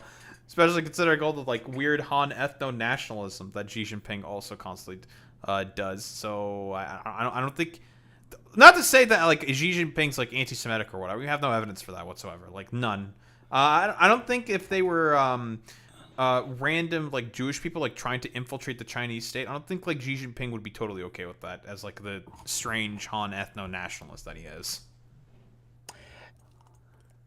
This is so. It's so bizarre. Like I know I'm stating the obvious here, but just the way he's thinking here is just so, you know what it is? It's like I don't think he is like a Nazi or a ethno supremacist of any kind. He's just a dingbat. It's, he's a self-interested, self-aggrandizing dummy. And this is where, but for a fascist, like a true fascist, this is where their view of the world stops. And this, there's the incuriousness kind of takes root. Once people kind of reach this sort of conclusion, unfortunately on their own, because there's no curiosity, there's no, interest in learning about history. It's all just like, it's all IRL Hearts of Iron. Yes. You know what I mean? It's like, it's just total stupidity and ignorance. And fascism is when you give that stupidity and ignorance a gun. Yes, pretty much. And also, like, the thing is with, like, the shit that Jung is saying here, since we know that he's just doing this to get at a particular audience capture is the main thing that sort of guides him forward. We all know that, street epistemology and all this, like, bullshit. Yeah, exactly. Boy Meets Many. The thing with, like, Jung is that in order to, like, satisfy the audience that he rapidly grew for himself, it's one of those things where he has to, like, kind of go further and further with the conspiracy theory in order to keep the people in that of the audience that he's garnered. That's another thing that has to also be considered in terms of all of this, because you got to become a little bit more weirder and crazier in order to make sure that you have the keys constantly jingling. Which, again, the problem is that eventually you're not going to be able to jingle those keys so much, because you're just going to be like, you can only. They're going to want you to follow up. Well, eventually, there's that, but you can only sensationalize so much. Yep. Only so much you can sensationalize. I do. Chabad Lubavitch has infiltrated China? Yes, I do. Wow. Wow. Okay. So. All right. Sure. They bought real estate in Beijing. What do you think the Chinese elite care most about? Given power, what do you think they care the most about? What do I think the Chinese elite care most about? I don't know. I mean, probably stability. Like, broadly? Are we talking about the party's goals? Like, what do you mean Chinese elite? Moment right now, state building. More than likely, yeah. Like, at this point in time, they know that they're rising power, and eventually there's, like, it's long-term plans for them, more than likely. If I were to take a guess, I have no idea, of course, but they're probably just going to be thinking more about how to consolidate more and more power through probably financialization, if I were to take a guess. Something like that. Yeah. I'm just saying, like, you're a provincial governor of China, or you're a billionaire in China. What are your priorities? If I'm a part of now I'm a part of the party. I'm a billionaire. I'm a business owner in China. I'm thinking, how do I perform to the best of my abilities, and how do I go up through the ranks of the party? If I'm a billionaire, I'm probably not going to make it to the top echelon of power, regardless. But I'm trying to be on Xi's good side. That's what I'm thinking. Okay. Well, my priority would be this: to get my money and my children out of China. Okay. Right. You think that's what all the billionaires are trying to do? They're trying to get their money out of China? Well, no way. But yeah, also good luck with that. Isn't there, like, really difficult, like, they keep very, very tight control, I believe the Chinese state in terms of all that. Pretty sure. Yeah. Like, good luck with that. Like, there's a reason, like, I mean, there's, not to say that there's no capital flight that happens within China, right? Like, obviously it happens, like, everywhere, but there's, yeah, like you're saying, Boy Meets Many, you can't easily repatriate money from there. Yeah, because of, like, strict state controls they probably have about that to try to prevent exactly this, that being capital flight. Which is why, like, all the, like, dumbasses who constantly say, like, that's why you can't tax billionaires in the United States, because they're all just going to leave. It's like, really? Well, what if we just make it really hard for them to do that? Because you can just do that through regulation, right? And, like, what the fuck are they going to do about it? If they were serious about tackling financial crimes, they'd be putting liens on all of these extra homes that these people own, and that they're, where are they being, where the rich are being funded. The way the Panama Papers should have been as far as a class war goes, it should have been a nuclear bomb. Everybody should have gone to jail. and yet, you know, No, they they were didn't. too big to, and yet they were too big to fail. Mm-hmm. So, you know, I don't know how actually, I do know how he missed it, but, you know, that's neither here nor there at this point. Yeah, exactly. Statistics, right? The number, like the amount of money leaving the country, the number of people leaving the country, it's pretty overwhelming, right? And why? Because it's a one-party state, right? Mhm. I'm a billionaire. What's to stop the party from like taking my money the next day, Yeah, of course. I mean, it happens all the time. right? It's a Right. you know, So my priority, number one priority is to the get my money prosperity out of the country. initiative. Right. To get my money out of the country and to get my children out of the country, right? Now I need people to help me facilitate this process to get my money out of the country, to money launder it, and to ensure my children are embedded in the elite circles of America, right? To get them to Dawson School, to get them to Yale, to get them jobs at JP Morgan. Okay. So Right. how does this connect back to Jewish control of China? Well, because the Jews and Chinese get along very well, Okay. But like, how does right? that? So Okay? The What? the only way to justify that is because like China, I don't know, is or used to be, but was at some point in time Israel's second biggest trading partner. But that's because like China's like an export economy. They trade with literally everybody. That's kind of how it's supposed to That's work. kind of how that works. Yeah, like, you know, besides the U.S., where Israel has the most trade, and that's, you know, because of very obvious reasons. Yeah. But next would have been like China, because it's where a lot of cheap manufacturing goods comes from, which is needed for like everyday life or something. I don't know. It about also that. is. Also, He also like, is so, China has a lot of like Israeli security tech, lots of it. yeah. It's, you know, it's also, he's falling under the assumption that we're still living in a unipolar world. You know, there's, you know, now that the sort of stranglehold of the United States had on basically every other country's economy has, you know, for better or for worse, become a little more unglued. So now people, you know, people, I hope, will realize that they don't need to rely on America or it, you know, any of its, you know, business prowess, for their own sovereignty. I say the same thing about China. You know, I want nations, if they want to develop, to do it on their own, and so you can't be a unipolar world anymore. But to make it, you know, what I don't like how it's used is when you know, we're talking about like, yeah, like this, like trade wars, tariffs, and all that shit, instead of actually focusing on like, you know, coordinating and making better trade deals that put unions first. I know, crazy, but you know, it's a thought. Shocker, I know. But you know, we're all wasting time. They're wasting time on the wrong things. True. But I don't understand how that in any way, shape, or form creates because you're saying that the Rebbe has future foresight and has already infiltrated. I had no idea. I never met You're the guy. speculating that the Rebbe has future foresight. That's He's the like backpedal. trying to infiltrate the Chinese convenient. held power. Here's the thing, though: if you're a billionaire and you've like fled China, or if you have significant amount of investment in the Western world, I suspect that you don't have the same level of connection within Chinese governance any longer, right? Because like when you do that sort of thing, especially I feel like in the Xi Jinping era, especially any kind of financial corruption of that sort is oftentimes stamped out pretty aggressively, and your ties are often severed with the party. So how does that translate back to party power? They kill. This is what happened to Jack Ma, right? Like, unironically, he had a bunch of like financial corruption happened. The Chinese party, the CCP rather, stamped down on that hard. He lost a lot of his like wealth. I think he even lost like a lot of the controlling stake that he had in a lot of his businesses, and that all got basically taken over by the state. And well, shall we say, for lack of a better term, he was like significantly reduced.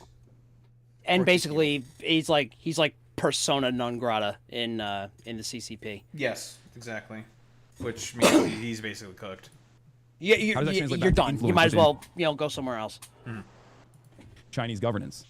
Okay, so what I'm doing is it's all a thought experiment. I'm not saying this is actually what happens. I'm saying like how this could potentially play out. Okay. Yeah. So I expanded on the thought experiment. I was like, so we agree China's rising, is a rising power, is a global, a global superpower. Right. And do you agree that a lot of these billionaires, a lot of these powerful people are trying to move their money and their children out of the country? Mm-hmm. But then they sever their connection to centers of power within China. They're not severing the connection. All they're doing is they're moving their money and their children out of the country, right? But they're not severing the connection. They're still where they are. They're still, Like, is he talking about like the billionaires themselves or something? He's. What? I don't. I'm not really following along here. What he's trying to say. he's conflating like three different ideas about how money moves. And, you know, it's just this gargle mesh of, you know, a web you're supposed to unweave. Yes, because I mean, given how conspiratorial Jung is, that's how he thinks for some reason. I wonder why. In that political position that they are still running factories, doing real estate deals in China, but they're trying to move their money and their children out of the country because that is the best strategy for them in order to ensure their safety, right? Now, I need people who I can trust, who are powerful in America, who are well connected in America, who can help me facilitate this process, right? Get my kids into Yale to move my billions and put them into real estate deals in the United States. I don't think that connection. Okay, so makes a why whole lot would of they sense, I'll go be honest. specifically to Yale if he just said that there are no Jews in Yale? By the way, we know this through investigations done by the Canadian federal government. There's a lot of the reason why the housing ministry in Canada was building a lot of luxury houses, a lot of luxury condos, was to attract foreign capital specifically. This was a common thing that was happening throughout the Harper government, which partially led to the housing crisis that we had here, because we didn't have any cheap housing for all the migrants that we decided to take in very, very quickly on a very small timetable, for lack of a better term. So that's part of the reason why, because he's trying to say that it's all like Chabot Lubavitch. Is there Chabot Lubavitch operating in fucking Canada or something? Like what? No, it's just like, this is just a general thing for capital in general. Like, it's not just, oh, here's this like It's group not that's, like, just the facilitating. Jews. Yeah, it's not just the Jews. It's just it's like, dog, like, we have open borders already as like Enlightenment liberalism promised, but it's just for people who have money. Like, that's how it works, man. There's a Chabad Lubavitch connection. I just don't understand why it's Chabad Lubavitch is at the center of all of these theories. Right. Okay. So I think a lot of problem is like, especially because like, have you met like Hasidic Jews in general? Like, I mean, I've not met Hasidic Jews. I was about to say, they're, I mean, like, Yes. by and large, you know, their financial circumstances broadly are not as great as you are presenting it. They're very poor. I agree. I agree. So I like, completely there's a agree. select group of them or something. Is that what's going on? With they're the ones who control the money. Okay, so my first point is like, the situation is not as static as you believe. It's people. It's lots of circles that intersect at certain points. Oh okay? my Does that God! make Of sense? course it is. So I'm not saying Oh, that Jews run everything. man. Like that's absurd. I'm saying like there are different convergence points. Okay. Finance is doing finance. China's doing finance. Chabad Lubavitch is doing Chabad Lubavitch. But I'm saying there are certain convergence points, and it's these convergence points that matter. Yeah, but I just don't understand. Like, it's not like China's like heavily invested in B&H or like Satmar Jews or something. You know what I mean? They're not. There's just Okay, like different all right. different groups of people. I know you that can't own tell different with the properties PFP and that- in the fushiki, or whatever. My fugi, my fucking eyelid is twitching. I made it. My I made it eye such is that twitching. I made it such that it like moves around. I could just stop that. No, it's just like my brain is leaking out of my ears. Listen, it's perfect for listen, it's perfect for some Jiangtent right now. Perfect. Oh my God! This is all on purpose. I'm getting the full experience. Exactly. Isn't distributed across the board. There's no like center of power here that is consolidated in the hands of the few in the way that you have represented it. I completely agree. But again, I think there's a confluence of interests that lead to certain events unfolding. Okay, so let's continue the experiment where I'm Rabbi Schneerson and I'm creating this organization Chabad Lubavitch. And what else I'm doing is I'm identifying certain potential political allies. I think I got okay? left. I got like one more of these segments left in me. Honestly, I'm willing to just skip ahead because they're just probably going to go in circles about Chabad Lubavitch in China and stuff. Blah blah blah blah. I think let's see where that major spike is. Yes, I'm very curious. Like what in God's name happened in that segment? I'm assuming this is probably where the main clips are coming from, and Hassan probably laughing his ass off. This is wait. This is about why has the Iran-Israel conflict not ended? If we just here we fucking go. Okay? Lock in. Yeah. Then we would have to conclude that eventually this war against Iran will end, right? Because it's not in their best interest for this war to continue for too long.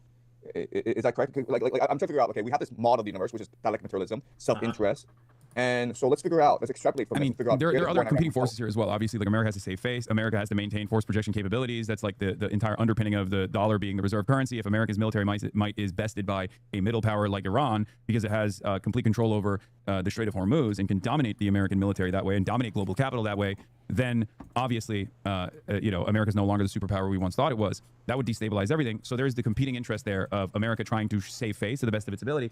So I suspect that they'll try to wean out of the situation and probably maintain this like weird limbo where is there a memorandum of understanding? Will Iran actually get sanctions relief or not? I suspect that the reasonable thing to do in this circumstance would be to actually retreat from the rest of the globe in the way that we've dominated, and instead move to, I guess, harden our defenses in the Donroe Doctrine in the Western Hemisphere and redouble our efforts there and not try to pick as much of a fight in the Middle East. I don't know if we'll do that. I'm just saying that would be the reasonable thing to do.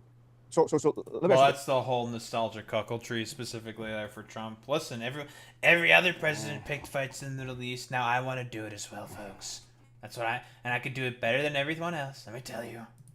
this. Do you think the electric mosque will be destroyed? I hope not, but that is definitely the goal of a lot of there's definitely a group of people in Israel that want to do it. I mean, there's like archaeological digs that they're conducting underneath the mosque in a specific attempt to like destroy the foundation that it remains on top of. Right, but I'm saying like this: if we just looked at the war from a purely dialectic materialist perspective, I mean, it'd be insane to destroy the electric mosque. I mean, like you would incite a religious crusade, right? I mean, like you had like I don't really see I mean- I don't see what dialectical materialism has to do exactly with the destruction of the Al-Aqsa Mosque. That's I'm having troubles with that one in particular. In terms of like the material benefit or non-benefit of the destruction of a mosque, I'm not seeing it, dude. It's very strange. No, neither have I.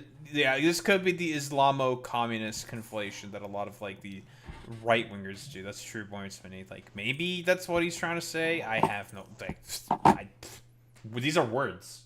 They exist in the dictionary. I have no idea.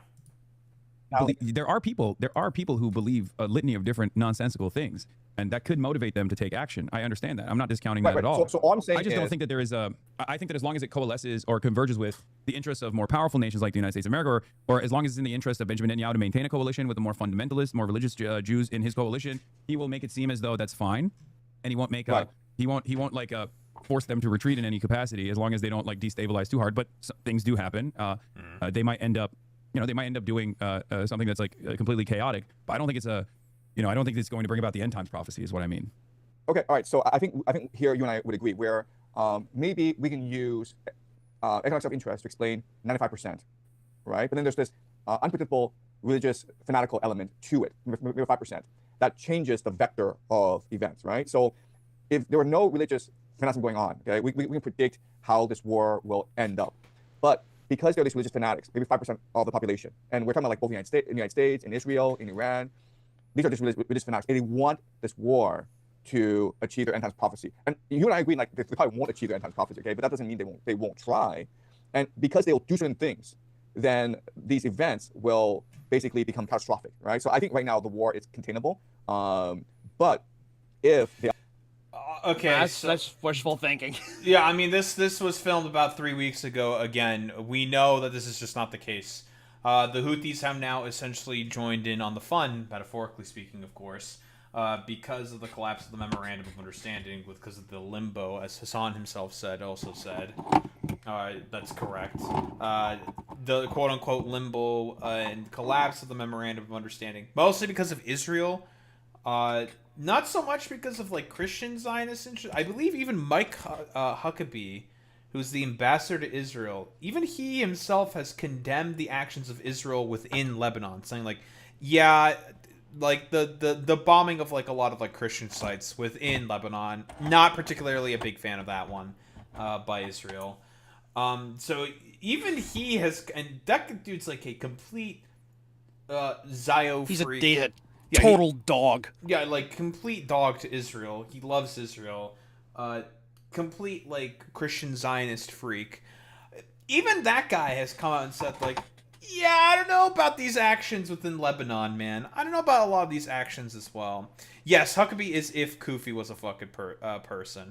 So like, I don't know if this is correct with Jung. Like, it's obviously it's breach containment at this point in time. It's always been threatening to breach containment and go outside of Iran because Iran has always had the Houthis in their back pocket. We know that the Houthis are definitely affiliated with the Iranians. Houthis they've been stockpiling missiles and drones to attack shipping in the Bab al-Mandeb Strait for at this point months now, and now they're starting to do it. They haven't exactly gotten the go-ahead specifically from Tehran, but the incentivization of, well, specifically the approval of an attack by Trump into Yemen by the Saudi Arabians, approval of attacks by the Saudis or for the Saudis by Trump is what's now incentivizing the Houthis to now, well, blockade the Bab el-Mandeb Strait, and is going to, I think last time I checked, I saw a quick blurb about it,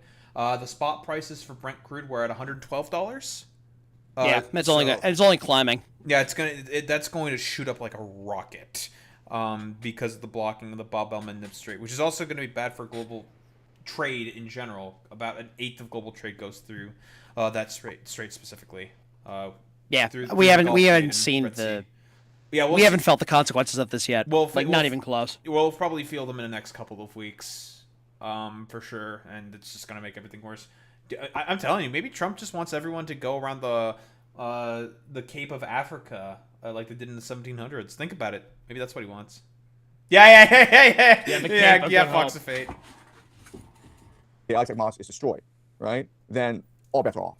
Like we don't know what's gonna happen now. I mean, who knows? Who knows how the Muslim world reacts? They have, they've conceded quite a bit because Israel has, in line with the United States of America, Israel's been a fairly dominant force in the region. And well, I mean, like the people in power in the Gulf states are probably not really going to give a shit, but their populations will.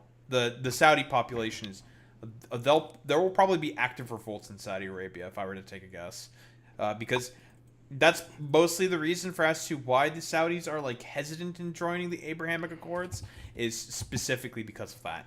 They risk revolt from the population. Given that they've turned a blind eye to the massacres of the Palestinians in Gaza, I don't know if the Arab world or the Muslims would revolt. Probably, maybe, and I don't know where that would go. But I don't think this is like. My point is, I don't think that this is an event that's being triggered deliberately by design by a group of individuals that are secretly controlling society in any meaningful capacity or have an understanding of the future or can see the future. It's just more so people that are, self-invested and some who believe in ridiculous things. And you keep those forces at bay to the best of your ability. But the only reason why they're a part of the Netanyahu coalition, for example, is because of immediate political reasons, immediate domestic political reasons, and not like. That's why, again, the banality of evil is, and that's because the truth is very boring. Yep. Okay, we'll just say the truth right now. Benjamin Netanyahu has corruption charges on him. He wants to keep the war council going for as long as possible, so then he doesn't have to go to trial. Because of constant bombings that he's been doing in Lebanon as well, there was a court date that he had to skip because of the bombing he was doing in Lebanon. Yeah, that's why. Larger, much broader, cult that is a towering force behind closed doors. Okay, so let me make my argument, and you tell me if it makes sense to you, okay? So I'm not saying is a top-down system of secret societies where they control everything, and we are just. But yes, you did. Yes, you did. You did that for 3 hours. Oh my God. Well, I mean, we've been looking at this. We've been looking at this for about 3 hours. So yeah, it's been about an hour and a half. Oh my God. So here's another thing with Professor Jung. He contradicts himself very often. Welcome to Professor Jung. I couldn't tell. To their whims. But there are lots of people embedded in different positions of power. They may be formally or informally attached together, but they have certain beliefs that are similar, okay? So you have these Christian Zionists, and you have these Zionists, you have these Mormons, and other groups, okay? They're not aligned. They don't have these... the good ones and the bad ones. Destroy the world together, okay? Don't do that. They have certain belief systems that align, which call for the return of the Jews to Jerusalem, which calls for war in the Middle East, which calls for... I don't think that's happening either. That's my point. Because there's... Okay. I mean, again... So here's the thing. What Jung is saying there is technically correct. It's Yep. it's capital interests. It's not to do with like, because the whole centralizing of the thesis with the game theory and the eschatological history that he also assesses, and seemingly wanted to bring about the end times. All this is meant to coalesce around Jews returning to Israel. That's what it is, because again, he's like a weirdo anti-Semite. Yeah, that's where it's all culminated with Jung's sort of ideology, quote unquote, I suppose. Whatever we'll call it. Yeah, it's a something, all right. From all the Jewish people I know that live in the United States of America, some Zionists, some anti-Zionists, many anti-Zionists, ain't nobody's trying to live in Israel. Well, see, here's the thing, Zane. Like, it is a whole lot of nothing with a lot of these types. Jordan Peterson was the exact same way, where it's just noise and pseudo-intellectual jargon. Jordan Peterson was also noise and pseudo-intellectual jargon.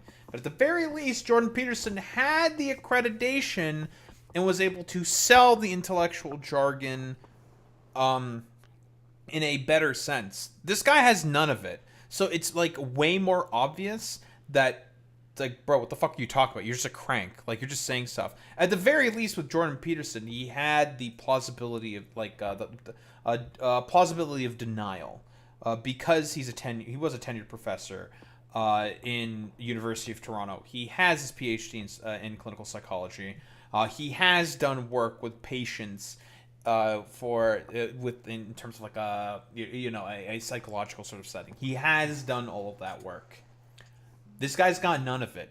He used to take math at Yale, then decided to switch from that program, started doing literature instead, graduated with literature, and now all of a sudden he thinks he's like a historian. He also has like a degree in advanced mathematics, which is why he thinks he can use like an advanced mathematical theory like game theory. It's just like, no, like, the fuck are you talking about? Like, stupid. Okay, that's the thing, right?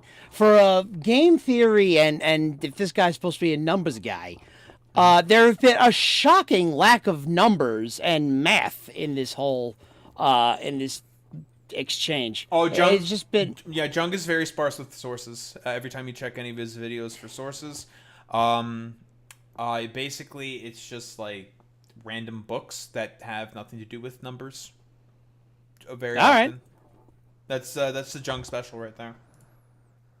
They're not going to Israel, no matter what happens. And this includes like How do you Rappaport, explain- for example. That motherfucker loves Israel, and he lives in New York. Yeah. You know what I mean? Yeah. So like, there's no drive for many of these people to go and How live in explain- Israel to like trigger the end times prophecy.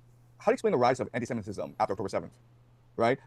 I mean, you're on social media. You notice how before October 7th, no one talked about the Jews. Well, pretty easy.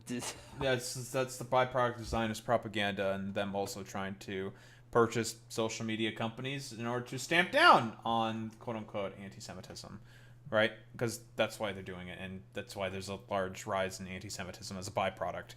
Guys, it turns out Zionist propaganda is it's actually anti-Semitic in of itself, because that's kind of the point. I mean, Theodore It's Herzl, literally anti-Semitic. I mean, like, Ben-Gurion talked about the utility of anti-Semitism and anti-Semites. Same with, like, Theodore Herschel and all these other fucking jabronis. They talked about how they love anti-Semites in reality, so then they can continue with the colonial project in Israel. That's kind of the point, Junk.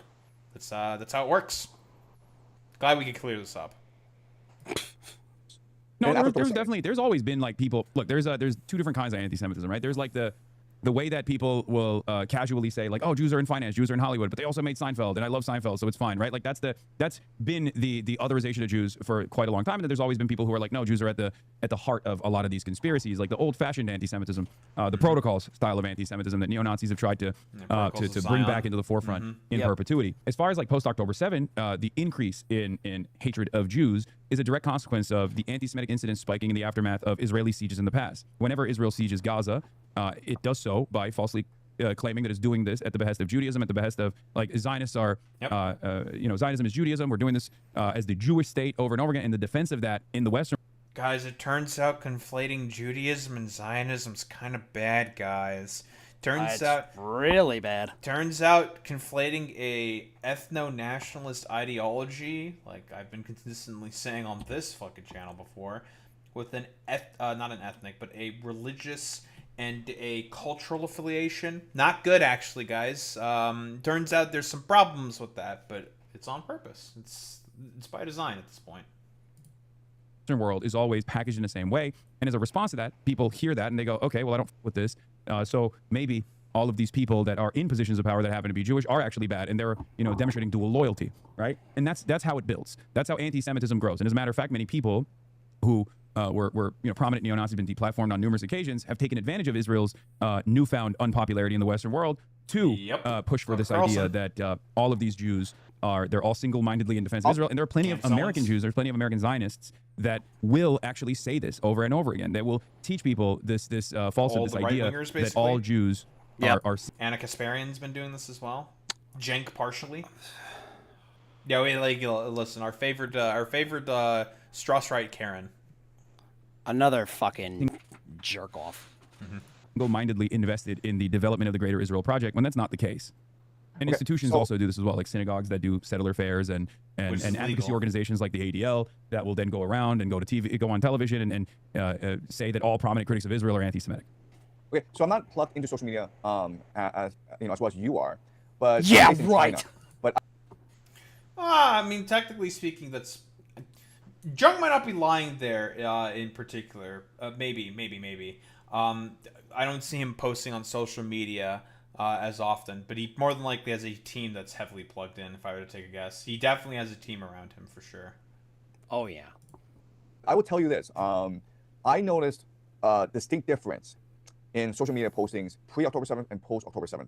Pre-October 7th, you know, there was a real focus on anti-racist thinking and behavior, right? Like, let's not conflate people into their racial groups, and let's not discriminate against certain racial groups, okay? And that was pretty clear and stark on social media pre-October 7th. After October 7th, very rapidly, like, you had all these people saying the Jews are responsible for everything. I'm like, okay, first of all... Okay, he's basically conflating all of this with, like, based on, like, an ethnic line as well. It's like, no, dude, like... I wonder why people started quote-unquote blaming Jews for everything. Because Hassan literally just explained this to you, man. Because Israel conflating Judaism with Zionism. No one fucks with Zionism because they're just unironically broadcasting all their fucking war crimes on TikTok, for fuck's sake. Like, you go on TikTok and see random IDF soldiers just, like, looting a Palestinian apartment that they just bombed. So, they do that in, like, Merkava tanks, for fuck's sake. Like, that's why people are just like... I don't think that's a good thing, guy. I think that's kind of bad, actually. Like, I'm not okay with this. I think this is actually pretty bad. And that's how it all started building up. I don't know, guys. He talks about this shit like it all happens in a vacuum. It's really like every other fucking bothersome. Theorist. Exactly. It's really fucking bothersome. Why was this the sudden sea shift, right? This sudden shift in mentality. That's number one. Number two is, are people really that stupid they can't conflate, that they have to conflate anti-Zionism with anti-Semitism? I mean, I think it's okay to say, like, I disagree with Israel's policies. Well, I mean, that's the propaganda. And yeah, some people are that stupid. Some people have drunk the Kool-Aid. I won't deny that. Definitely. Some people are that stupid. We're talking about the United States of America here. So, like... I mean... Yeah? We're not sending our best. Certainly. But then to say these Jews are controlling the American government, I mean, these are two different things altogether. First of all, there's a lot of stupid people. Let me stop you there. And number two, there's a lot of, I mean, Elon Musk purchased Twitter. The algorithm, under the auspices of free speech, was tweaked at the behest of a lot of neo-Nazi sentiment. I mean, Adolf Hitler gifs were going viral almost on a weekly basis, almost on a daily basis. So there's definitely a little bit of algorithmic tweaking there as well that normalizes this kind of attitude. And Twitter is, I mean, the internet it always cross-pollinates information from one social media platform to the next. So whatever happens on Twitter then makes its way to TikTok, then makes its way to all these other platforms. But the point I'm trying to make is that a lot of people heard what prominent defenders of Israel were saying, and they learned the wrong lesson. Because prominent defenders of Israel, even to this day, will often conflate Judaism and Zionism, and will also defend Israel's actions by falsely painting its critics as anti-Semitic. And for the longest time, this anti-Semitism accusation held a lot of weight. Part of the reason why it held a lot of weight is because there are a lot of liberal advocacy organizations that were civil rights organizations or masqueraded as civil rights organizations like the ADL, which in the past, in the 90s, was actually caught spying on Jewish Americans, black Americans that were protesting apartheid in South Africa. An organization that has By the way, that's also part of the reason for us to why more and more anti-Semitism also happened, and why the metaphorical sort of like spiral only got worse. Because of the fact that like being a liberal, kind of cringe, guys. Kind of cringe, actually. That's why. Backed by the Israeli Knesset. And the reason for why a lot of these pro-Israel organizations that masquerade as pro-Jewish organizations or Jewish advocacy organizations were allowed to operate on U.S. soil was not because of like some special secret magical mystical powers that Jews have, but because this was a reasonable way to stamp out any kind of opposition that Americans who believe in or learn liberal humanitarian values would actually be at odds with what Israel was doing if they learned what Israel was doing, right? So a good way to stamp that out. Which is why I use Israel very often as a litmus test for liberals, because it is clear that Israel is an illiberal state. If we believe in the broader liberal international order that we have right now, you should be anti-Israel. Like, you should have problems with Israel. You should be anti-Zionist if we're being ideologically consistent. But a lot of liberals tend not to be for some reason. I wonder why.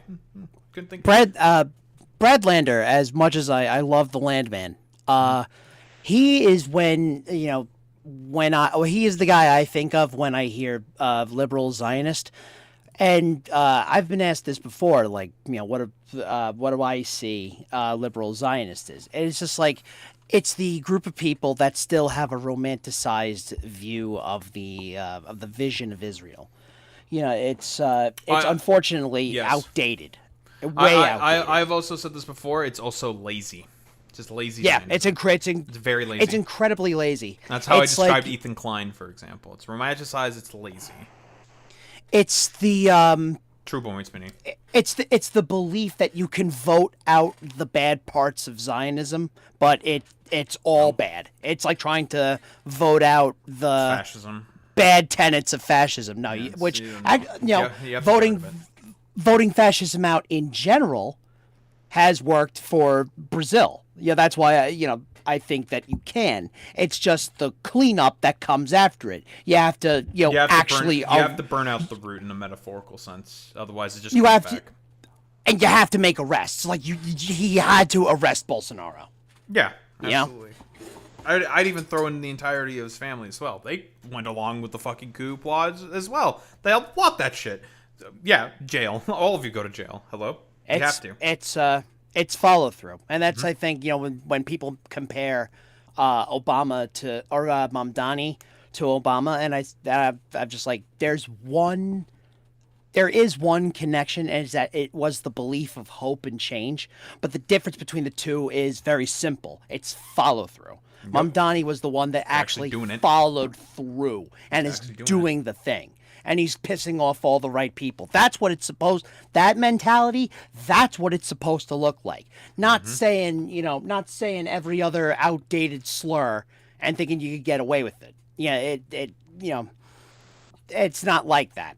And we're starting to see politics actually work for people and do actually what it's supposed to do. And nobody's used to it. Yeah, that's what I've said. That is why I've said, like, Mamdani, he is the future. He is. Yeah. Because within the United States of America, civic nationalism is dead. And it was killed by, I guess who, Reagan. Whoa, it's all Reagan, again. Shocker. And a broader establishment is incredibly afraid of someone like a Zoran Mamdani because he is restoring hope in civics, in civic sort of duty that has been, broadly speaking, destroyed throughout the past 40 years within the United States of America, because most people are just apathetic, right? And the largest voting constituency within the United States of America are non-voters. I wonder why. Couldn't think of possibly any reasons. So civic engagement, broadly speaking, dead within the United States of America. Zoran Mamdani is giving people a reason why it is important and why it is a good thing, which has a lot of people within power in fear. The whole, we'll do the Mike from PA meme of sewer socialism, because that is basically what Zoran Mamdani is hearkening back to from Milwaukee. Pothole socialism. Yeah, pothole socialism. Yeah, we can say that for Zoran. Yep. And that is the belief that the state can actually do something, that they can actually make your life better. Because what was one of the most famous lines by Ronald Reagan? I think it was 13 words. Hello. What is it? I'm from the government and I'm here to help. Yes, I'm from the government and I'm here to help. That wasn't 13 words. Whatever, it's 8 words or something. Those famous 8 words by Ronald Reagan was the main shot across the bow saying, I am here to kill civic nationalism and ensure corporate consolidation for the next 50-ish years. And now we're getting to the ideological conclusion of that. Hypercommodification and financialization under capitalism. Mark Fisher, my G right there, capitalist realism. And we're seeing that ideological conclusion play out now. And people don't like it. Yeah, not for I say this all the time. Libertarians, congratulations, you got the world you wanted, and everybody hates it. Yep. Thank you, people like Liquid Zulu, who've like popped into my fucking mentions before. You got what you wanted, buddy. No one likes it. Who would have fucking thought? But whatever. I'm willing to. A collective thanks. I hate it. Yeah, true. I don't know. The only final bit that I'm curious about is just like Tucker Carlson MTG. Like, we'll just take a look over that and we'll just like wrap it up here. Yeah, because I've yeah, it's, I have seen enough. Yes, it's just constant repetition and everything. What do you think of Tucker Carlson and MTG? Because these are both extremely anti-war people who have basically abandoned the Republican Party because they're anti-war. How would you perceive these two people in particular? I think Tucker Carlson is very connected to J.D. Vance and Peter Thiel, and therefore he's garnering a lot. It's just an opportunist. Of legitimacy in the anti-war MTG. space, and there are plenty of people who actually believe him and think he's a sincere voice. And he does make a very convincing case in that front, especially against Israel. And regardless of what he is saying, I still think that his ultimate ambition is to either take that legitimacy and lend it to J.D. Vance, or maybe even take that legitimacy into going through with his own ambitions of higher office and maybe even run for president. That okay? I don't think Tucker Carlson's gonna run for president. Yeah, that's my point as well. I don't think he's gonna like the analysis here from Hassan is sound. He's definitely going to. I don't think Tucker Carlson's going to run for office. Tucker Carlson only cares about one thing and one thing only. That's money. That's it. He has a very, very lucrative thing going under his podcast, and the reason why he basically like died off, in a metaphorical sense, of course, was because of the prominence he lost because of the Dominion lawsuit, him being forced off of Fox News because of that specifically. He lost his prominence. Israel, October 7th all happens. He got his big lucky break in 2024, going hard into anti-Israel sort of sentiments amongst the Republican Party. He makes a massive resurgence based off of that. Same with Candace Owens. These guys were essentially like completely dead in the water. No one cared about them. No one heard about them. All of a sudden, they shoot up immediately into being the most prominent, popular, conservative voices in podcasts in America. It's just seeing the writing on the wall. Well, part of that, but also seeing there's an opportunity here for us to make a lot of money and to get a lot of prominence, right? And they grabbed onto it and hopped on that shit immediately. Now, this is where the quote unquote dinosaur of the Republican Party, because the Republican Party have always been very, very adept at being able to glam on to social media and new media movements in order to be able to, push, get their prominence they need in order to gain power. But Israel is the one perfect thing that essentially destroys that for them, because who is the core constituency and base of the Republican Party? Christian evangelicals, and those guys are fucking Zionists. Very, very often are Zionists. So, since politics is certainly about maintaining that core constituent base and then trying to grab onto other emerging bases in order to build some form of a coalition, the Republican Party will never let go of that core constituency, because that's their main base of power. It's a solid I was going to say 30% of the country. Not exactly. It's a solid 15% of the country. That's a massive constituency. And that's never going to be let go, ever. That would be political malfeasance, malpractice even. You wouldn't make any sense for them to do that. Which is why, the whole attempt, and I think Tucker Carlson, MTG, and Nick Fuentes have come to recognize this, their whole attempt at trying to build a political movement to rise up out of the dead carcass of the MAGA movement, because that's what they were doing initially. It's not feasible. Yeah, it'll never happen. No, the movement literally dies with him. So it has to. That's pretty much about it. It dies with him. Whatever comes out of it is going to be. I don't know who's gonna. Depends on who honestly wins the primary within the 2028 election.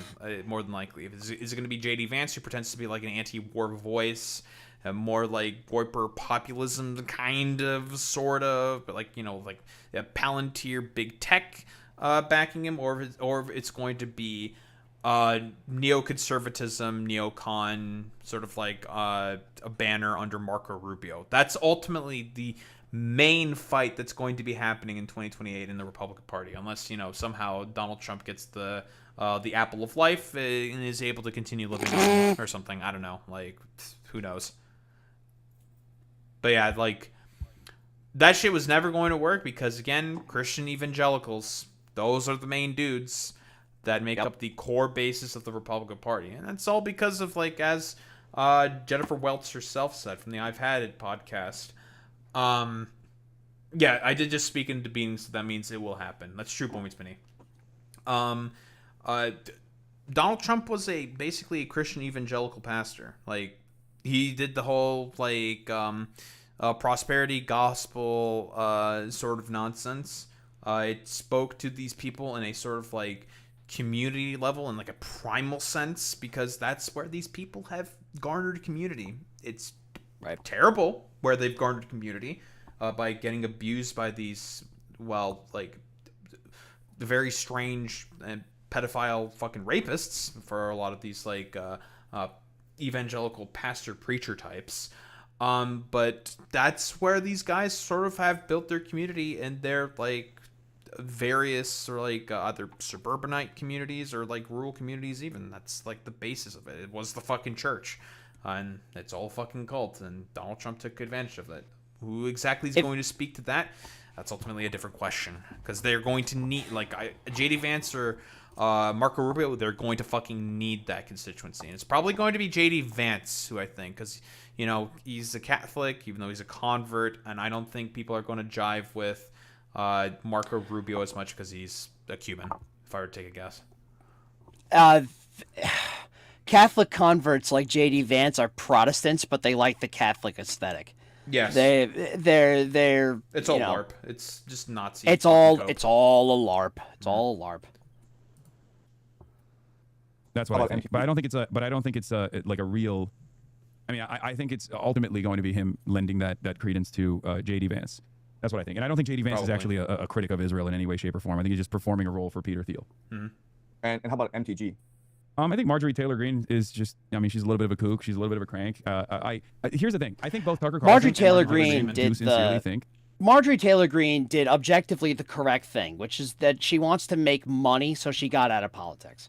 Well, that's actually exactly what happened. Palantir Bill, they secured a deal for a couple $1 million from the State Department, from Donald Trump specifically, and guess who made a very interesting trade into Palantir stock while before that happened?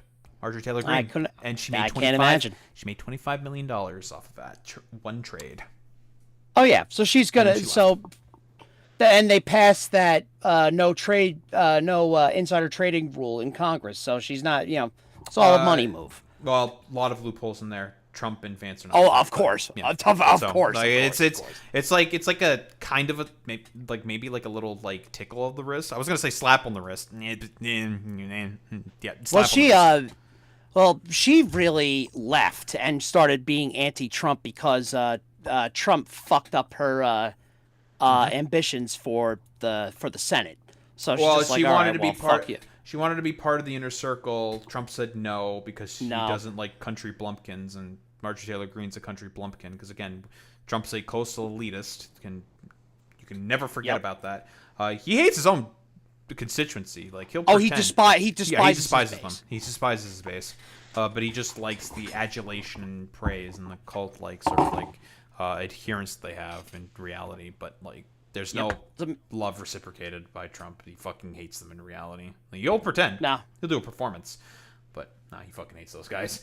And Marjorie Taylor Greene is just like, I mean, AOC is herself said in an Instagram Live. It's like, no, she's just mad that she got fucking snubbed for higher office. Same thing with Thomas Massey as well. But that's because they're two country blumpkins, and, well, Trump doesn't like country blumpkins. That's what it is. Yep. The violence that they saw in Gaza is unconscionable. I do think that. Having said that, however, I don't think Marjorie Taylor Greene has like any sort of real constituency, because she no longer she abandoned her post, she abandoned the party, and she lost whatever power she could have potentially had as a reliable vote, for example. To try to do anything She about probably it. didn't want to get primaried by way of Thomas Massey. There's a very high likelihood that would have happened to her, but still, she would have still been able to be a vote and a voice before she got primaried. So I don't think she should This retire. is the same criticism that a majority report has also said. It's like, oh, you just like decided to like up and leave for no reason? Yeah, What's no, up, man? That's a little weird. Interesting. It's the correct assumption. Picked up your ball and went home. You know, you got your $25 million. ball. Yeah, you got your $25 million, and you decided to fuck off. You're just like, well, I'm not gonna make it high into like a higher office and further in the inner circle. But I got my bag, so I'm fucking off now. Yeah, cashing out. But I don't know where she goes from this point on. Maybe in independent Probably media, podcasting. somewhere like that. She got a But YouTube. ultimately, I don't She think got a it's- YouTube channel. Yeah, she'll be I a don't think podcaster. Probably. She's like a Be a like a VTuber. significant force in American politics any longer. And All right, I think we're done Yeah, there.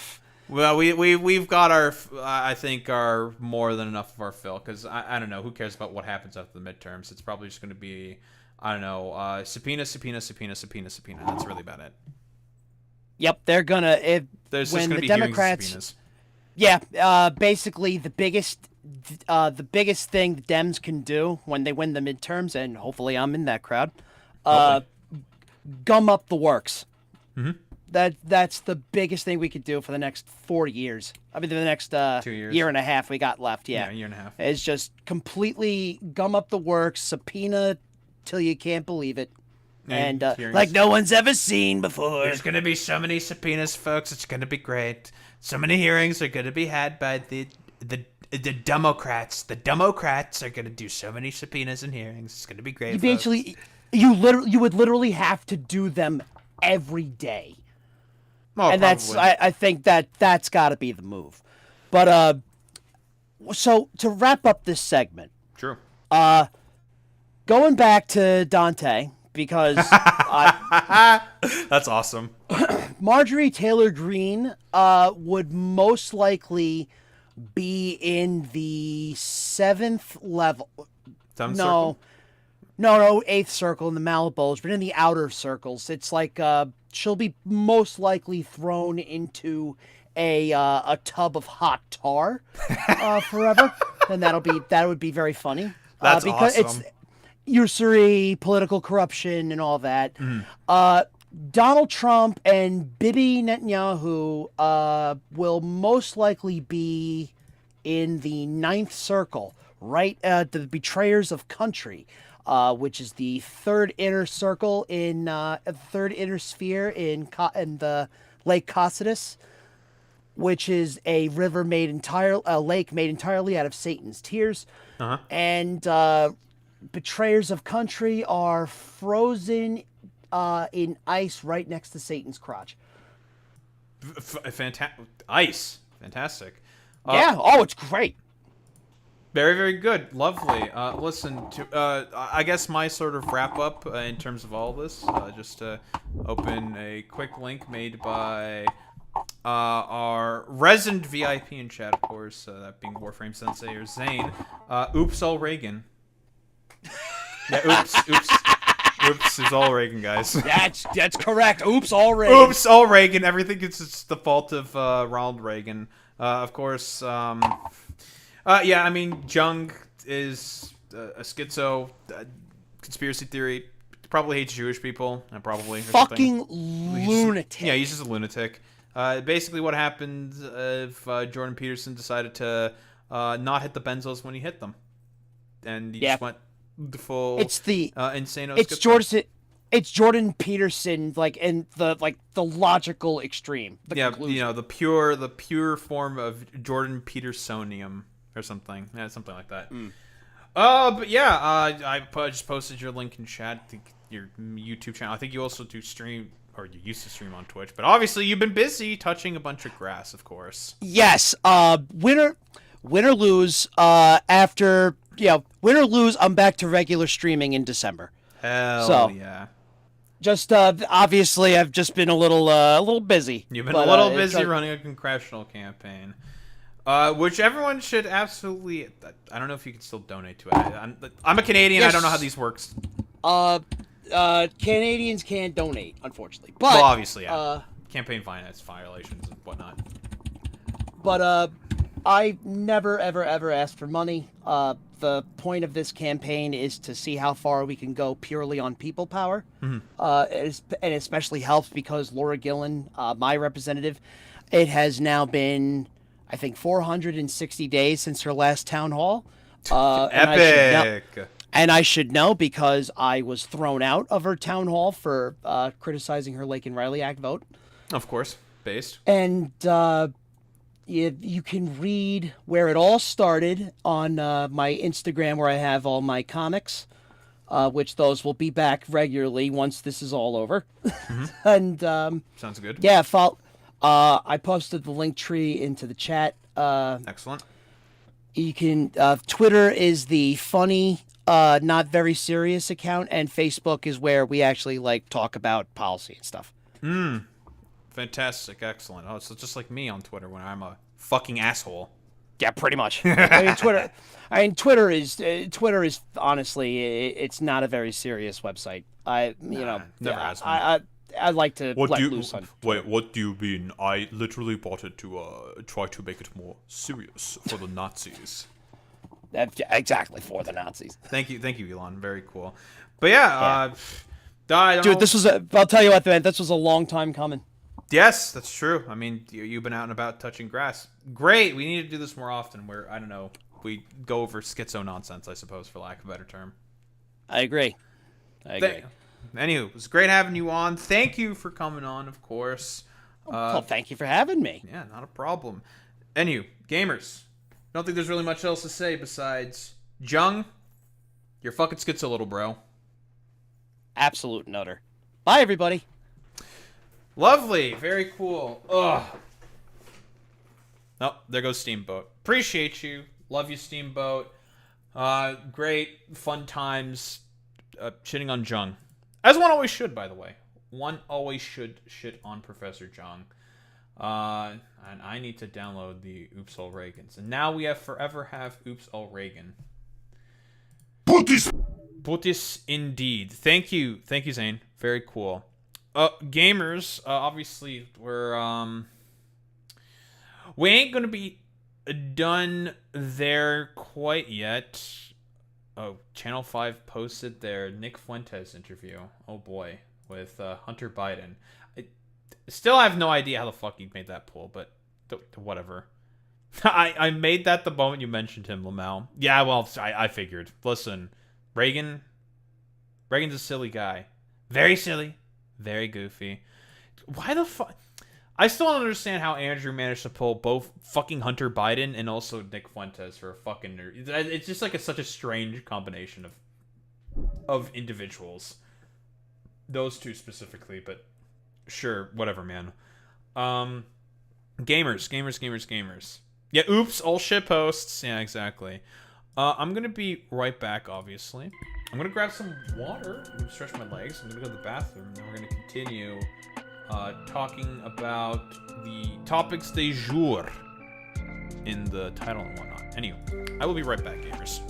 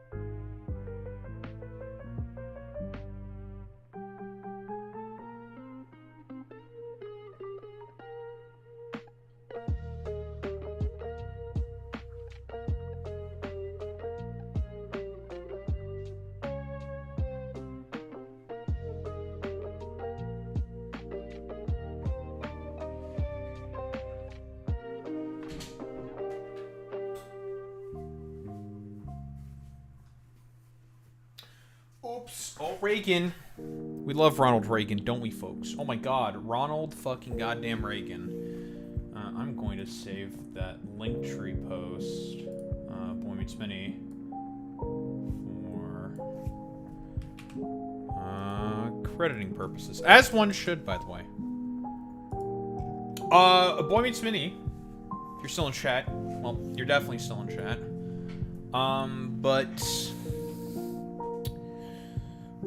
When are you available tomorrow so we can talk about those protests?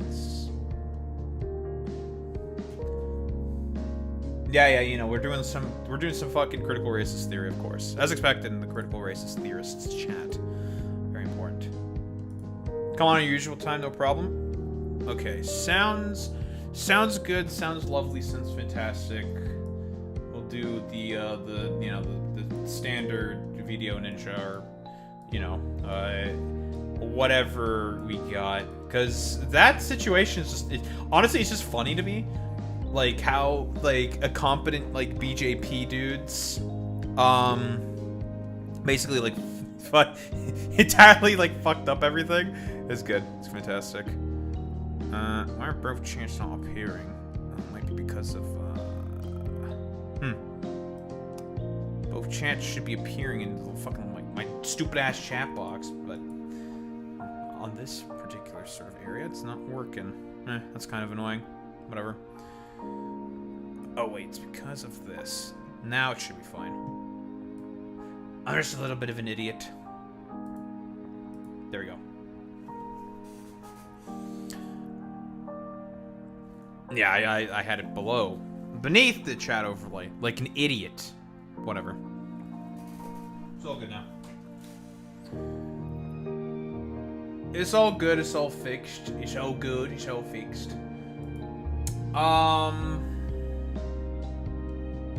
Right. What the fuck else was I gonna talk about tomorrow?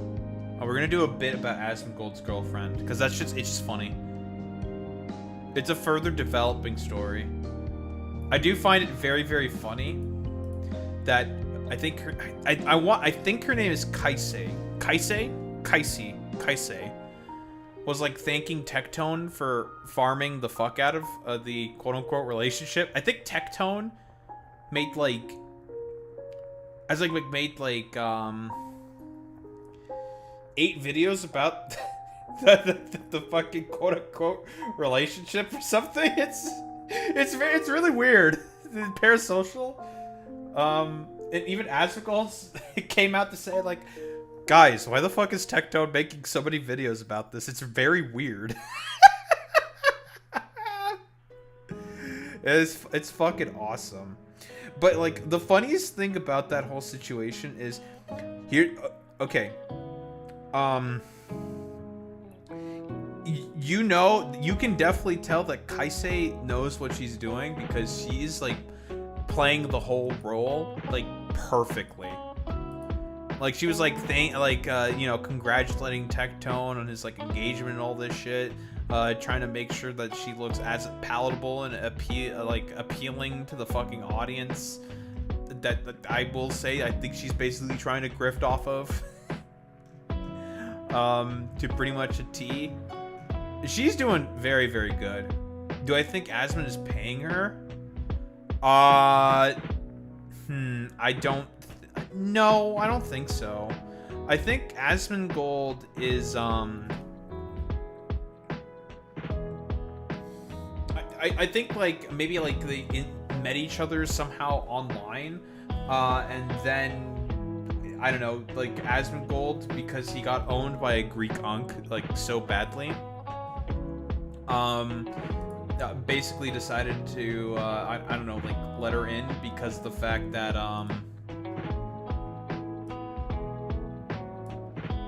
yeah, paying her in what sense? That's also a good point there. I mean, who really knows exactly paying her in what sense? It's a good question. Be his girlfriend, buying her shit, probably. I mean, like, Asmongold said that he wants to buy her a house.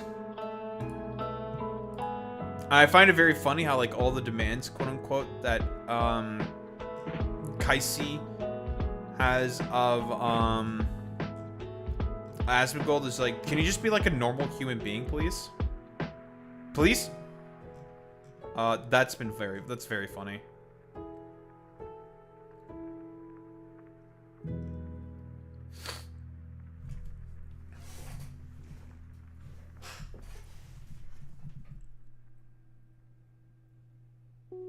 Very funny.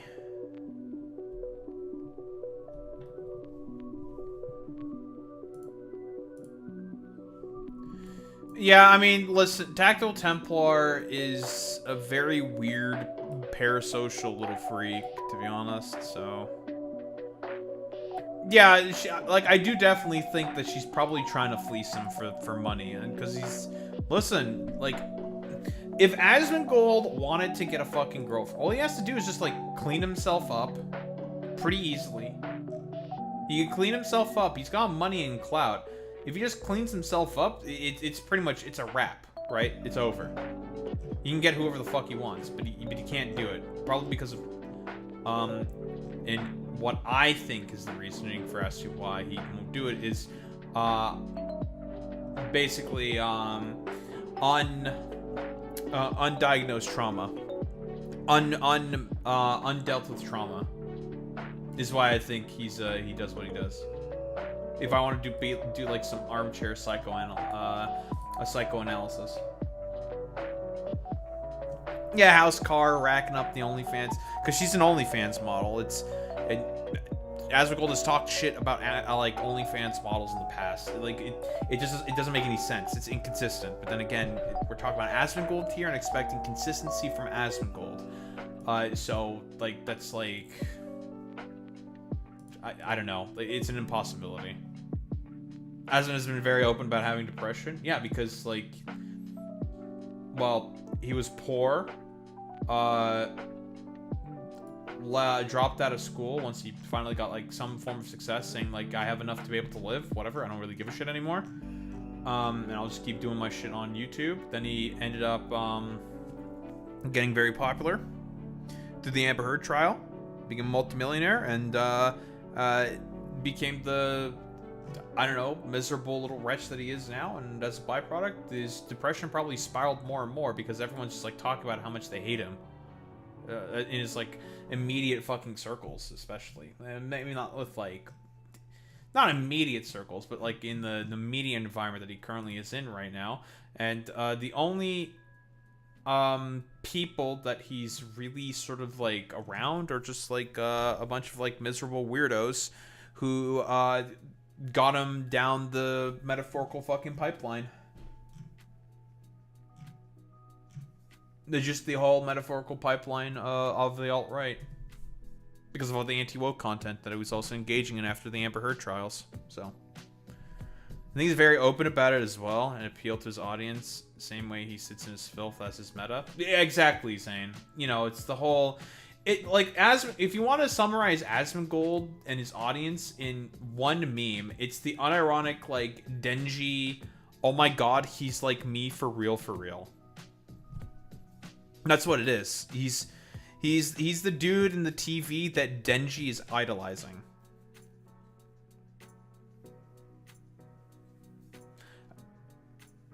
Yeah, he's depressed and gross like I am. Oh my god, I'm also like a 4chan little weirdo, neat freak, who's like alone and has no friends. That's true. Yeah, that's true. That's true. That's true. That's pretty true. As a byproduct of that, I can sort of see myself heavily in this like fucking streamer who's also like a depressed, miserable little wretch like I am. Now here's the thing, I also fit that exact mold. I'm a neat. I'm definitely depressed. I'm not filthy. I clean myself every single day. Tomorrow I have to do chores. Obviously, I do my chores. I also need to do some fucking laundry, but that's neither here nor there. But you know, the reason for as to why I never really fell for that meme, and I've said this before, been open about this.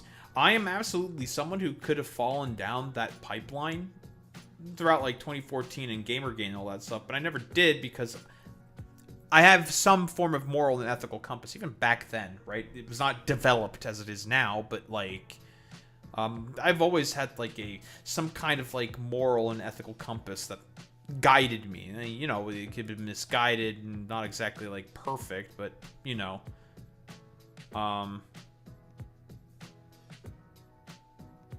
yeah, funny when even when I'm being depressed, not taking care of myself for the bare minimum self-respect of not being racist and caring for others. But yeah, I'm pretty.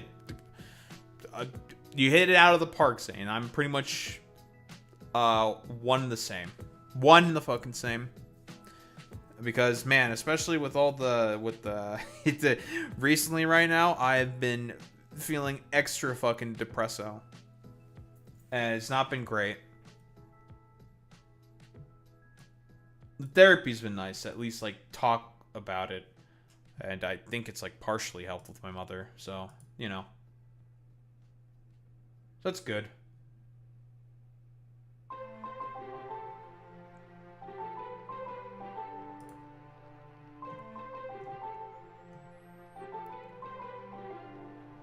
Oh man, God, there's so many dumb people. They're being so fucking stupid, man. This dude doesn't understand how TOSs work. God, fucking stupid. Stupid. Stupid, stupid, stupid. Fuck all these lipstick YouTubers and chicken shit Redditors. Fuck this 24/7 internet spew of Discord and VTuber bullshit. You know, I shouldn't be really expected that this, you know, this 37-year-old who still lives in his dad's basement and the only thing he does is tweet all day, would not understand the point that I'm basically raising here. Doesn't understand the differences between sexual themes and nudity.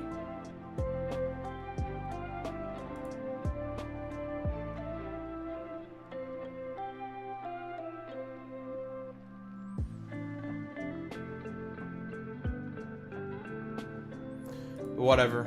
People are just too fucking stupid.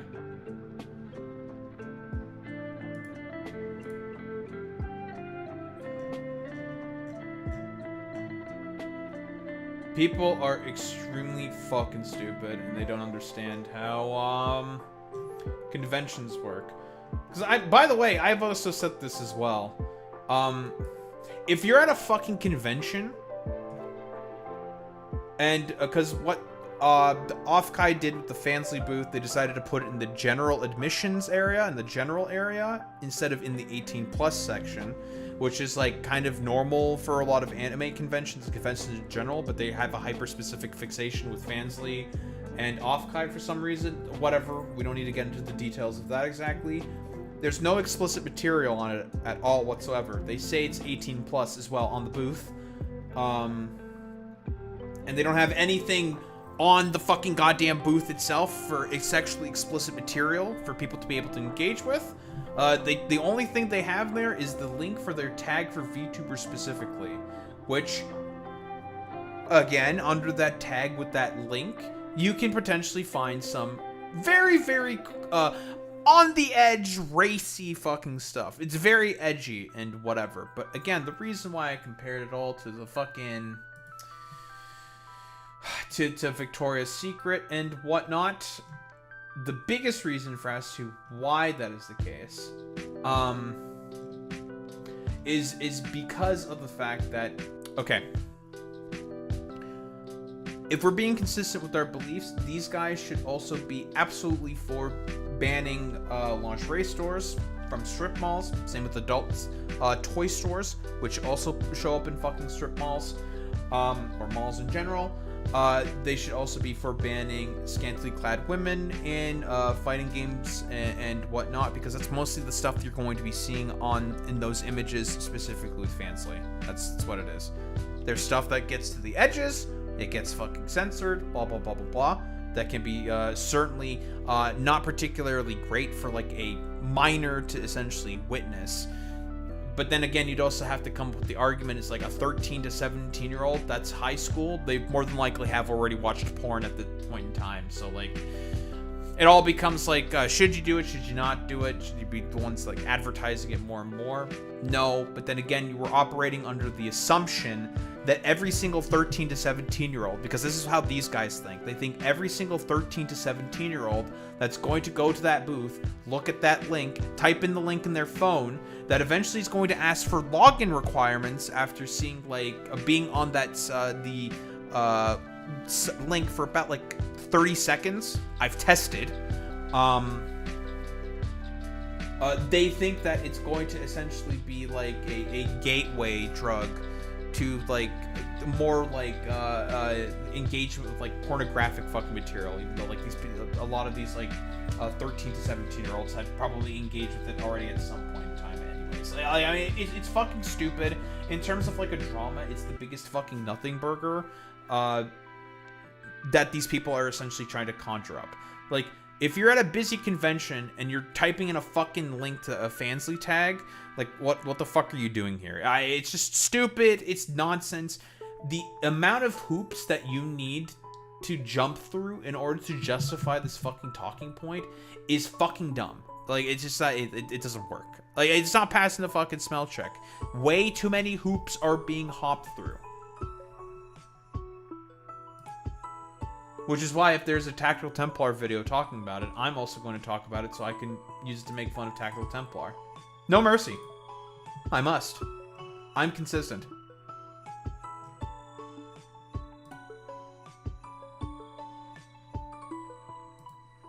Anywho. We got 2 more fucking memes to go through.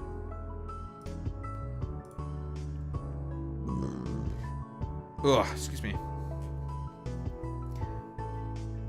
I don't give a shit. I get it. You guys want to be like little weirdo fucking freaks. Oh my god, showing feet on main? Shut up. You're goofy.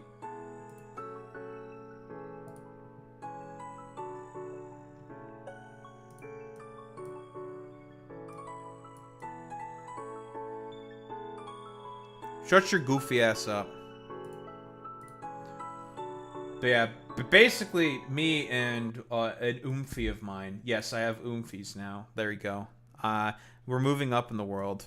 We're basically like fighting it out in the trenches against all these like fucking troglodytes who do not understand the arguments that we're making.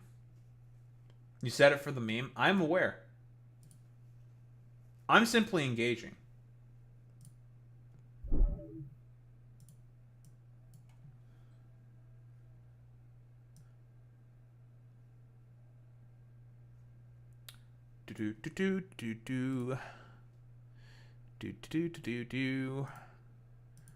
I try to get some work done. But we were junging it out too much. Too much Jiangtent, dude. The Jiangtent was going too hard. I did not get much accomplished besides, I don't know, like a bit of cleanup mostly. We want to make the carbon, which means we need to make copper wire. We have this very conveniently placed set of iron and also a copper ore here. The reason why that's convenient is because we can make use of the copper alloy recipe to get a good amount of copper ingots per minute. We can do 4 of these. 5 of these if we use shards and a tiny bit of overclocking to get 500 copper ingots per minute and get a lot of carbon or carbon mesh mostly. That reminds me, I have to see what the ratios are for this shit.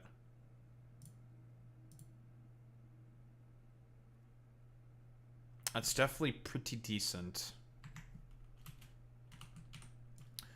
And the reason why we want this carbon stuff,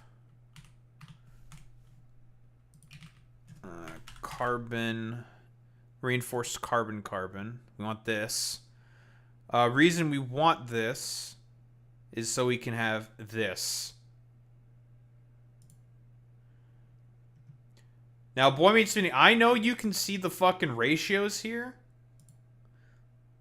16 per minute, 7.5 per minute. They are fucking evil bastards for these ratios. The mod makers who created this shit, they are fucking evil, is what I have to say. I'll just get this out of the way. Look at these fucking bastards. God, I hate them for doing this.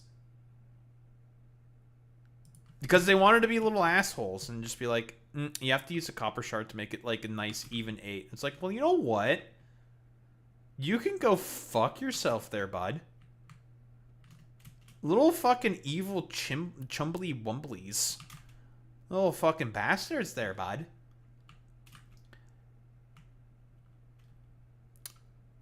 Have I ever heard of En Nasir the Copper Merchant? Is that a fucking Skyrim reference?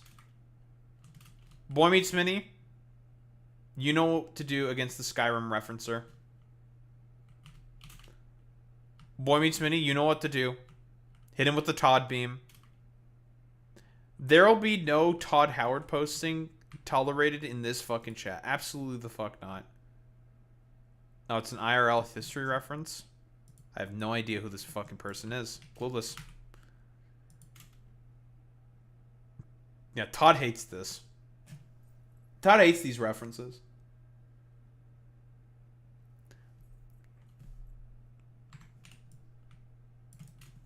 Todd, not a fan.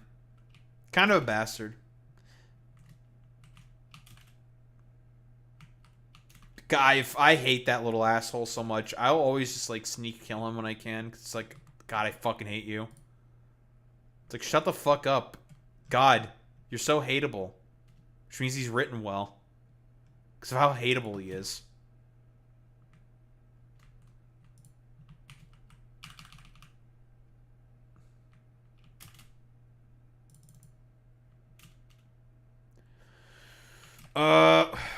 So we're definitely going to build this facility here, but where exactly?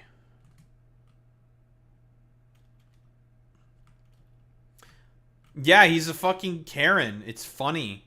Like, he's well written. It's hilarious that he is extremely well written. Because he's a fucking rich, snooty asshole who's a Karen. It's great. But it's like, God, you are fucking annoying. Like, shut up. I hate you. No, that's kind of the point. You're supposed to hate him. I know. That's why I just hate him. Because he's just a little annoying prick. Okay, I shouldn't be building this basically anywhere. I need to build out the roads to get to here. Because we need to transport this. Probably by late tractor. To bring it to appropriate location. Because we're going to use the one coal mine we have available here.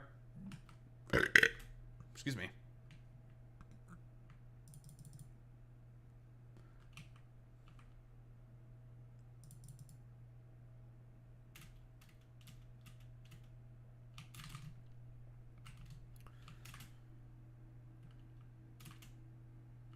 Okay.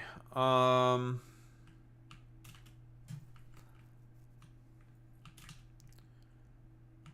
question then becomes, how exactly am I going to integrate all of this? I might have to just make a separate little system. Because at this point in time, what we want to do now is basically get our bullshit, or have like some kind of like, actually I think I might just like put an incline here and then use this as a way to use the natural roads to over here, and then start out the continuation of the construction of the roads from there. I think this is actually perfect. I do have also a bunch of other road blueprints as well. Most don't fit, obviously, as you can see. This one does not really connect all that well to the one that we're using. I might use these other road blueprints that I have for that exact purpose, though. The problem with these other road blueprints is that they don't have any truck stops. And aligning them is going to be kind of a pain in the ass. Though with this blueprint, it's relatively simple. I would just have to remove a bunch of stuff, but it's not going to be that hard.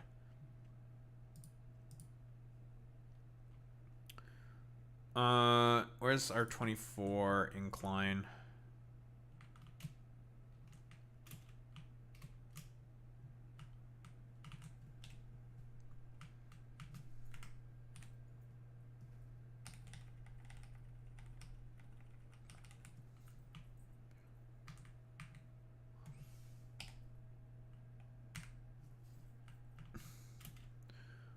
Oh, that does not make it all the way to the ground. We'll clean that up with just some additional ramps, I think.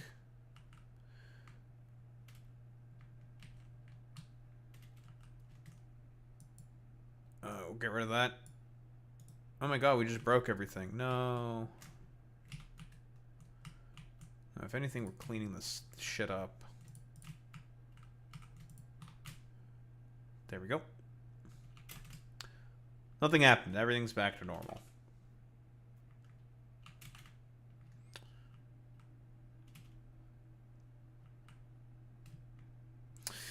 I wish there was just a way, Boy Meets Minnie, to copy that exact color of concrete. I don't know how to do it. I'm going to be honest here, you know? I don't think there is a button that does it. I've tried to figure it out. Don't work. It don't work too well. Don't work too well there, eh, bud? Oh, you're fucking right there, bud. It don't work too well. Yeah, which is kind of annoying. I think that's a change that I can certainly appreciate, is being able to save color presets. Goddamn Canadian. Oh, don't you fucking know there, bud? Oh, you're fucking right. Don't you fucking know? You trying to chirp me for being a bit extra Canadian there, eh? Oh, you can go fuck yourself there, eh? Alright, honestly, okay, I think that actually works out pretty decently. All we gotta do is just fill in a gap. Like so. I think this is about as good as gonna get. About good gonna get. Can we not be putis? Thank you.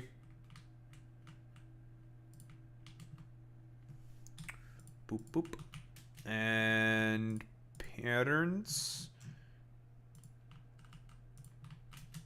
That the Ottawa accent? Not really, no. There's not really a distinct quote-unquote Ottawa accent. Not really. It's just like general sort of like... Well, if I wanted it to be like, oh, don't you fucking know there, bud? Oh, you fucker. Like, every province has its versions of Canadian accents. It's like slightly differing variations depending on the province you're from. Yeah, Newfoundland, fucking Newfies are, they have quite an accent. Theirs is definitely interesting. If you want a deep dive on a fucking accent. Theirs is, they got a special one for sure. Yeah, obviously we do not talk about French Canadians because, of reasons. Racist reasons mostly, but, you know, whatever.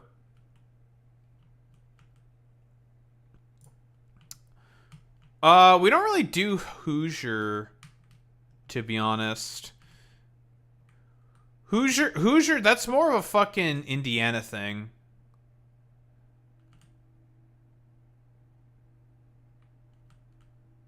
No, I mean, Quebecois are scuffed French people. Like, that's really about it. If we want to...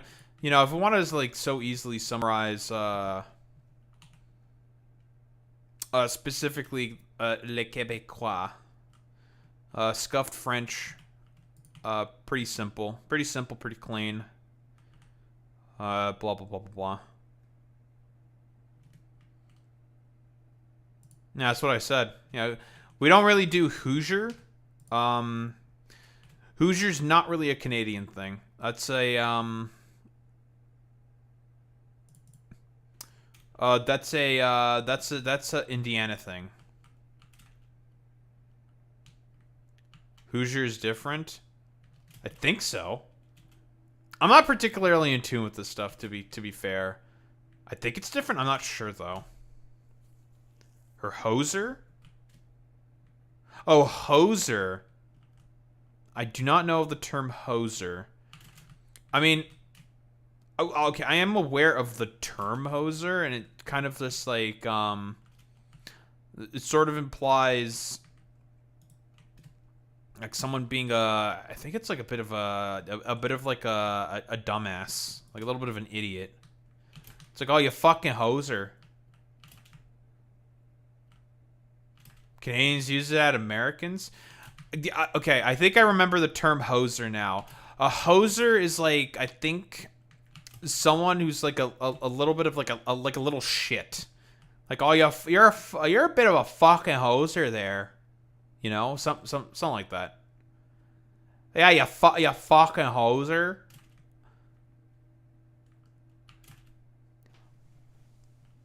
If we want to do the whole Canadianisms. All right, so we're gonna make use of these natural roads. I probably will make use of the resources that are over there in that area at some point in time. It shouldn't have any problems when we make the expansions of all the city blocks that we make. Because it's sort of the inherent design I'm going with. The design philosophy, of course. Daho out here being an architect. Many such cases. People are saying these things.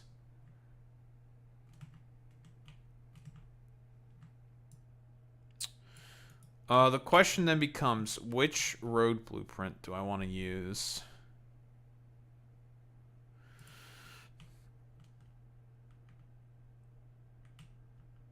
Take a look at the options I got. We got this, which looks pretty decent. Thank you.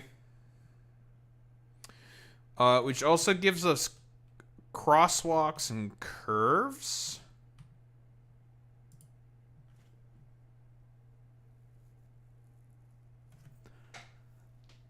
Hey, news for you, Fox of Fate. There is a natural road system that actually exists on the map of Satisfactory. Now the fucking Putingus is back. What do you think this is? Hey, Fox of Fate.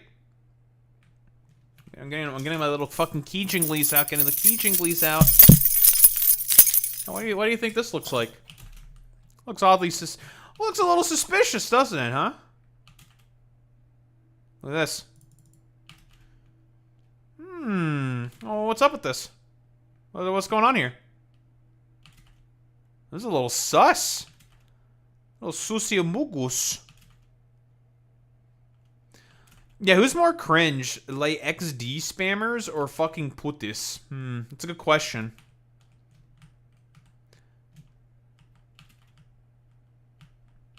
I agree with Boy Meets Vinny. Leftist infighting is illegal. There will be no leftist infighting. There's only leftist win fighting. So fuck you. And you want to scrap? Well, shit. Fuck you. True, and yeah, that's pretty true. That's true, and yeah, because I'm winning. That's true. That's obviously pretty true. That's pretty true. I mean, I support leftist out. What do you mean by that? What do you mean? What do you mean by that? What does that mean? You want to explain to the class what leftist outfighting means? The opposite of infighting. That doesn't answer my question. What would outfighting entail exactly? That's what I'm curious about. Oh, excuse me.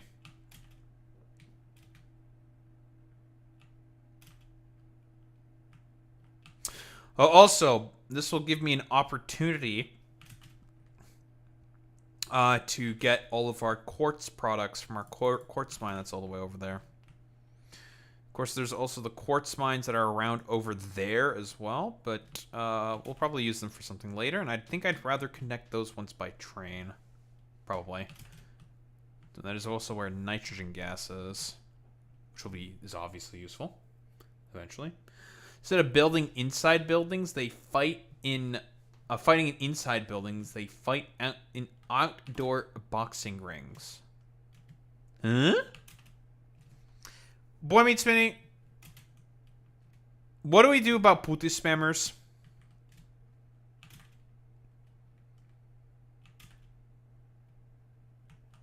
Because this is some fucking putty shit right here. This is extremely fucking putties.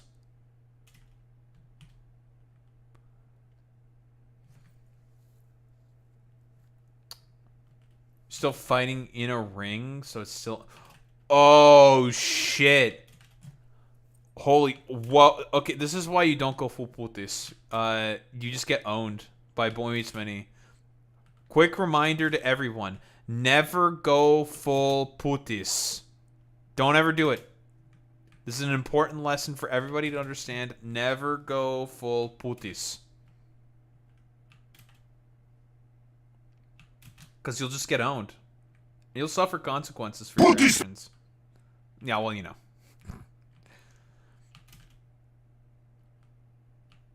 I don't even know what that is, so...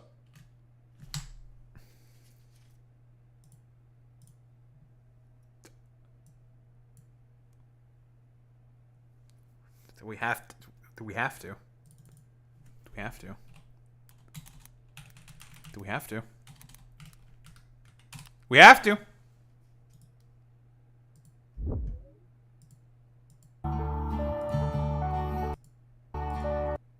Got to. Shut your fucking goofy ass up. This isn't cringe, this is based.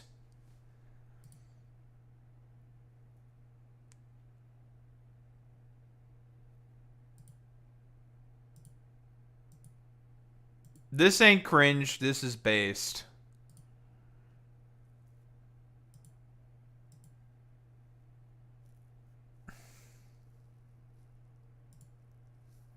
We have to do it.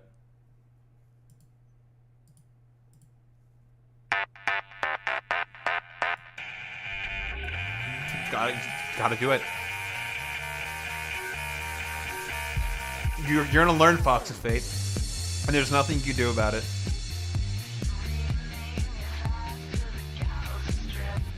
Also, by the way, in that song, in the introductory part, real quick, I'm pretty sure the lyric there is, I'm like 95% certain. I've not checked, but I'm so certain because it's a song about anime thighs.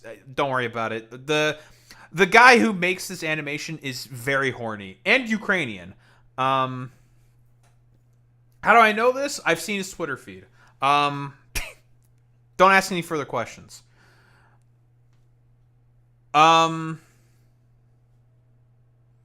This dude, what is it? Pepe, why are you gay? You are gay. That dude, I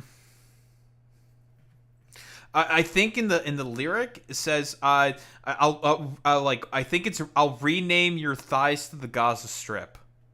or something. I keep Boy Meets Mini. I don't know if you heard it or not, but I heard Gaza Strip or something, and I just thought it was hilarious. I'm like, it's like, okay, is that what I think it is? And now I'm just curious. I need to double check myself. Oh God, what's his name?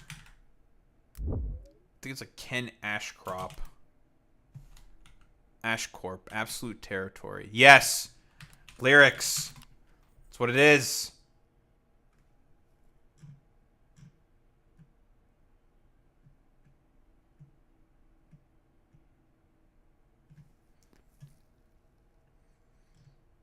The tune for the song is a banger, but basically it's about being extremely horny. But the tune for it is a banger.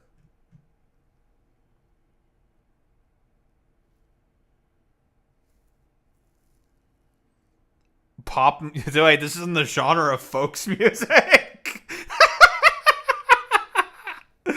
Yo, that's fucking awesome.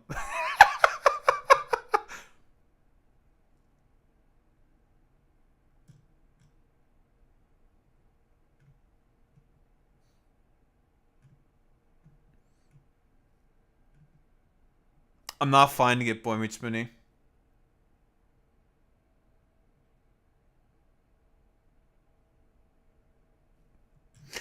I'm not finding it. Wait, no, it is. Yes, it is. It is. You're so hotly contested. Here's a tip. You should rename your thighs to the Gaza Strip. Yes, he does say that. Yo, that's fucking awesome. No, listen, everyone, like, Boy Meets Minnie was on guard immediately saying, like, oh, fuck that. Nah, bro knows ball.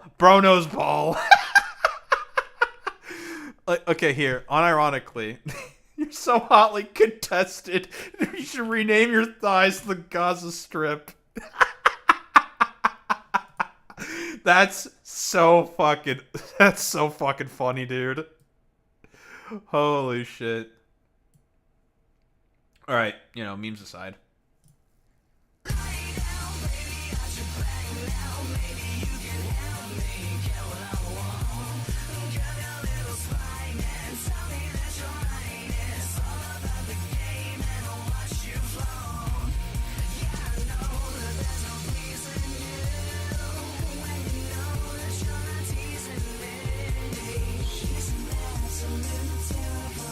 All right, Fox of Fate.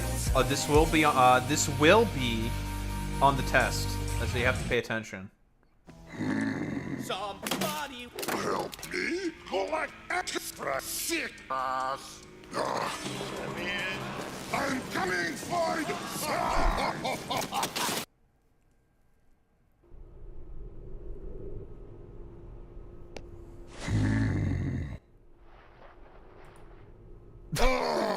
Nice Gaza Strip. Just thinking about that line, it's so funny. I have no idea.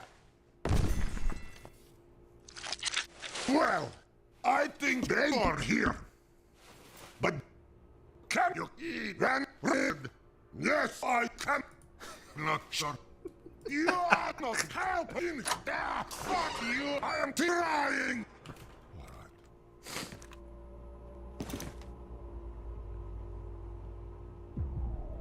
Oh shit. It's Jover. It's cooked.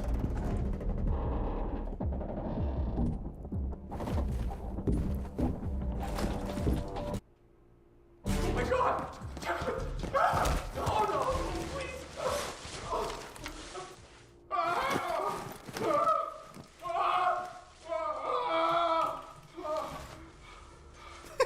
Now, stick it. Where is the money? Look, I should. There is it. It is simple. Look. I have sex.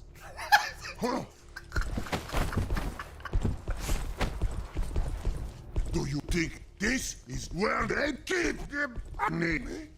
Most certainly, perhaps. Sex is definitely where they keep the anime, guys. This is true. Access denied. Please validate that you are human.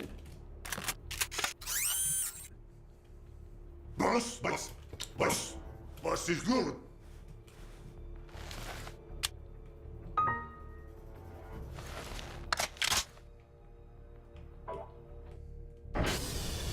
Whoa.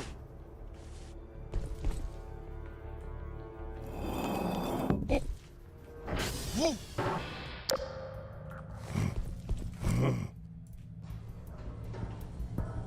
Billy! Rest in peace to the goat. Billy!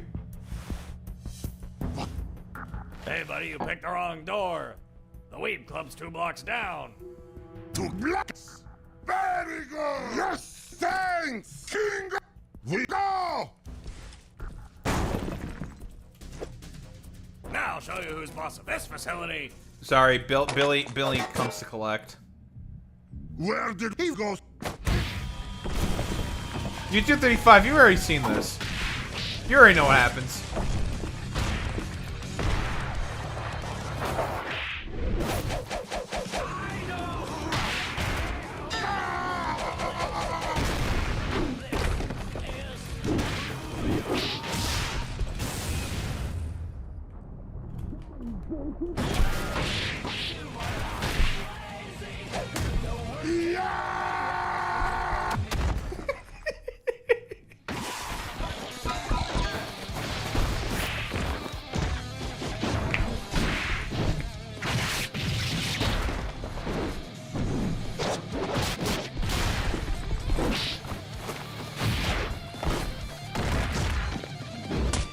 You are going down, you Sputnik.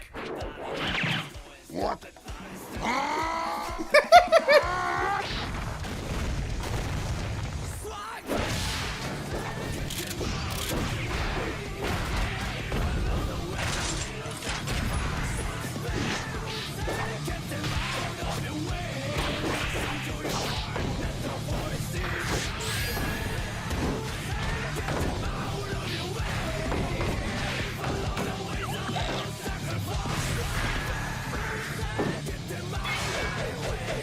Not referencing fighting games.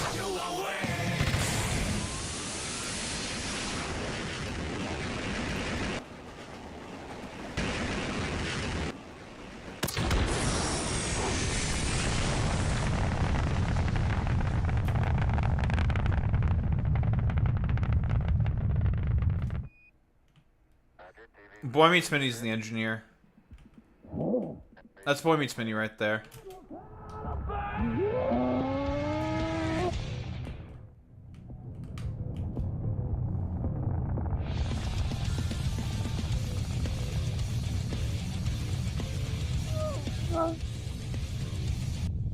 That's literally him for real, for real. FR, FR.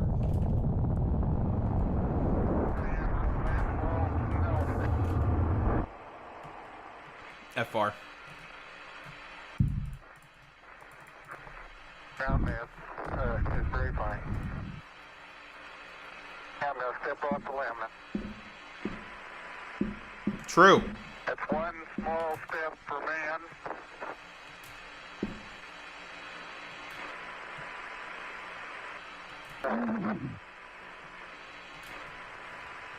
Not the moon-based alpha physics.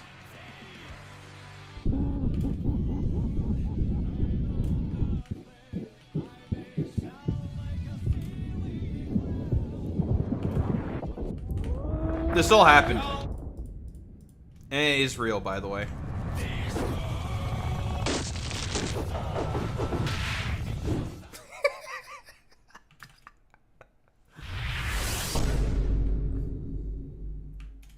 Oh my God!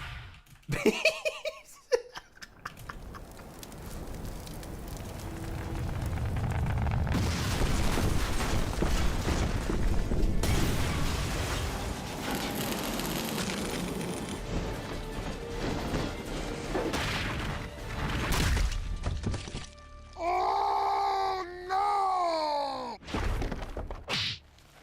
Your friend is dead. All the time that Ford constantly spams that fucking goddamn crying sound, this is exactly where it comes from. Now it's your turn. That son of a bitch, the Fortnet. What?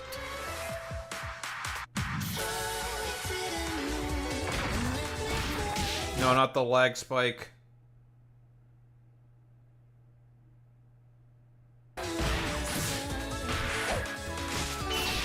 Oh dear, it's bad.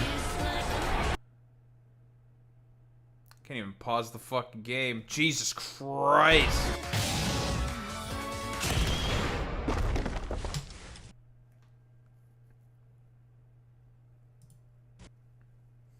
This is a frame to stop on.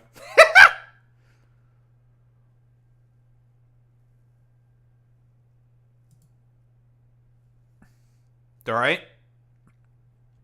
Yes, thank you for telling me that encoding is overloaded. Very cool. Very, very, very cool. Thank you. Jesus Christ.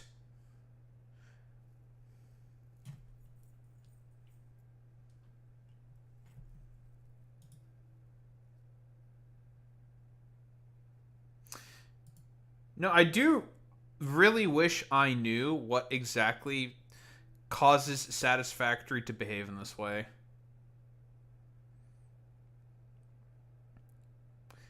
Because every single time I check Task Manager, the memory is not at 100%. I'm currently at 87% actually.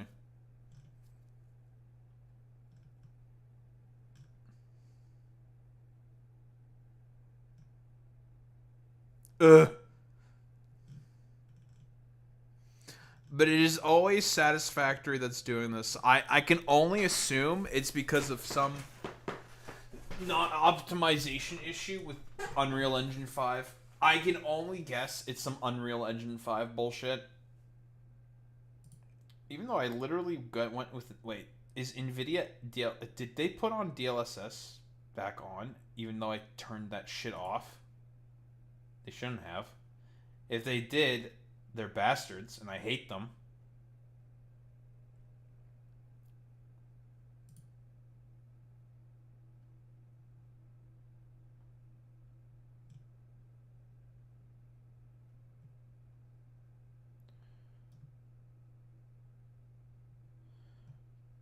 They most certainly did not. Curious.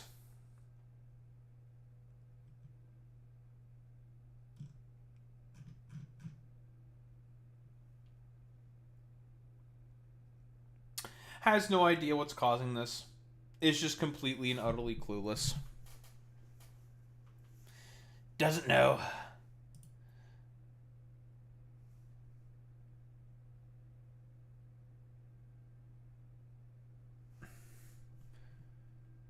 Video game, please.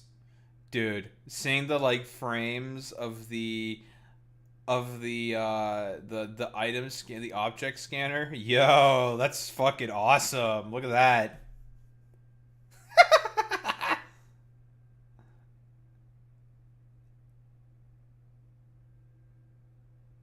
That's crazy.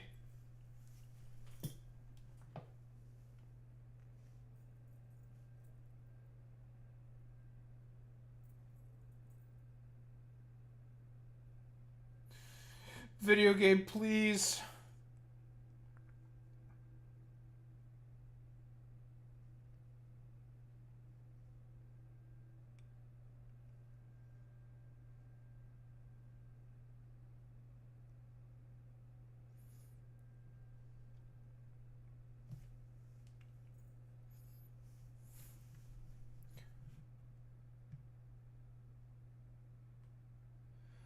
UE5 is so bad for a game like this, but Boy Meets Mini, yo, look at all the items on the belt. They look so good, though. Don't they? Yo, bro, they're gonna be so high fidelity. Oh, the Warframe servers are down, so you're back now, huh? Well, Unreal Engine 5 is called...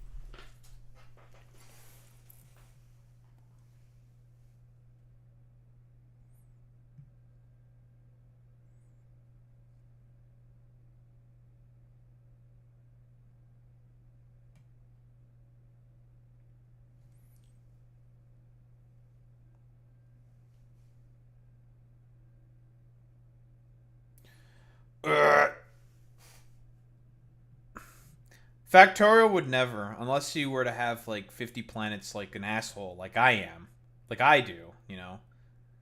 Factorial would never do this. By the way, we're not even like halfway through the game. There we fucking go.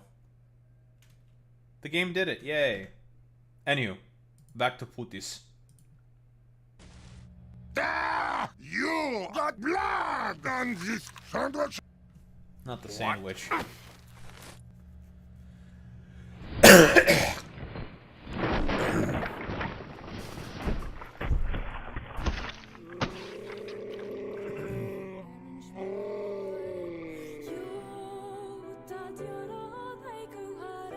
Everyone pay respect to the sandwich. Get the 07s out. It is sad day. Da. Da. Everyone salute for the sandwich, please. And Billy. Enough. I've had it with these motherfucking weebs on this motherfucking military base.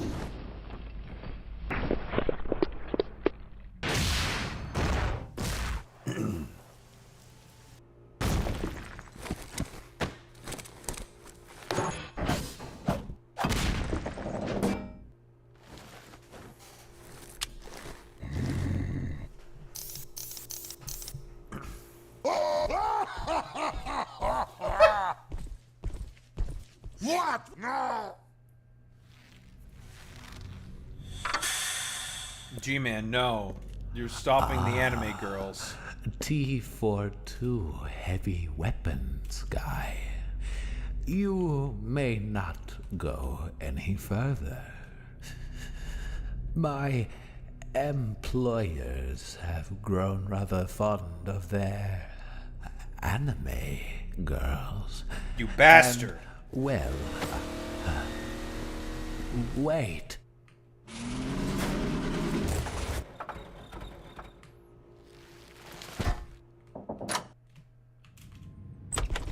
Very nice. Oh my god, it's time. It's the anime girls. We did it, guys. Yes. I see now. This camera angle is shit.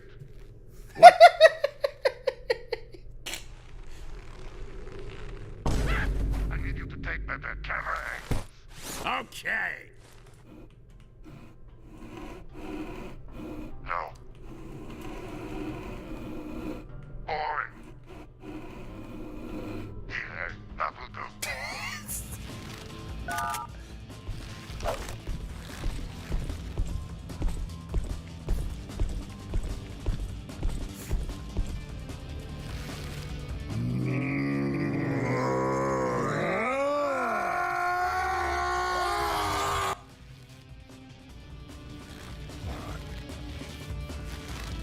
Six. Now! It's over. No bitches. 0 bitches. No bitches. There will be no maidens. No!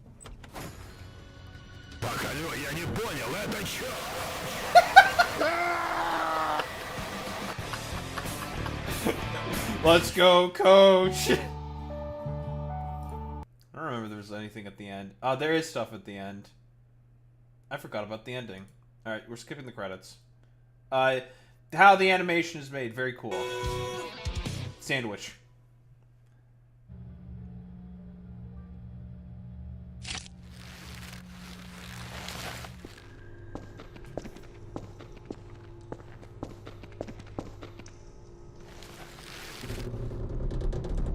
What?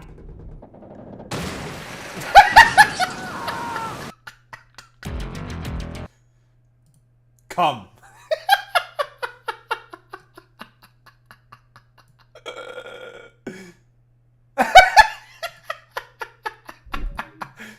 Kingdom Come. Insert cyberpunk music.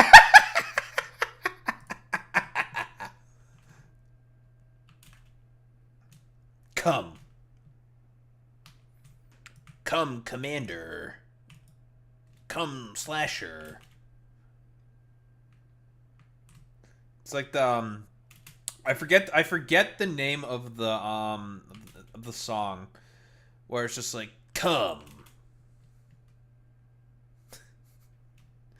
That song is also very fucking stupid. Come, Crusader.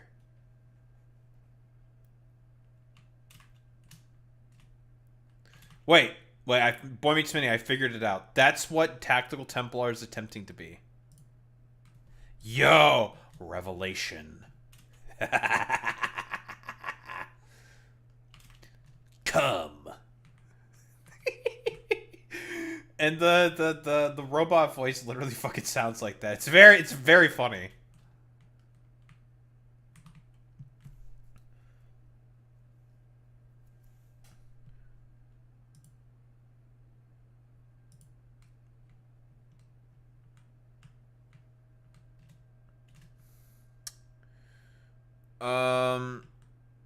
Let's do a little bit of this.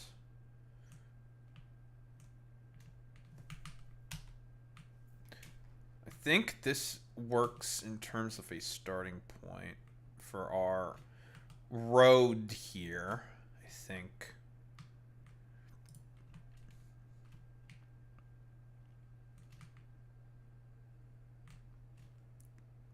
True, and yeah, that's pretty true. That's true, and yeah, that's true. That's true. That's true. That's pretty true. That's pretty true. I mean, yeah, I'm gonna true that. Yeah, we truing that? We truing that? We gonna true? I'm truing. I'm gonna true. I'm gonna true. I'm gonna true. Guys, I'm truing. I'm gonna true. Holy shit! I'm gonna true.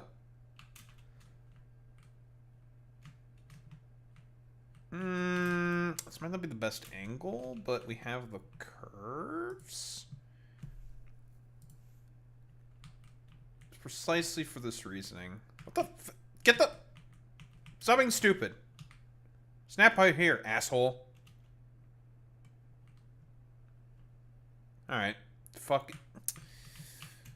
We got a fucking... Ladies and gentlemen, we got a fucking big putis here.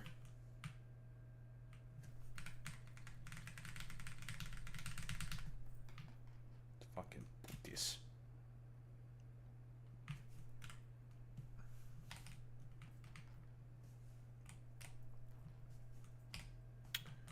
Well, that's not ideal.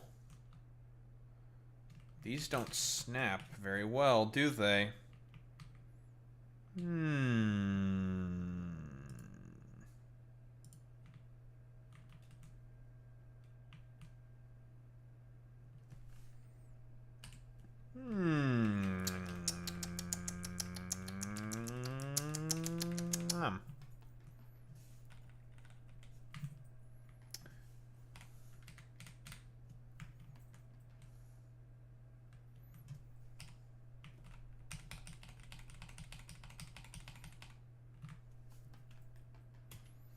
I think it's because of the starting point that we're operating with.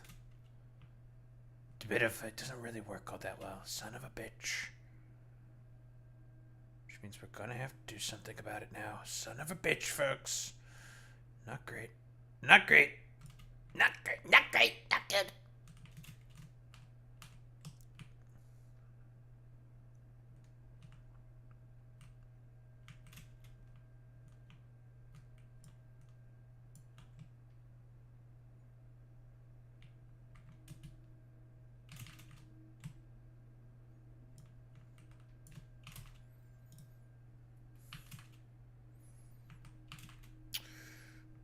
Okay. How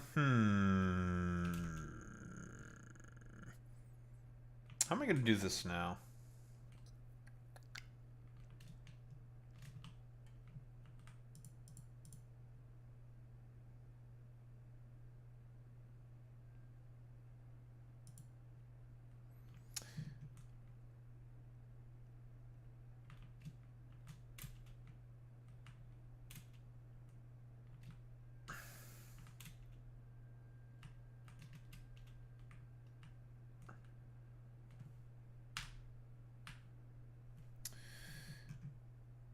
One thing that I hate about Satisfactory is if you do build something into the ground,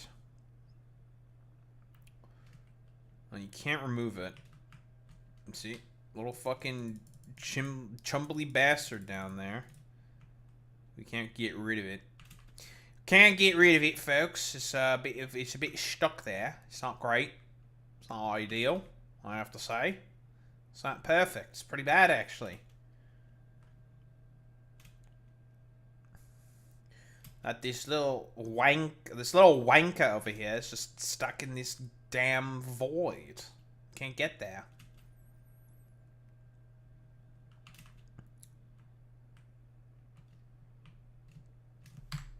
Anywho, we should get started with this segment.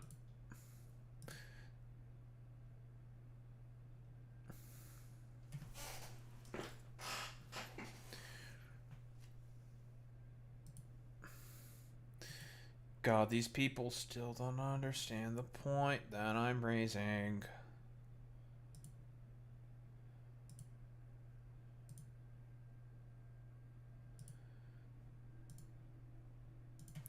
Actually, I'm just gonna ask this fucking idiot.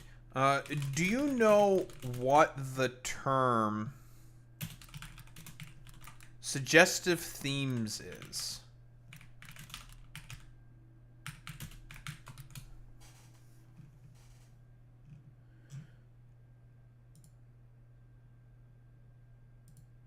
Who the fuck is this jabroni?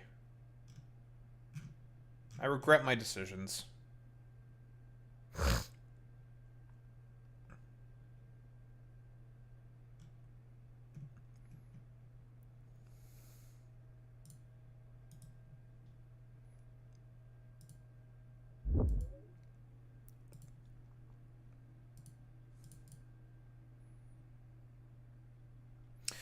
Because I am ready to get an absolute fucking dunk on this fucking dumbass over here.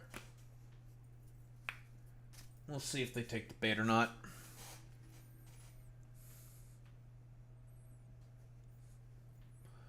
Anywho. So, let's just start with this. So, as everybody all knows, Canada is getting hit with more fucking tariffs by the United States of America. Why? Well, honestly, your guess is about as good as mine. I have no fucking idea, to be really quite honest. So initially, there was some tariffs that were being hit on Canada because of trade policy disputes. Apparently, that's what the White House is saying. And the same standard excuses that we remember from last year that the White House decided to drag out to justify their tariffs against Canada for what exactly? Because of the fact that Trump doesn't understand what... I don't exactly know what the term is, but it's essentially it's like a tariff based on a fucking quota.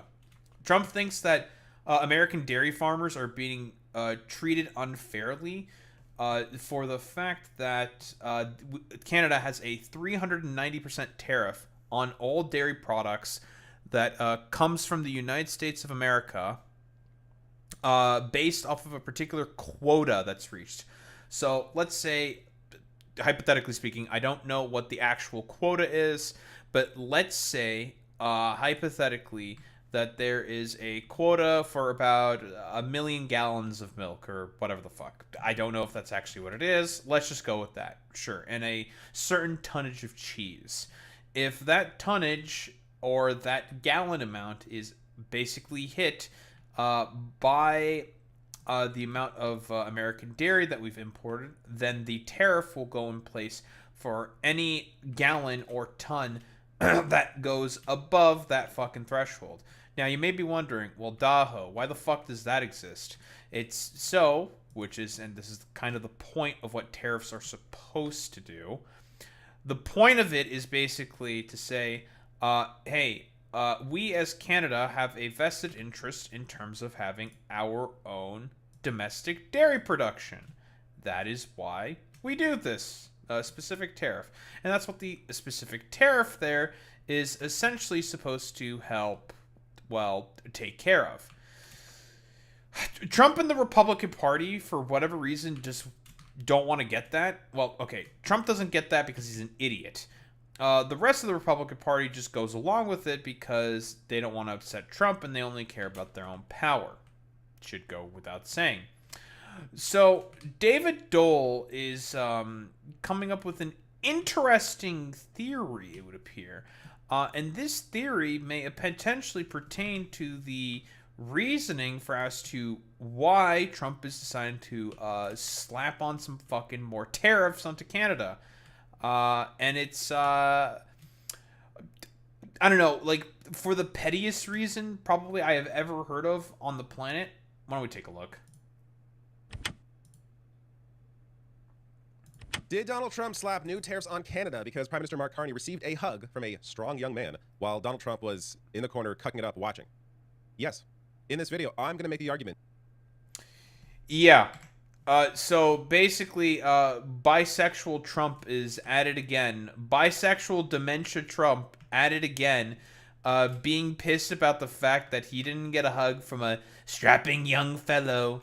I think that was the Spanish goalie. It was like regarded, I think, as like one of the best goalies in the fucking world. And okay, can we be really surprised for as to the potential reasoning for as to why the Spanish goalie might not be fucking with you?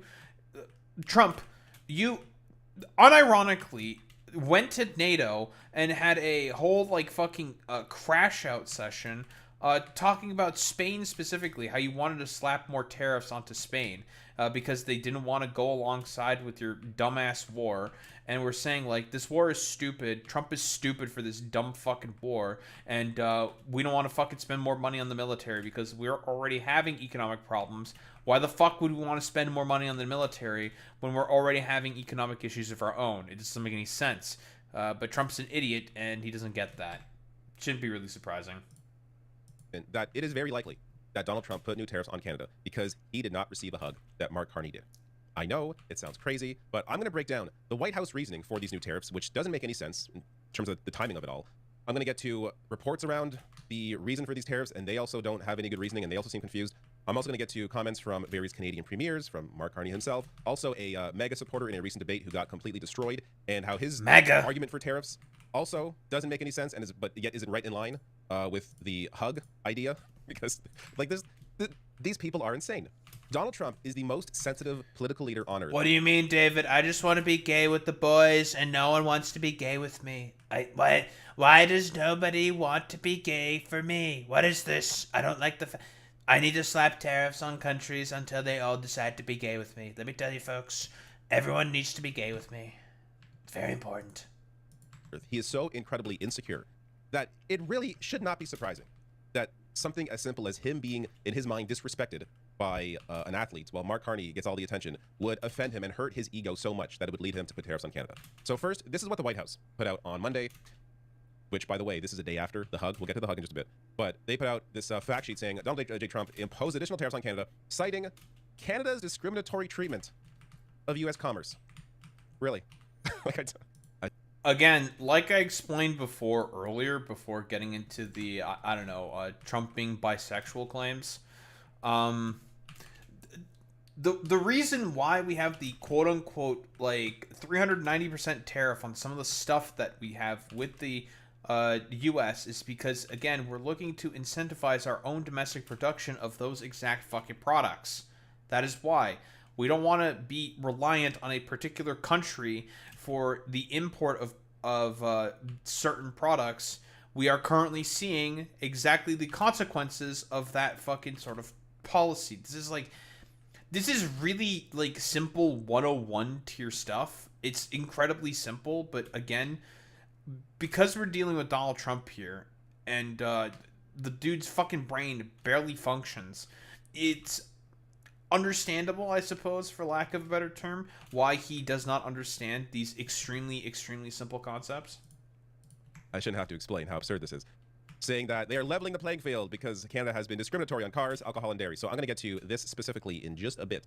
But the other... Yeah, by the way, the reason why we ended up slapping tariffs on a lot of those products in particular during the Liberation Day tariffs was because the United States started tariffing us first. Again, this whole 50% tariff bullshit, it's not... Again, we've done the whole song and dance before.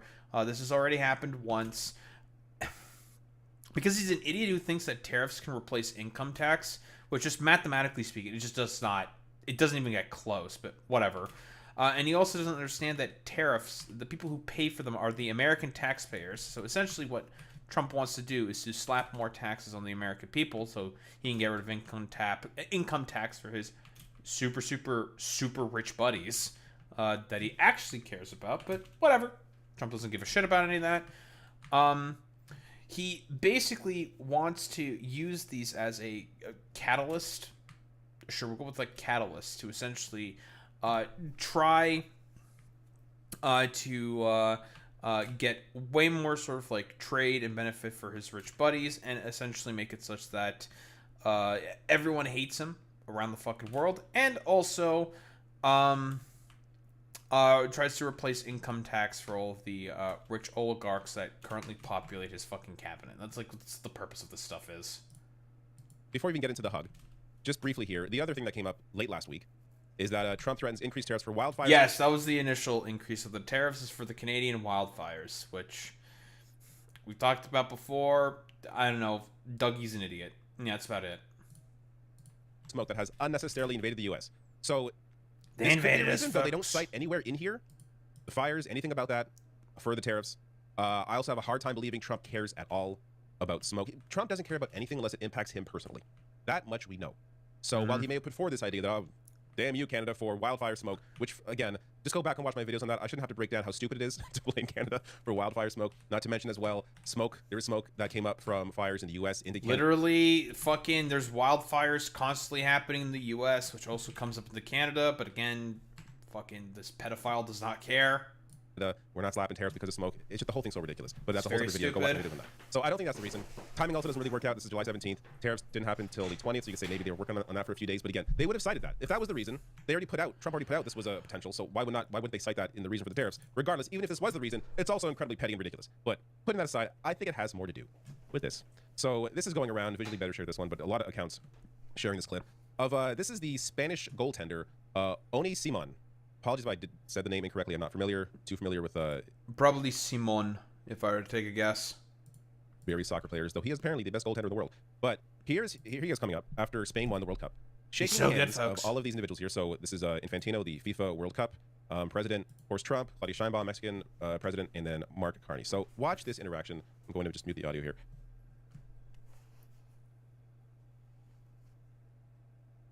All right. I got some more...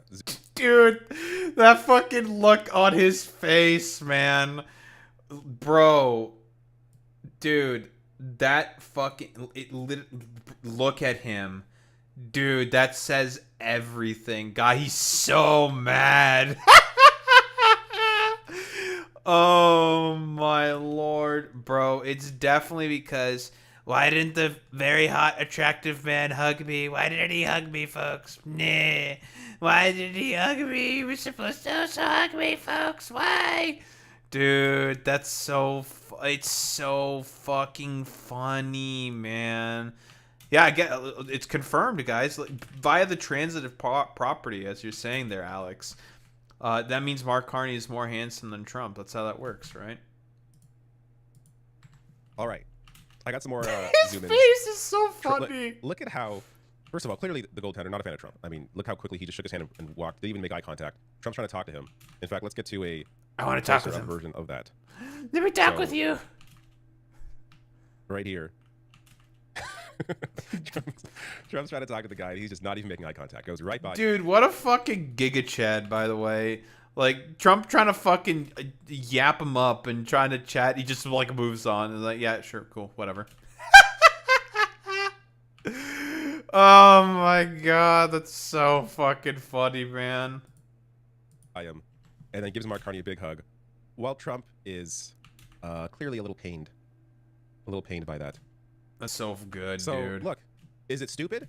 Absolutely. Yes. Is Trump stupid? Absolutely. Yes. This is the biggest egomaniac, the softest man on earth, the most insecure political leader in the world. How could this not bother him? Of course this bothered him. He sees how popular Mark Carney is. Now, I want to be clear. Maybe it wasn't just this moment. I'm sure there were other players. I didn't analyze the entire line of players shaking hands. But there likely were others. And in fact, I know there were at least 2 others who didn't shake Trump's hand. This actually is a pretty decent point here by David Dole. Considering the fact that, yes, Mark Carney is still very popular, all things considered. Even after all of the terrible fucking policies and budgetary proposals that he's been passing recently.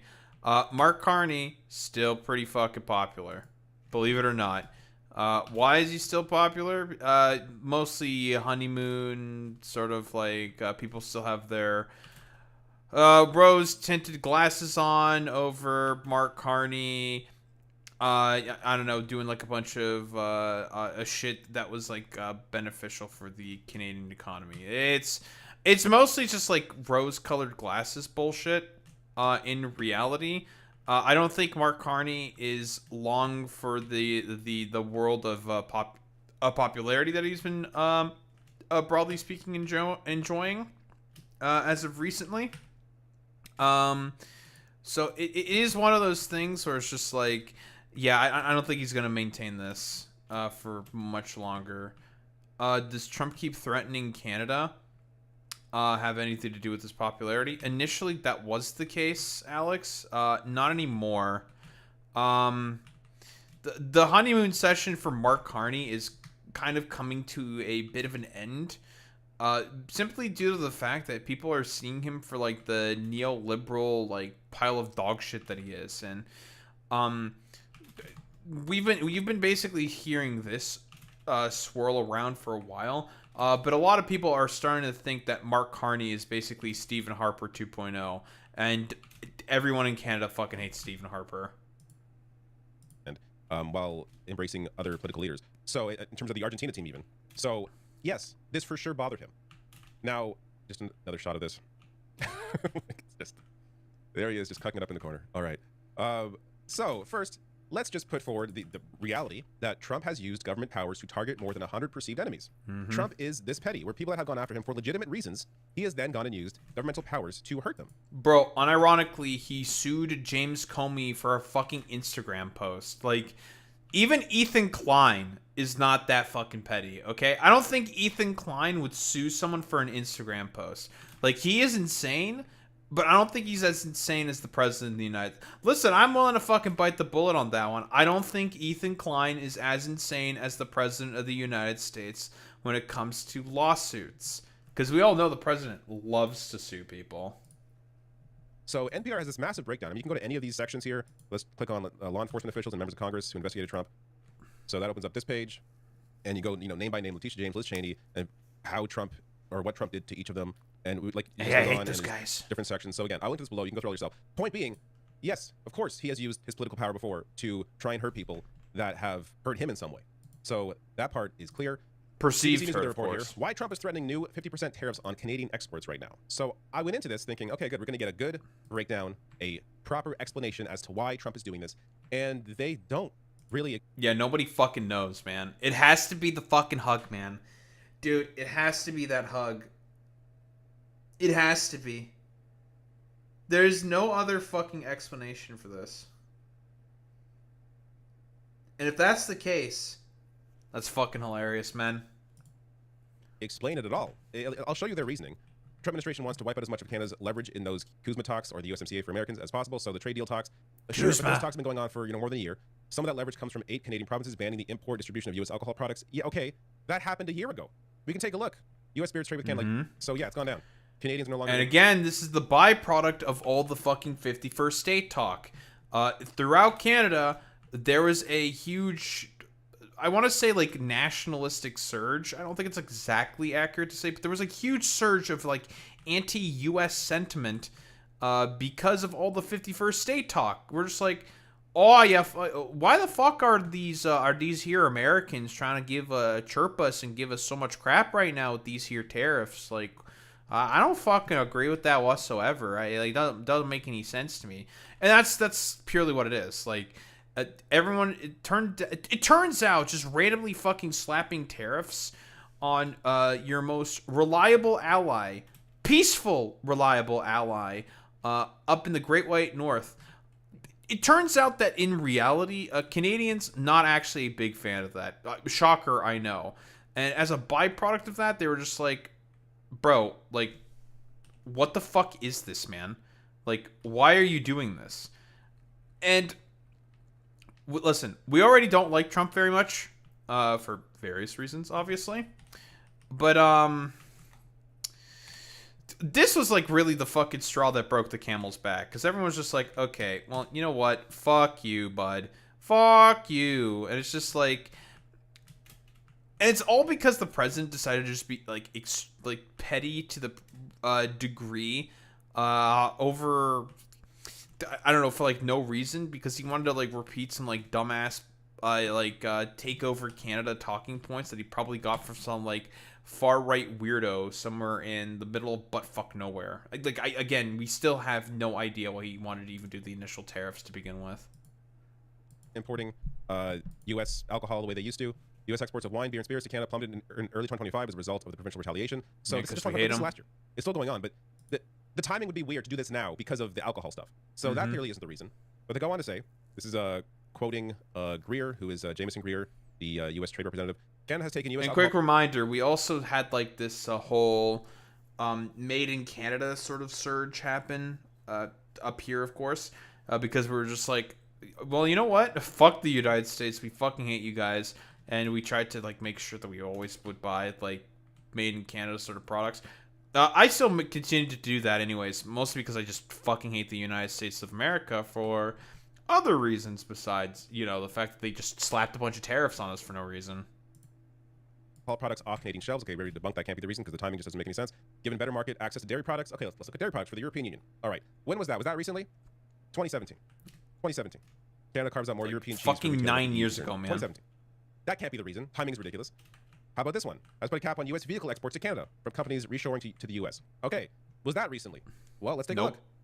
Last year. That was last year. Ottawa cuts number of American vehicles Stellantis and GM can import tariff-free. So this is after the companies dropped some Canadian production. Last year. Why would these new tariffs come in now because of that? And in fact, this is the reason that they cite. The White House itself imposing additional duties to offset Canadian discrimination against the commerce of the U.S. with respect to motor vehicles. Which, by the way, has been fucking getting worked on and negotiated this whole time for about a fucking month. So it's just like, it's not because of the fucking cars. It's not the alcohol. It's not the dairy products. It's a bunch of bullshit. It's because he didn't get a fucking hug from the best goalie in the world. That's literally it. And because, and it makes sense why he didn't get a hug from the Spanish goaltender. Again, not that long ago, the president of the United States was in Ankara speaking to NATO, talk about the Spanish basically are trying to constantly fuck us over, and they never pay for NATO, folks. Let me tell you, it's very rude that the Spanish are so rude to me specifically. I don't like that very much. And it's just like, I wonder why the Spanish goaltender doesn't like you very much. I can only guess why a lot of people around the world, generally speaking, are probably not a particularly big fan of you. July 20th, the day after the hug. But this was October. Something's not adding up here. This is clearly not the reason. So even CBC goes on to explain, dozens of products seem to be chosen at random, with no clear link to the stated trade barriers. Circular saw blades, candles, envelopes, hammers, Christmas decorations, synthetic wigs, and plastic cups are among the items that face the 50% tariff. Some appear to make the list for their status as quintessentially Canadian, including hockey equipment and down jackets. The list of products facing tariffs to offset Canadian discrimination Not the against commerce in Canada US motor Goose vehicles fan. does not include any motor vehicles or auto parts. So isn't that weird? Like, there's nothing in these tariffs. The fact that there is nothing about fucking auto parts or anything else, but it's just like, it's like Canada Goose jackets. I didn't even know that like synthetic wigs and circular saw blades were like quintessential Canadian products. No, he's just bad that fucking Mark Carney got a hug that he didn't. It's ridiculous. It's honest. It's one of the most fucking petty, pathetic things I have ever like heard of in my life. It just makes me want to ask the question to like all the like MAGA supporting fucking morons out there. Like, this is your fucking mans, bro. Like, I want you guys to understand, this dude is your fucking mans. This is the guy you have chosen to be your fucking, I don't know, great avatar in the fight against the I don't know, like all of the forces that want to take down America or something. This is the fucking guy you chose. This dude. The dude who implements fucking tariffs based off of a random fucking whim, and him just getting fucking mad about the fact that he didn't get a hug from a fucking goaltender, dude. Like, To say that I'm like annoyed is really an understatement. It's just, it's fucking pathetic, man. That would tie it to what happened last year. It doesn't make any sense. What makes a hell of a lot more sense, knowing who Trump is, knowing how fragile his ego is, knowing how insecure he is that Mark Carney receiving a hug is what led to these tariffs. It's gotta be, This makes more dude. sense than anything else that has happened recently. So I also want to get to this right here. This is a clip from, this debate happened a few months ago. This is from Jubilee. 1 Democrat versus 20 MAGA Republicans. So the Democrat on the left, the MAGA Republican here. I know that, like, there's, like, isn't there, like, a bunch of weird shit around Isaiah Martin specifically or something? Not that, like, you know, not that, like, is particularly... Okay, I'm getting fucking the massive lag spike again. Thank you, video game.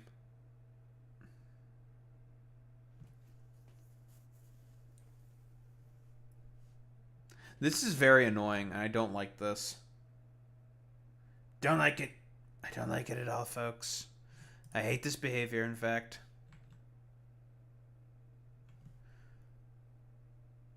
Buh.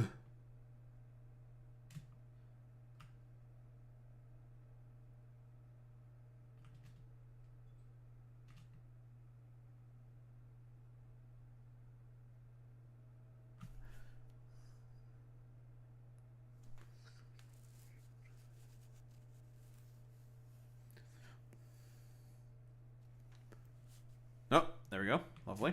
That wasn't too bad. But yeah, I know there's like a bunch of sussy shit around the care, blah blah blah blah blah. It's not like particularly pertinent or important, to be honest. I've just heard some things in the fucking grapevine. Here's the thing with this. There's one thing that Isaiah Martin has been pretty solid on. It's debating these fucking losers, these like cultish weirdos who are just wholeheartedly willing to just accept all of the slop, the dreck, the nonsense that their dumbass pedophile president is willing to just like shovel to them, for like what exactly? Meh, just because they could. It's stupid, it's fucking petty, it's ridiculous, and it should really go without saying about just how like fucking pathetic this entire behavior is. You're probably right, Boy Meets Minnie. The question of tariffs comes up, and here's how this exchange goes. Yes, it is. I'm just asking you. Tariffs are why did you put tariffs on a country that we had free trade with? It was free. Yeah, because they're pumping propaganda into the United States. They were pumping propaganda into the United States? How? What do you mean how? What fucking propaganda are we pumping, dude? Yeah. I swear to God, if it's because of that Ronald Reagan ad from Doug Ford, I'm gonna be like, oh my fucking lord, dude. Ugh. I'm gonna start calling all these people just slurs. How? It's like during the World Series, Canada propaganda to the United States. Of course, we're gonna put tariffs on them for that. We should have a commercial for a fucking commercial, man. Yeah, totally, man. Just like I know why David's playing this specifically. It's to just get into the mentality of these like incredibly like stupid, just incredibly stupid fart sniffing fucking losers. That it calls themselves the MAGA Coalition. I thought these guys were supposed to be like Giga Chads or something. Like it's just fucking, it's dumb. Dougie takes out a random ad, which my taxpayer dollars have to pay for. Thanks, Doug. That's like the main reasoning for as to why these guys got so fucking pissed about it. Like, no, it's just, I don't buy it. It's fucking stupid. It's nonsense. Like, that's not the reason why you guys got pissed. It's stupid. Commercial of Ronald Reagan in his own words. So that means that. Have other countries So wait a second. So wait a second. So you just made Americans pay more for everything that comes from Canada because they showed a commercial you didn't like? That sounds like being a snowflake, if you ask me. We should be holding our allies accountable. Why are conservatives so sensitive? This is what happens when you have conservative government. They're so sensitive. All right. Anyways, it goes on. He's cooking. So the commercial, in case you don't remember, it was a reference to the tariffs that were already being imposed on Canada by Trump. I have a whole breakdown of that commercial and a whole discussion around it when Doug Ford put it out in the U.S. But this goes to the mindset. It was dumb and it didn't do anything. Where it's all about personal grievances. This is Donald Trump's thinking. This is how he operates. So again, a hug dictating public policy is not really all that crazy. And as we'll get to a couple reactions from premiers here, this is David Eby of BC. They also really don't have any idea of why this is happening now. Obviously, the news of the day is the president's recent decision to levy more tariffs on Canada for reasons known only to him.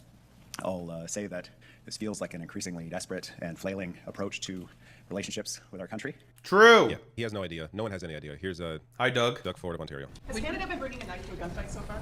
I wouldn't say that, but it's very hard to deal with President Trump when he changes his mind every single day. One day the Prime Minister is with him side by side, and next thing you know, President Trump turns on him like a rabid dog. As much as I fucking hate Dougie, as much as I hate that stupid, corrupt piece of shit, he's just right. Like, he's just correct in that instance, because it's just like, I don't know what it could possibly be. I have no idea what could be possibly dictating the president in terms of his, like, thought patterns or process at all in terms of his behaviors in this particular instance. I don't know. I don't know what it is. I have no clue. These are only going to be between himself, whatever Satan spawn he fucking prays to every night, in order to keep living, and the grace of the warp itself, which has claimed that subconscious thought. I don't know. I have no idea. I can't possibly think of anything besides it has to be a fucking hug, dude. It's just... God, it's so dumb, dude. One day he's with him side by side. The next day he turns on him like a rabid dog. Again, to me, the hug makes the most sense for why any of this is happening. Here's Mark Carney and his, as Scott Robertson writes here, poker face during this question. Because this is what I've been asking. How can you possibly trust Trump on anything when he violates his own trade deal? True. Let's say you get this deal, CUSMA 2, with the President of the United States. You're going to have to convince a lot of Canadians skeptical of the trustworthiness of the President that no, this time he means it. He'll keep his word this time on CUSMA 2. How will you explain that the President can be trusted when he signs a document with your name on it? Good question. Yeah, I mean... It's a very reasonable question, I'll be honest. I'll just quote it. First, I have to be convinced. We have to be convinced. The team has to be convinced. The premiers have to be convinced that an agreement is worth the paper it's written on. I'm not convinced, personally, guys. It's not. It doesn't matter what the agreement is. Because Donald Trump would be the one signing himself to it, and he reverses on his own trade deal. So how could you possibly trust him on anything? It's a weird position. And that's why I've been constantly saying that everyone should just completely disregard the fucking president of the United States of America. Just, like, ignore him. Because, I mean, it's obvious and fucking clear that he's, like, a brain-leaking moron whose brain is just leaking out of his ears. And it doesn't functionally matter whatsoever what he has to say. It's obvious and it's evident that because of, I don't know, all the dementia that he definitely has, like, you can't fucking rely on him for anything whatsoever. You can't. This is a man who you cannot rely on because it's obvious that it's just like, bro, like, what the fuck are we supposed to do here? Like, we've been doing basically everything that the president has wanted and more to try to accommodate him. And for whatever reason, it just goes over his head. So at this point, you have to cut him off like the metaphorical cancerous tumor that he is. Because it's just like, dog, at this point in time, we have to go on our fucking own. Like, there's nothing else we could do. Like, we've been basically, Canada has been doing a bunch of talks with, like, Europe and a bunch of other, like, nations and whatnot. But it's time to fucking try to cut off the United States of America, man, because, like, it's not sustainable. It just is not. Position that Canada's in, because you have to kind of just wait this out, hope Trump loses the next election, and hope he actually leaves office, because I don't think you can really work with this guy in any sort of confident way.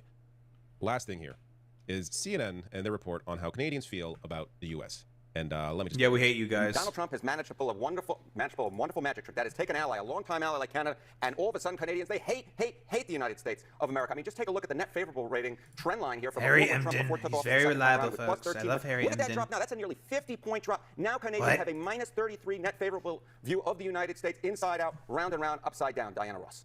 It's amazing. I mean, you have to think about two countries with a border not at war. Dude, minus fucking 33% approval rating, man. So yeah, hey, we hate you guys. Brother, I don't think we're having elections. Listen, Boy Meets Minnie, at this point in time, all we can do is essentially roll the dice and hope. Or longtime allies. Have you ever seen something like that?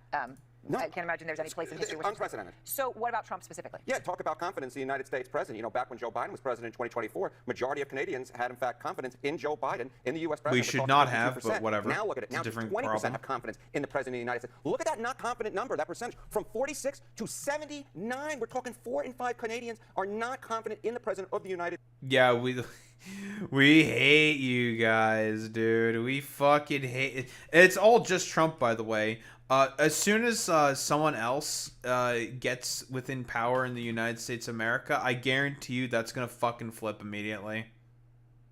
Guaranteed. Because it's just Trump. Like, that's it. We just hate you guys because your fucking president is a avaricious, pedophilic fucking moron.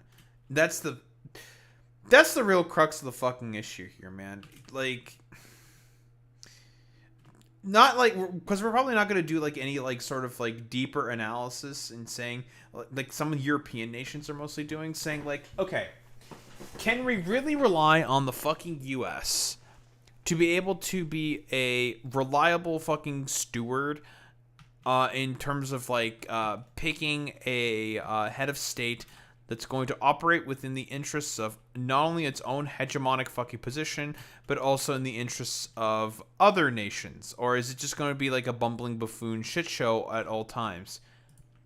That is a question that is ultimately going to start popping up more and more and more as more people across the planet begin to lose confidence in the United States of America. Something that only Marxist-Leninists could fucking dream of is shit that the president of the United States is achieving daily. It's incredible. States, and that is what is driving this dislike, dare I say, hatred that Canadians have of the United States overall. Okay, which is True, very we do troubling hate for you Americans, guys. because this is not reciprocated. Tell me something I don't know. It is not reciprocated. I'll tell you something you don't know. Canadians may not like the United States, but Americans still like Canada. I mean, look at the favorable views that Americans have of Canada. We're still talking 4 in 5, 80%. The unfavorable just 15%. So what we basically went, we were mutual allies. Remember, don't let all the fucking 3 IQ chud fucking dumbasses who do the fucking Canada slander essentially fool you. They are just doing that because they're fucking projecting. Because they're just like, no, everyone in America actually hates Canadians, and we don't like, we disregard your opinion because you're Canadian. Yeah, it's like, no, dude, you guys are just like, basically mad about the fact that Trump is such a fucking dumbass. Not to mention also a pedophile. And you just can't basically deal with the fact that everyone fucking hates his guts because he's just a brain-leaking fucking moron. Who are those 15%? The Republicans, for the most part, who are following Donald Trump's lead. That's who they are. Right, so they're, okay. But it's a very small portion. The damage that Trump has done to America's image on the world stage is just insane. And I want to be clear, though. I do think it's completely reversible. Once Trump is no longer the president, and assuming the next person that comes in is actually competent, I think you'll see that number just do a flip almost overnight. Because a lot of this, of course, has to do with Donald Trump and how he talks about Canada, how he's treated Canada, the tariffs, all of that. And once he's out and someone else is in, it's going to be a different story. But that said, let me know your thoughts on the hug, whether or not you believe this was the reason for the tariffs, or if you think it was something else. Let me know in the comments below. Hey, folks, if you enjoyed this. Honestly, I really do think it's because of a fucking hug, man. We have to think about it, like, logically for 3 fucking seconds. What else could it be? Genuine fucking question. What else could it be? You have to ask yourself that question. I can't think of anything else. I'm going to be so for real. I cannot think of anything else that could possibly lead to this exact fucking behavior, man. Like, nothing makes sense. Nothing. It has to be because bro just got fucking mad that Mark Carney got a hug and he didn't. Which is just like, Jesus fucking Christ. Yeah, he is still mad at fucking Trudeau. But we all know why Trump is mad at Trudeau. It's because Trudeau fucking emasculated him. Like, imagine getting fucking emasculated by, I don't know, the son of Fidel Castro. Pepe, of course. Like, I need you conservatives to fucking understand this. This is the person that you people fucking support. An incredibly petty, narcissistic man-child who is just wholeheartedly willing to just, like, throw a complete hissy fit. For, like, what reason exactly? Meh. because of the fact that they think he's like a Giga Chad who's like, I don't know, fighting for them.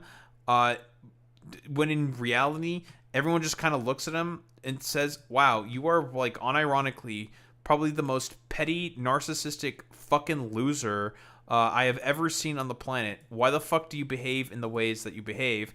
It doesn't make any fucking sense. Because it does not. It just does not make any fucking sense.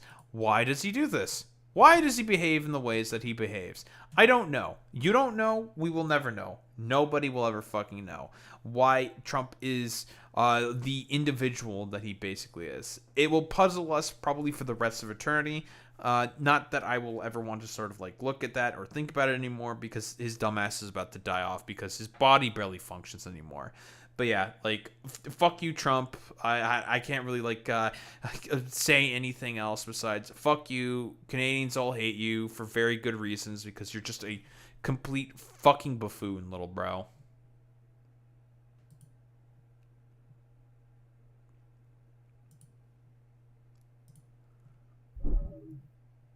Wow. Okay, I just need to apply a color.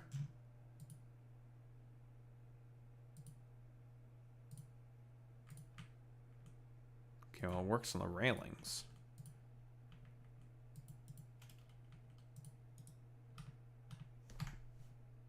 How do you apply this onto that?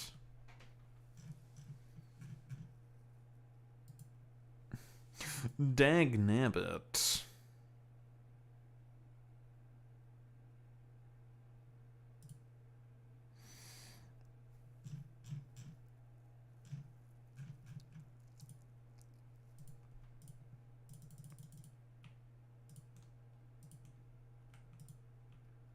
Customization already applied. Sure, Jan.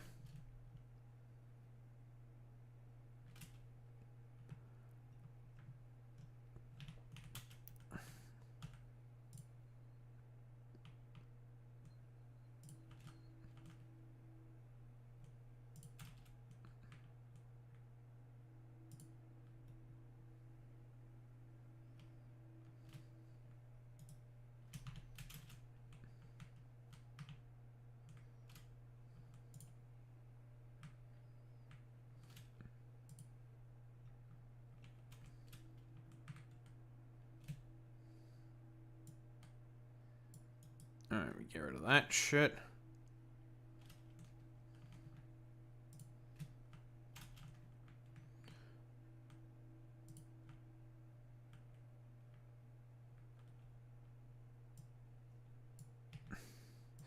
That shit can't be gone to anyways, so we do like epic big meme. Like so.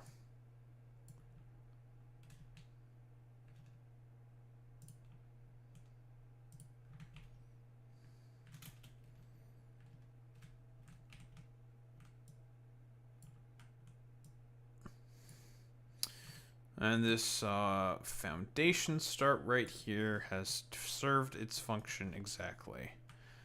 So we're gonna make, oh boy, we're gonna build more fucking infrastructure. I fucking love building infrastructure for this small, for our expansion here, and also to get to the fucking quartz that's all the way over there.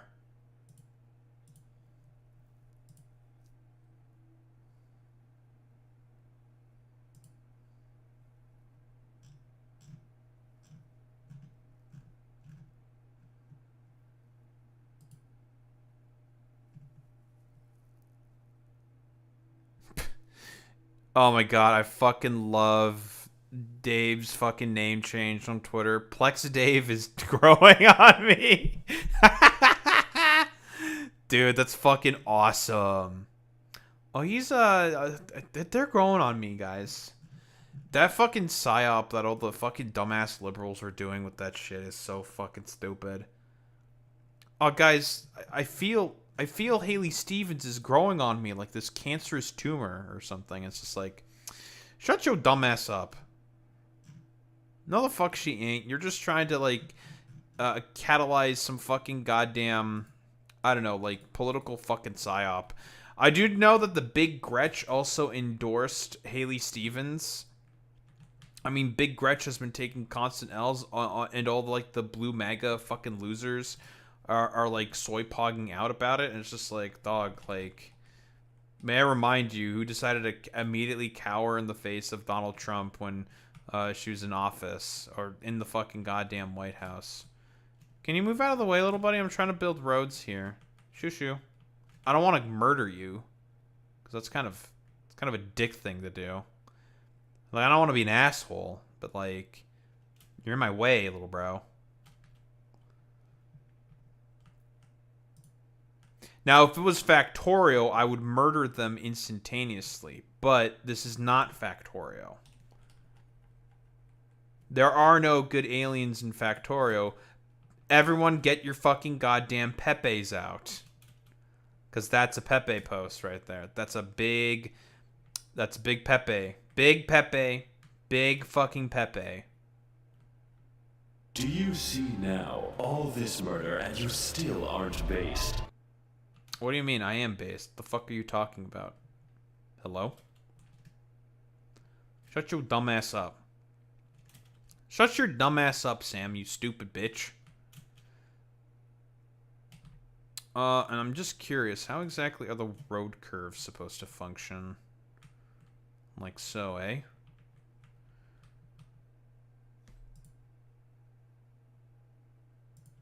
Okay, so point's going to be rather simple. We are going to have a big dumbass. Am I just going to go over the fucking power plant, or am I going to like try to snake my way around there? How much of a fucking how much room, how much clearance do I have? This facility is obviously very big. On purpose. Was our first, I mean, this was a major infrastructure project. I don't know about you, a boy meets mini. But that's looking a little tight. That's looking a little tight. I am not going to lie. Because all I have to do is just get the fucking road to about here or something. And then the path will pretty much make itself. What I could also do is I can just go around that way and deploy the road over there. 'Cause I need to have like some kind of way to access the carbon shit over there. Yeah, we'll just use the natural tunnel. We don't need to make a road through there. It's unnecessary. This area that we're mostly going into kind of sucks balls to build in, to be honest. It's not great. It's a lot of cliffs. And it's just not very wieldy, for lack of a better term, to be able to build in this area. Yeah, but we can't genocide cliffs in this game. We can't do that. Like we can in Factorio. In Factorio, we can be racist to cliffs, just like how we can be racist to aliens, obviously, in Factorio. But we don't have that option in this game. It's not possible. So it's just like, what the fuck? I can't be cliffist. I can't be a lot of things in this game. It's fucking bullshit, man.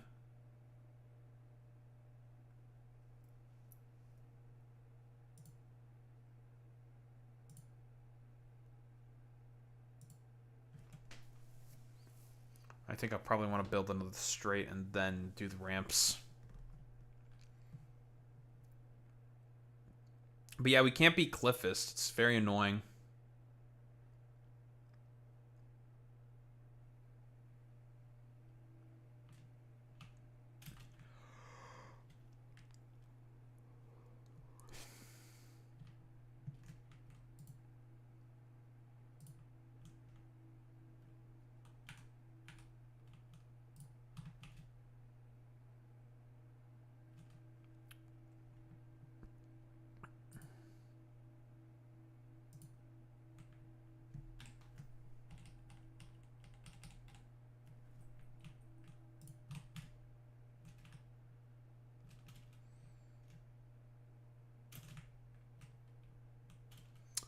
Okay. What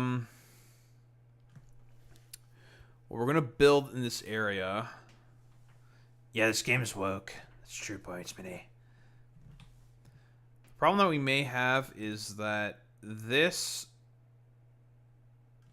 set of blueprints that we're using here does not have a truck stop with them. They're just random fucking roads.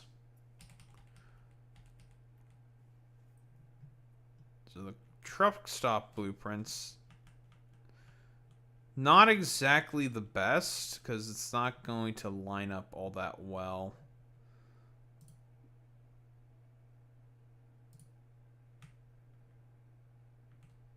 So let's conduct a little bit of a test.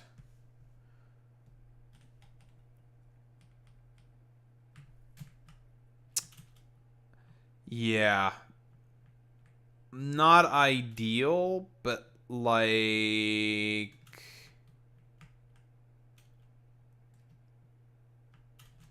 almost good enough. It's one extra foundation over, basically.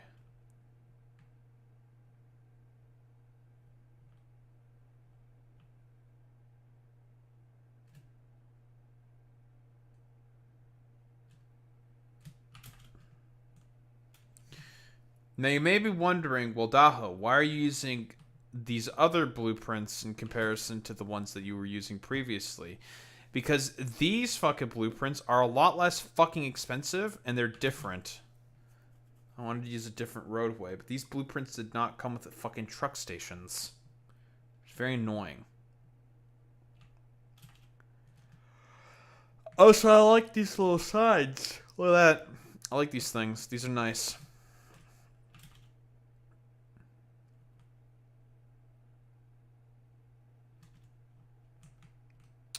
So that's the unfortunate bit. Of course, I can just, like, stick them exactly. I guess what I could do... I could just, like, throw them together. Maybe I'll just, like, throw it together. Kind of a deal. Let me see if the customizer... You just do patterns. Center dotted line. Boop. Boop. Colors. Does this work? Most certainly does. Lovely. Simple and clean.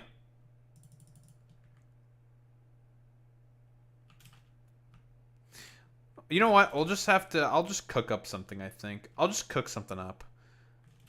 In terms of, like, the structure of these, of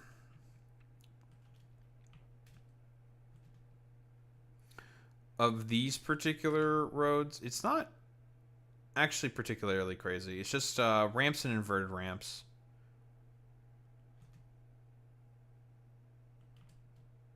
And these are just normal law foundations. Okay, I can actually just customize something real quick, and then we just like swap out some of the colors here and there. Not exactly sure how we can like put custom, because this should work, but it doesn't. I don't know why it doesn't let you color the fucking concrete. It's a little weird, but whatever.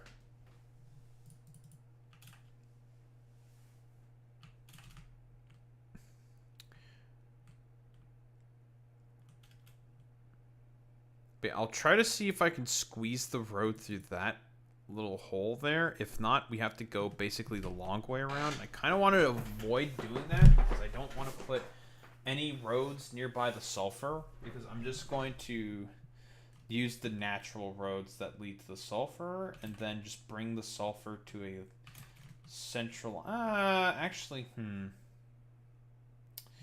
I do need to make coal. And here's the thing. With the farm mod that I do have, you know what's actually going to be a potentially useful recipe? Biocoal. Now, what I essentially have said there is a satisfactory sin. However, if we are able to grow our own mycelia, and we can turn that into biomass, that's going to be a lot of coal.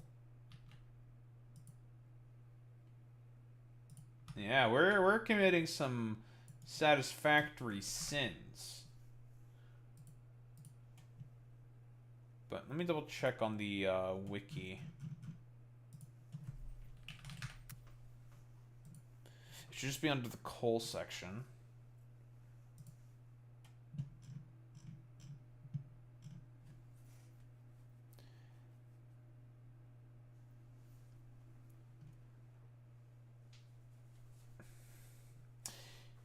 Generates 45 coal per second.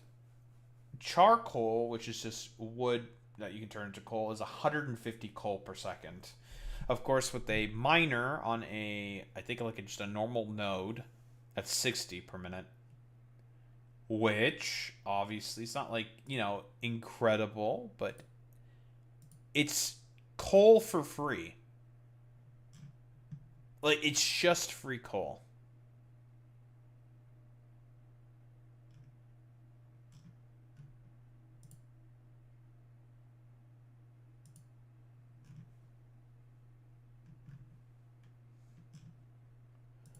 We love free coal, don't we, folks?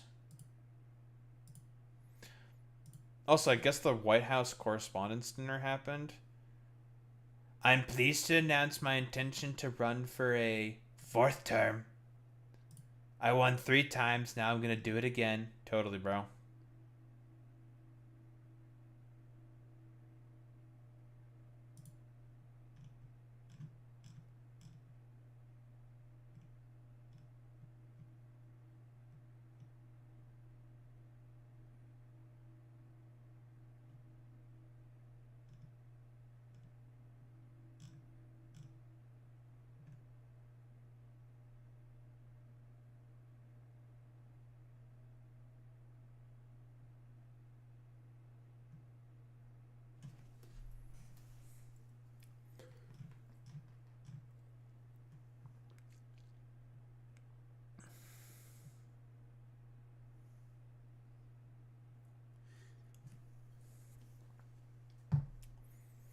Oh, boy meets man, I don't know if you saw this on Twitter, for example, but Laura Loomer backpedaled on all of her pro-Russia stuff, saying that she was hypnotized by the Russians, alongside Tim Pool. Tim Pool is also saying that the United States should be supporting the Ukrainians, which is very funny. Hilarious.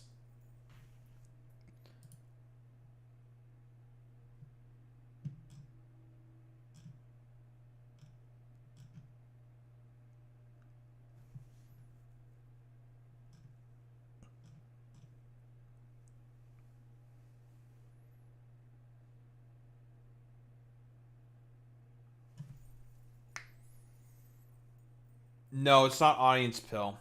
That's definitely not it, Boy Meets Mini. It's because Russia's getting owned by the Ukrainians, and they're looking to pick a side that wins. I don't think it's got anything to do with audience retention in that case. It's got purely to do with, well, the Russians are kind of getting owned, so... And we don't want to be on a losing side, so rah, rah, rah, Ukraine instead. That's what it is.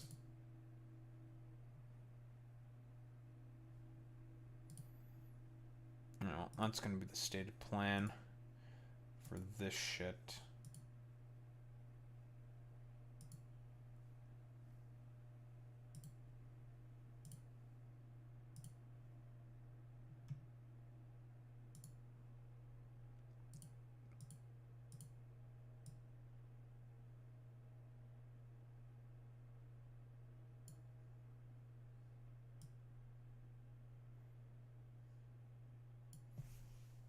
Alright. Let's get started with this shit. This should be a quick one. And then I'm gonna go to bed.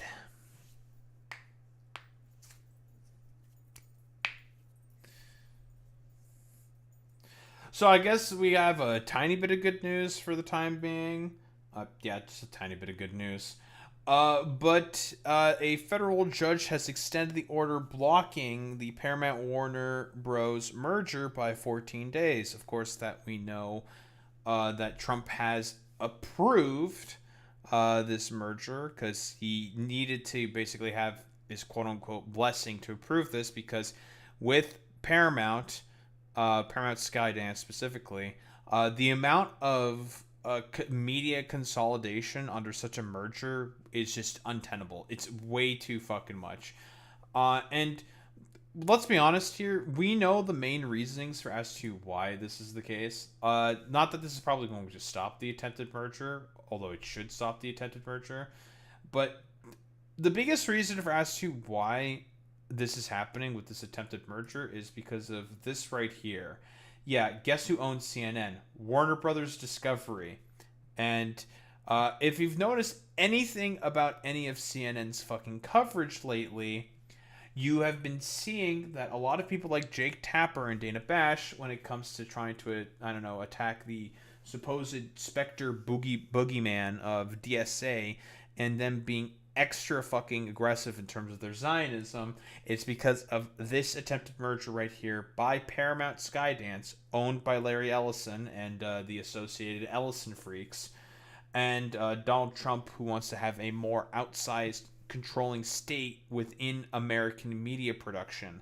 That is the main reason for as to why Donald Trump really wants this merger to basically go through, which may potentially go through. It just depends on if the courts decide to be like, no, fuck off. You can go like suck our nuts in terms of this merger. It's not happening. But besides that, there's also a bunch of other fucking properties as well as a byproduct of the merger. I mean, we could just take a look through this. HBO will eventually go to Paramount Skydance. Tons of differing animated series, differing cartoons. I think like a bunch of like DC properties as well.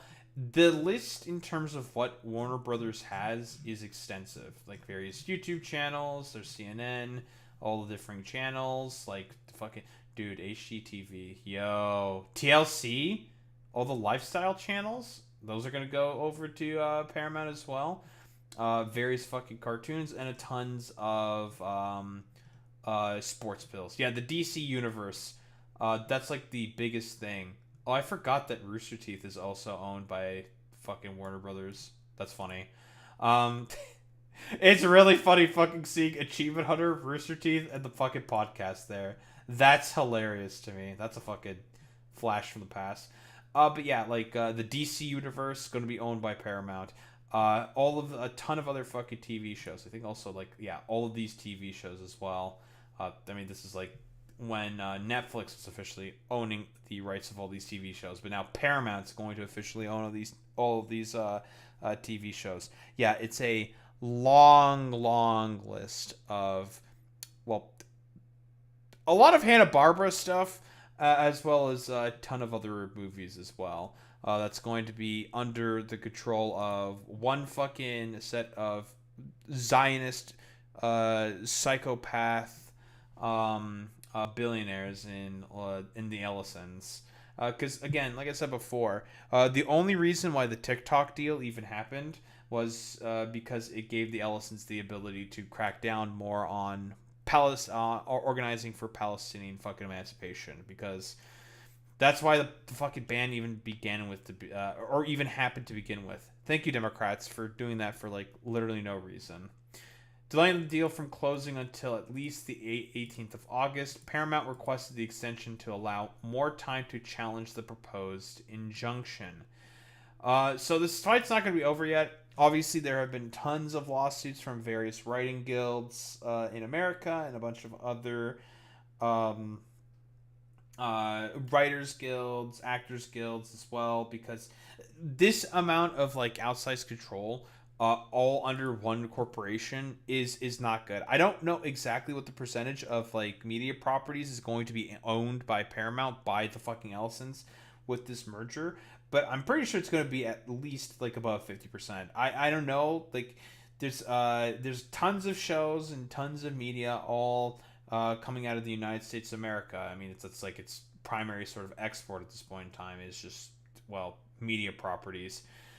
But it's going to be an outsized amount of control that's basically being owned by one company. And just to say real quick, thank you, Twitter. Why more than likely this deal they will try to commit in order to try to do this deal, which again, like I said before, it's not going to end anytime soon. Yeah, what Larry went from owning half the world's databases to shredding the media. Yeah, that's true. Oracle again owns a lot of databases, but that's besides the point. But Paramount is more than likely not going to walk away from this because of several reasons being outlined here. Paramount would own Warner Brothers a $7 billion breakup fee if it were to back out. David Ellison, which is the psycho son of Larry Ellison, has already spent $2.8 billion to outbid Netflix for Warner Brothers Studios and streaming assets. Quick reminder, when the initial sort of like injunctions happened to try to stop this merger, there was basically a bidding war between Netflix and also Paramount to try to get their hands on Warner Brothers. Again, I not that I'm saying it's a good thing for Netflix to sort of like, metaphorically speaking, win out in terms of this fucking merger. I don't think it is a good thing whatsoever for this much media consolidation to be happening within the United States of America. It just makes for worse fucking products in general. That's just how it is. And it makes it such the creative process is going to be more sort of, shall we say, for lack of a better term, sheared away for the express purpose of, well, putting out as much product as possible to get as big of a return as possible. And I know that like Warner Brothers apparently has like some merger curse around it, that any time a company merges with Warner Brothers, it tends to go under. So maybe, and we can hope and pray, all right, that the Warner Brothers curse will apply to the Ellisons and it'll end up erupting them. And I'm just saying, it's a possibility. It could fucking happen. Could happen, folks. Could happen. But more than like, because of that like bidding war, that's why we're probably not going to see any like movement whatsoever by the Ellisons, and they will try to do everything possible to bring this deal to a close, if I were to take a guess. But yeah, the merger agreement remains in effect on through March 4th, 2027. Well, that's my birthday. Crazy. With an automatic extension to June 4th, 2027, if needed. So the fight will go on. More and more lawsuits are probably going to be had because of just the sheer amount of corporate consolidation under one company, under one family again, that is currently fucking happening. But yeah, I mean, what else is there to really say? It should be made extremely clear why Donald Trump, through the Ellisons, really, really, really wants this corporate merger to essentially happen between Paramount and also Warner Brothers. He wants to have a more outsized control of specifically CNN and have more of his billionaire buddies in a position of power controlling the media for his purposes specifically. We all have seen what happens to CBS, and there are rumors being floated around that Barry Weiss would also become the editor-in-chief of fucking CNN. And we all know how much of a fucking rag CBS has essentially become under Barry Weiss, who is just like a weird little troll who just talks about fucking Zionism so much, which tickles the fancy of Larry Ellison, which is why he made her the editor-in-chief of CBS, and it essentially caused the downfall, for lack of a better term, of CBS as a studio, which not good, folks. It's not good for anybody involved. But yeah, same thing could potentially happen also to CNN. But meanwhile, it's okay. We have like Dana Bash and Jake Tapper doing their best Zio shill impressions in order to appease Larry Ellison specifically. So, you know, no one's really going to try to push back effectively, probably within that studio, against the attempted corporate consolidation that's happening within it as a byproduct of this attempted merger between Paramount, Skydance, and also Warner Brothers. Going to be great to see more and more news agencies fall under the auspices of one extremely rich, crazed fucking Zionist in Larry Ellison.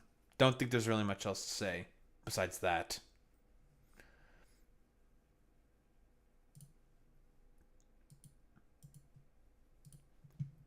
Guys, did you know that corporate consolidation is actually kind of bad? It's kind of bad, guys. I'm just saying.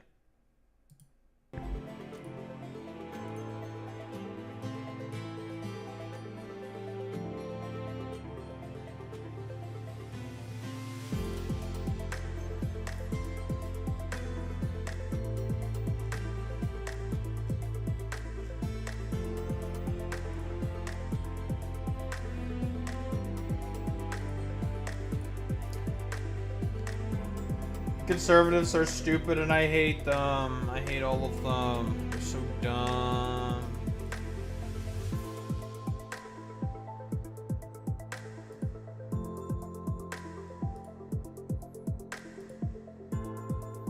Alright. The fuck am I rating out to today?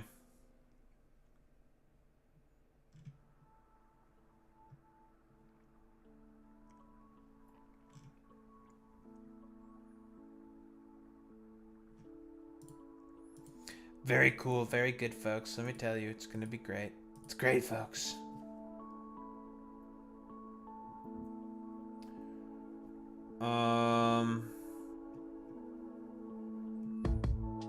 There's not a lot of people who are on right now, so we're going to raid out someone completely random.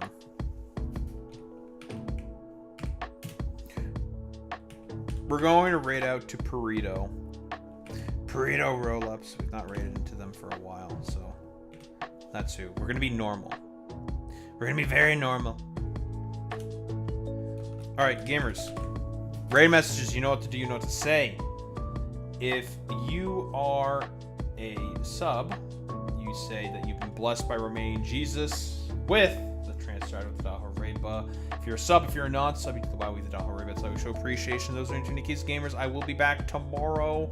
And we're going to be yapping with Boy Meets Mini about the protests that are happening in... I don't remember the name of the fucking province. But whatever, we're going to be yapping about protests in India. And more Satisfactory. And probably some more goofy-ass shit. Yeah, probably a bunch of goofy-ass shit. Anyway, gamers, I will be back tomorrow. Oh, it's all over India. It's all over India. Well, there we go. Anyway, gamers, I will be back tomorrow. Same time, same place, same face. Peace out, gamers.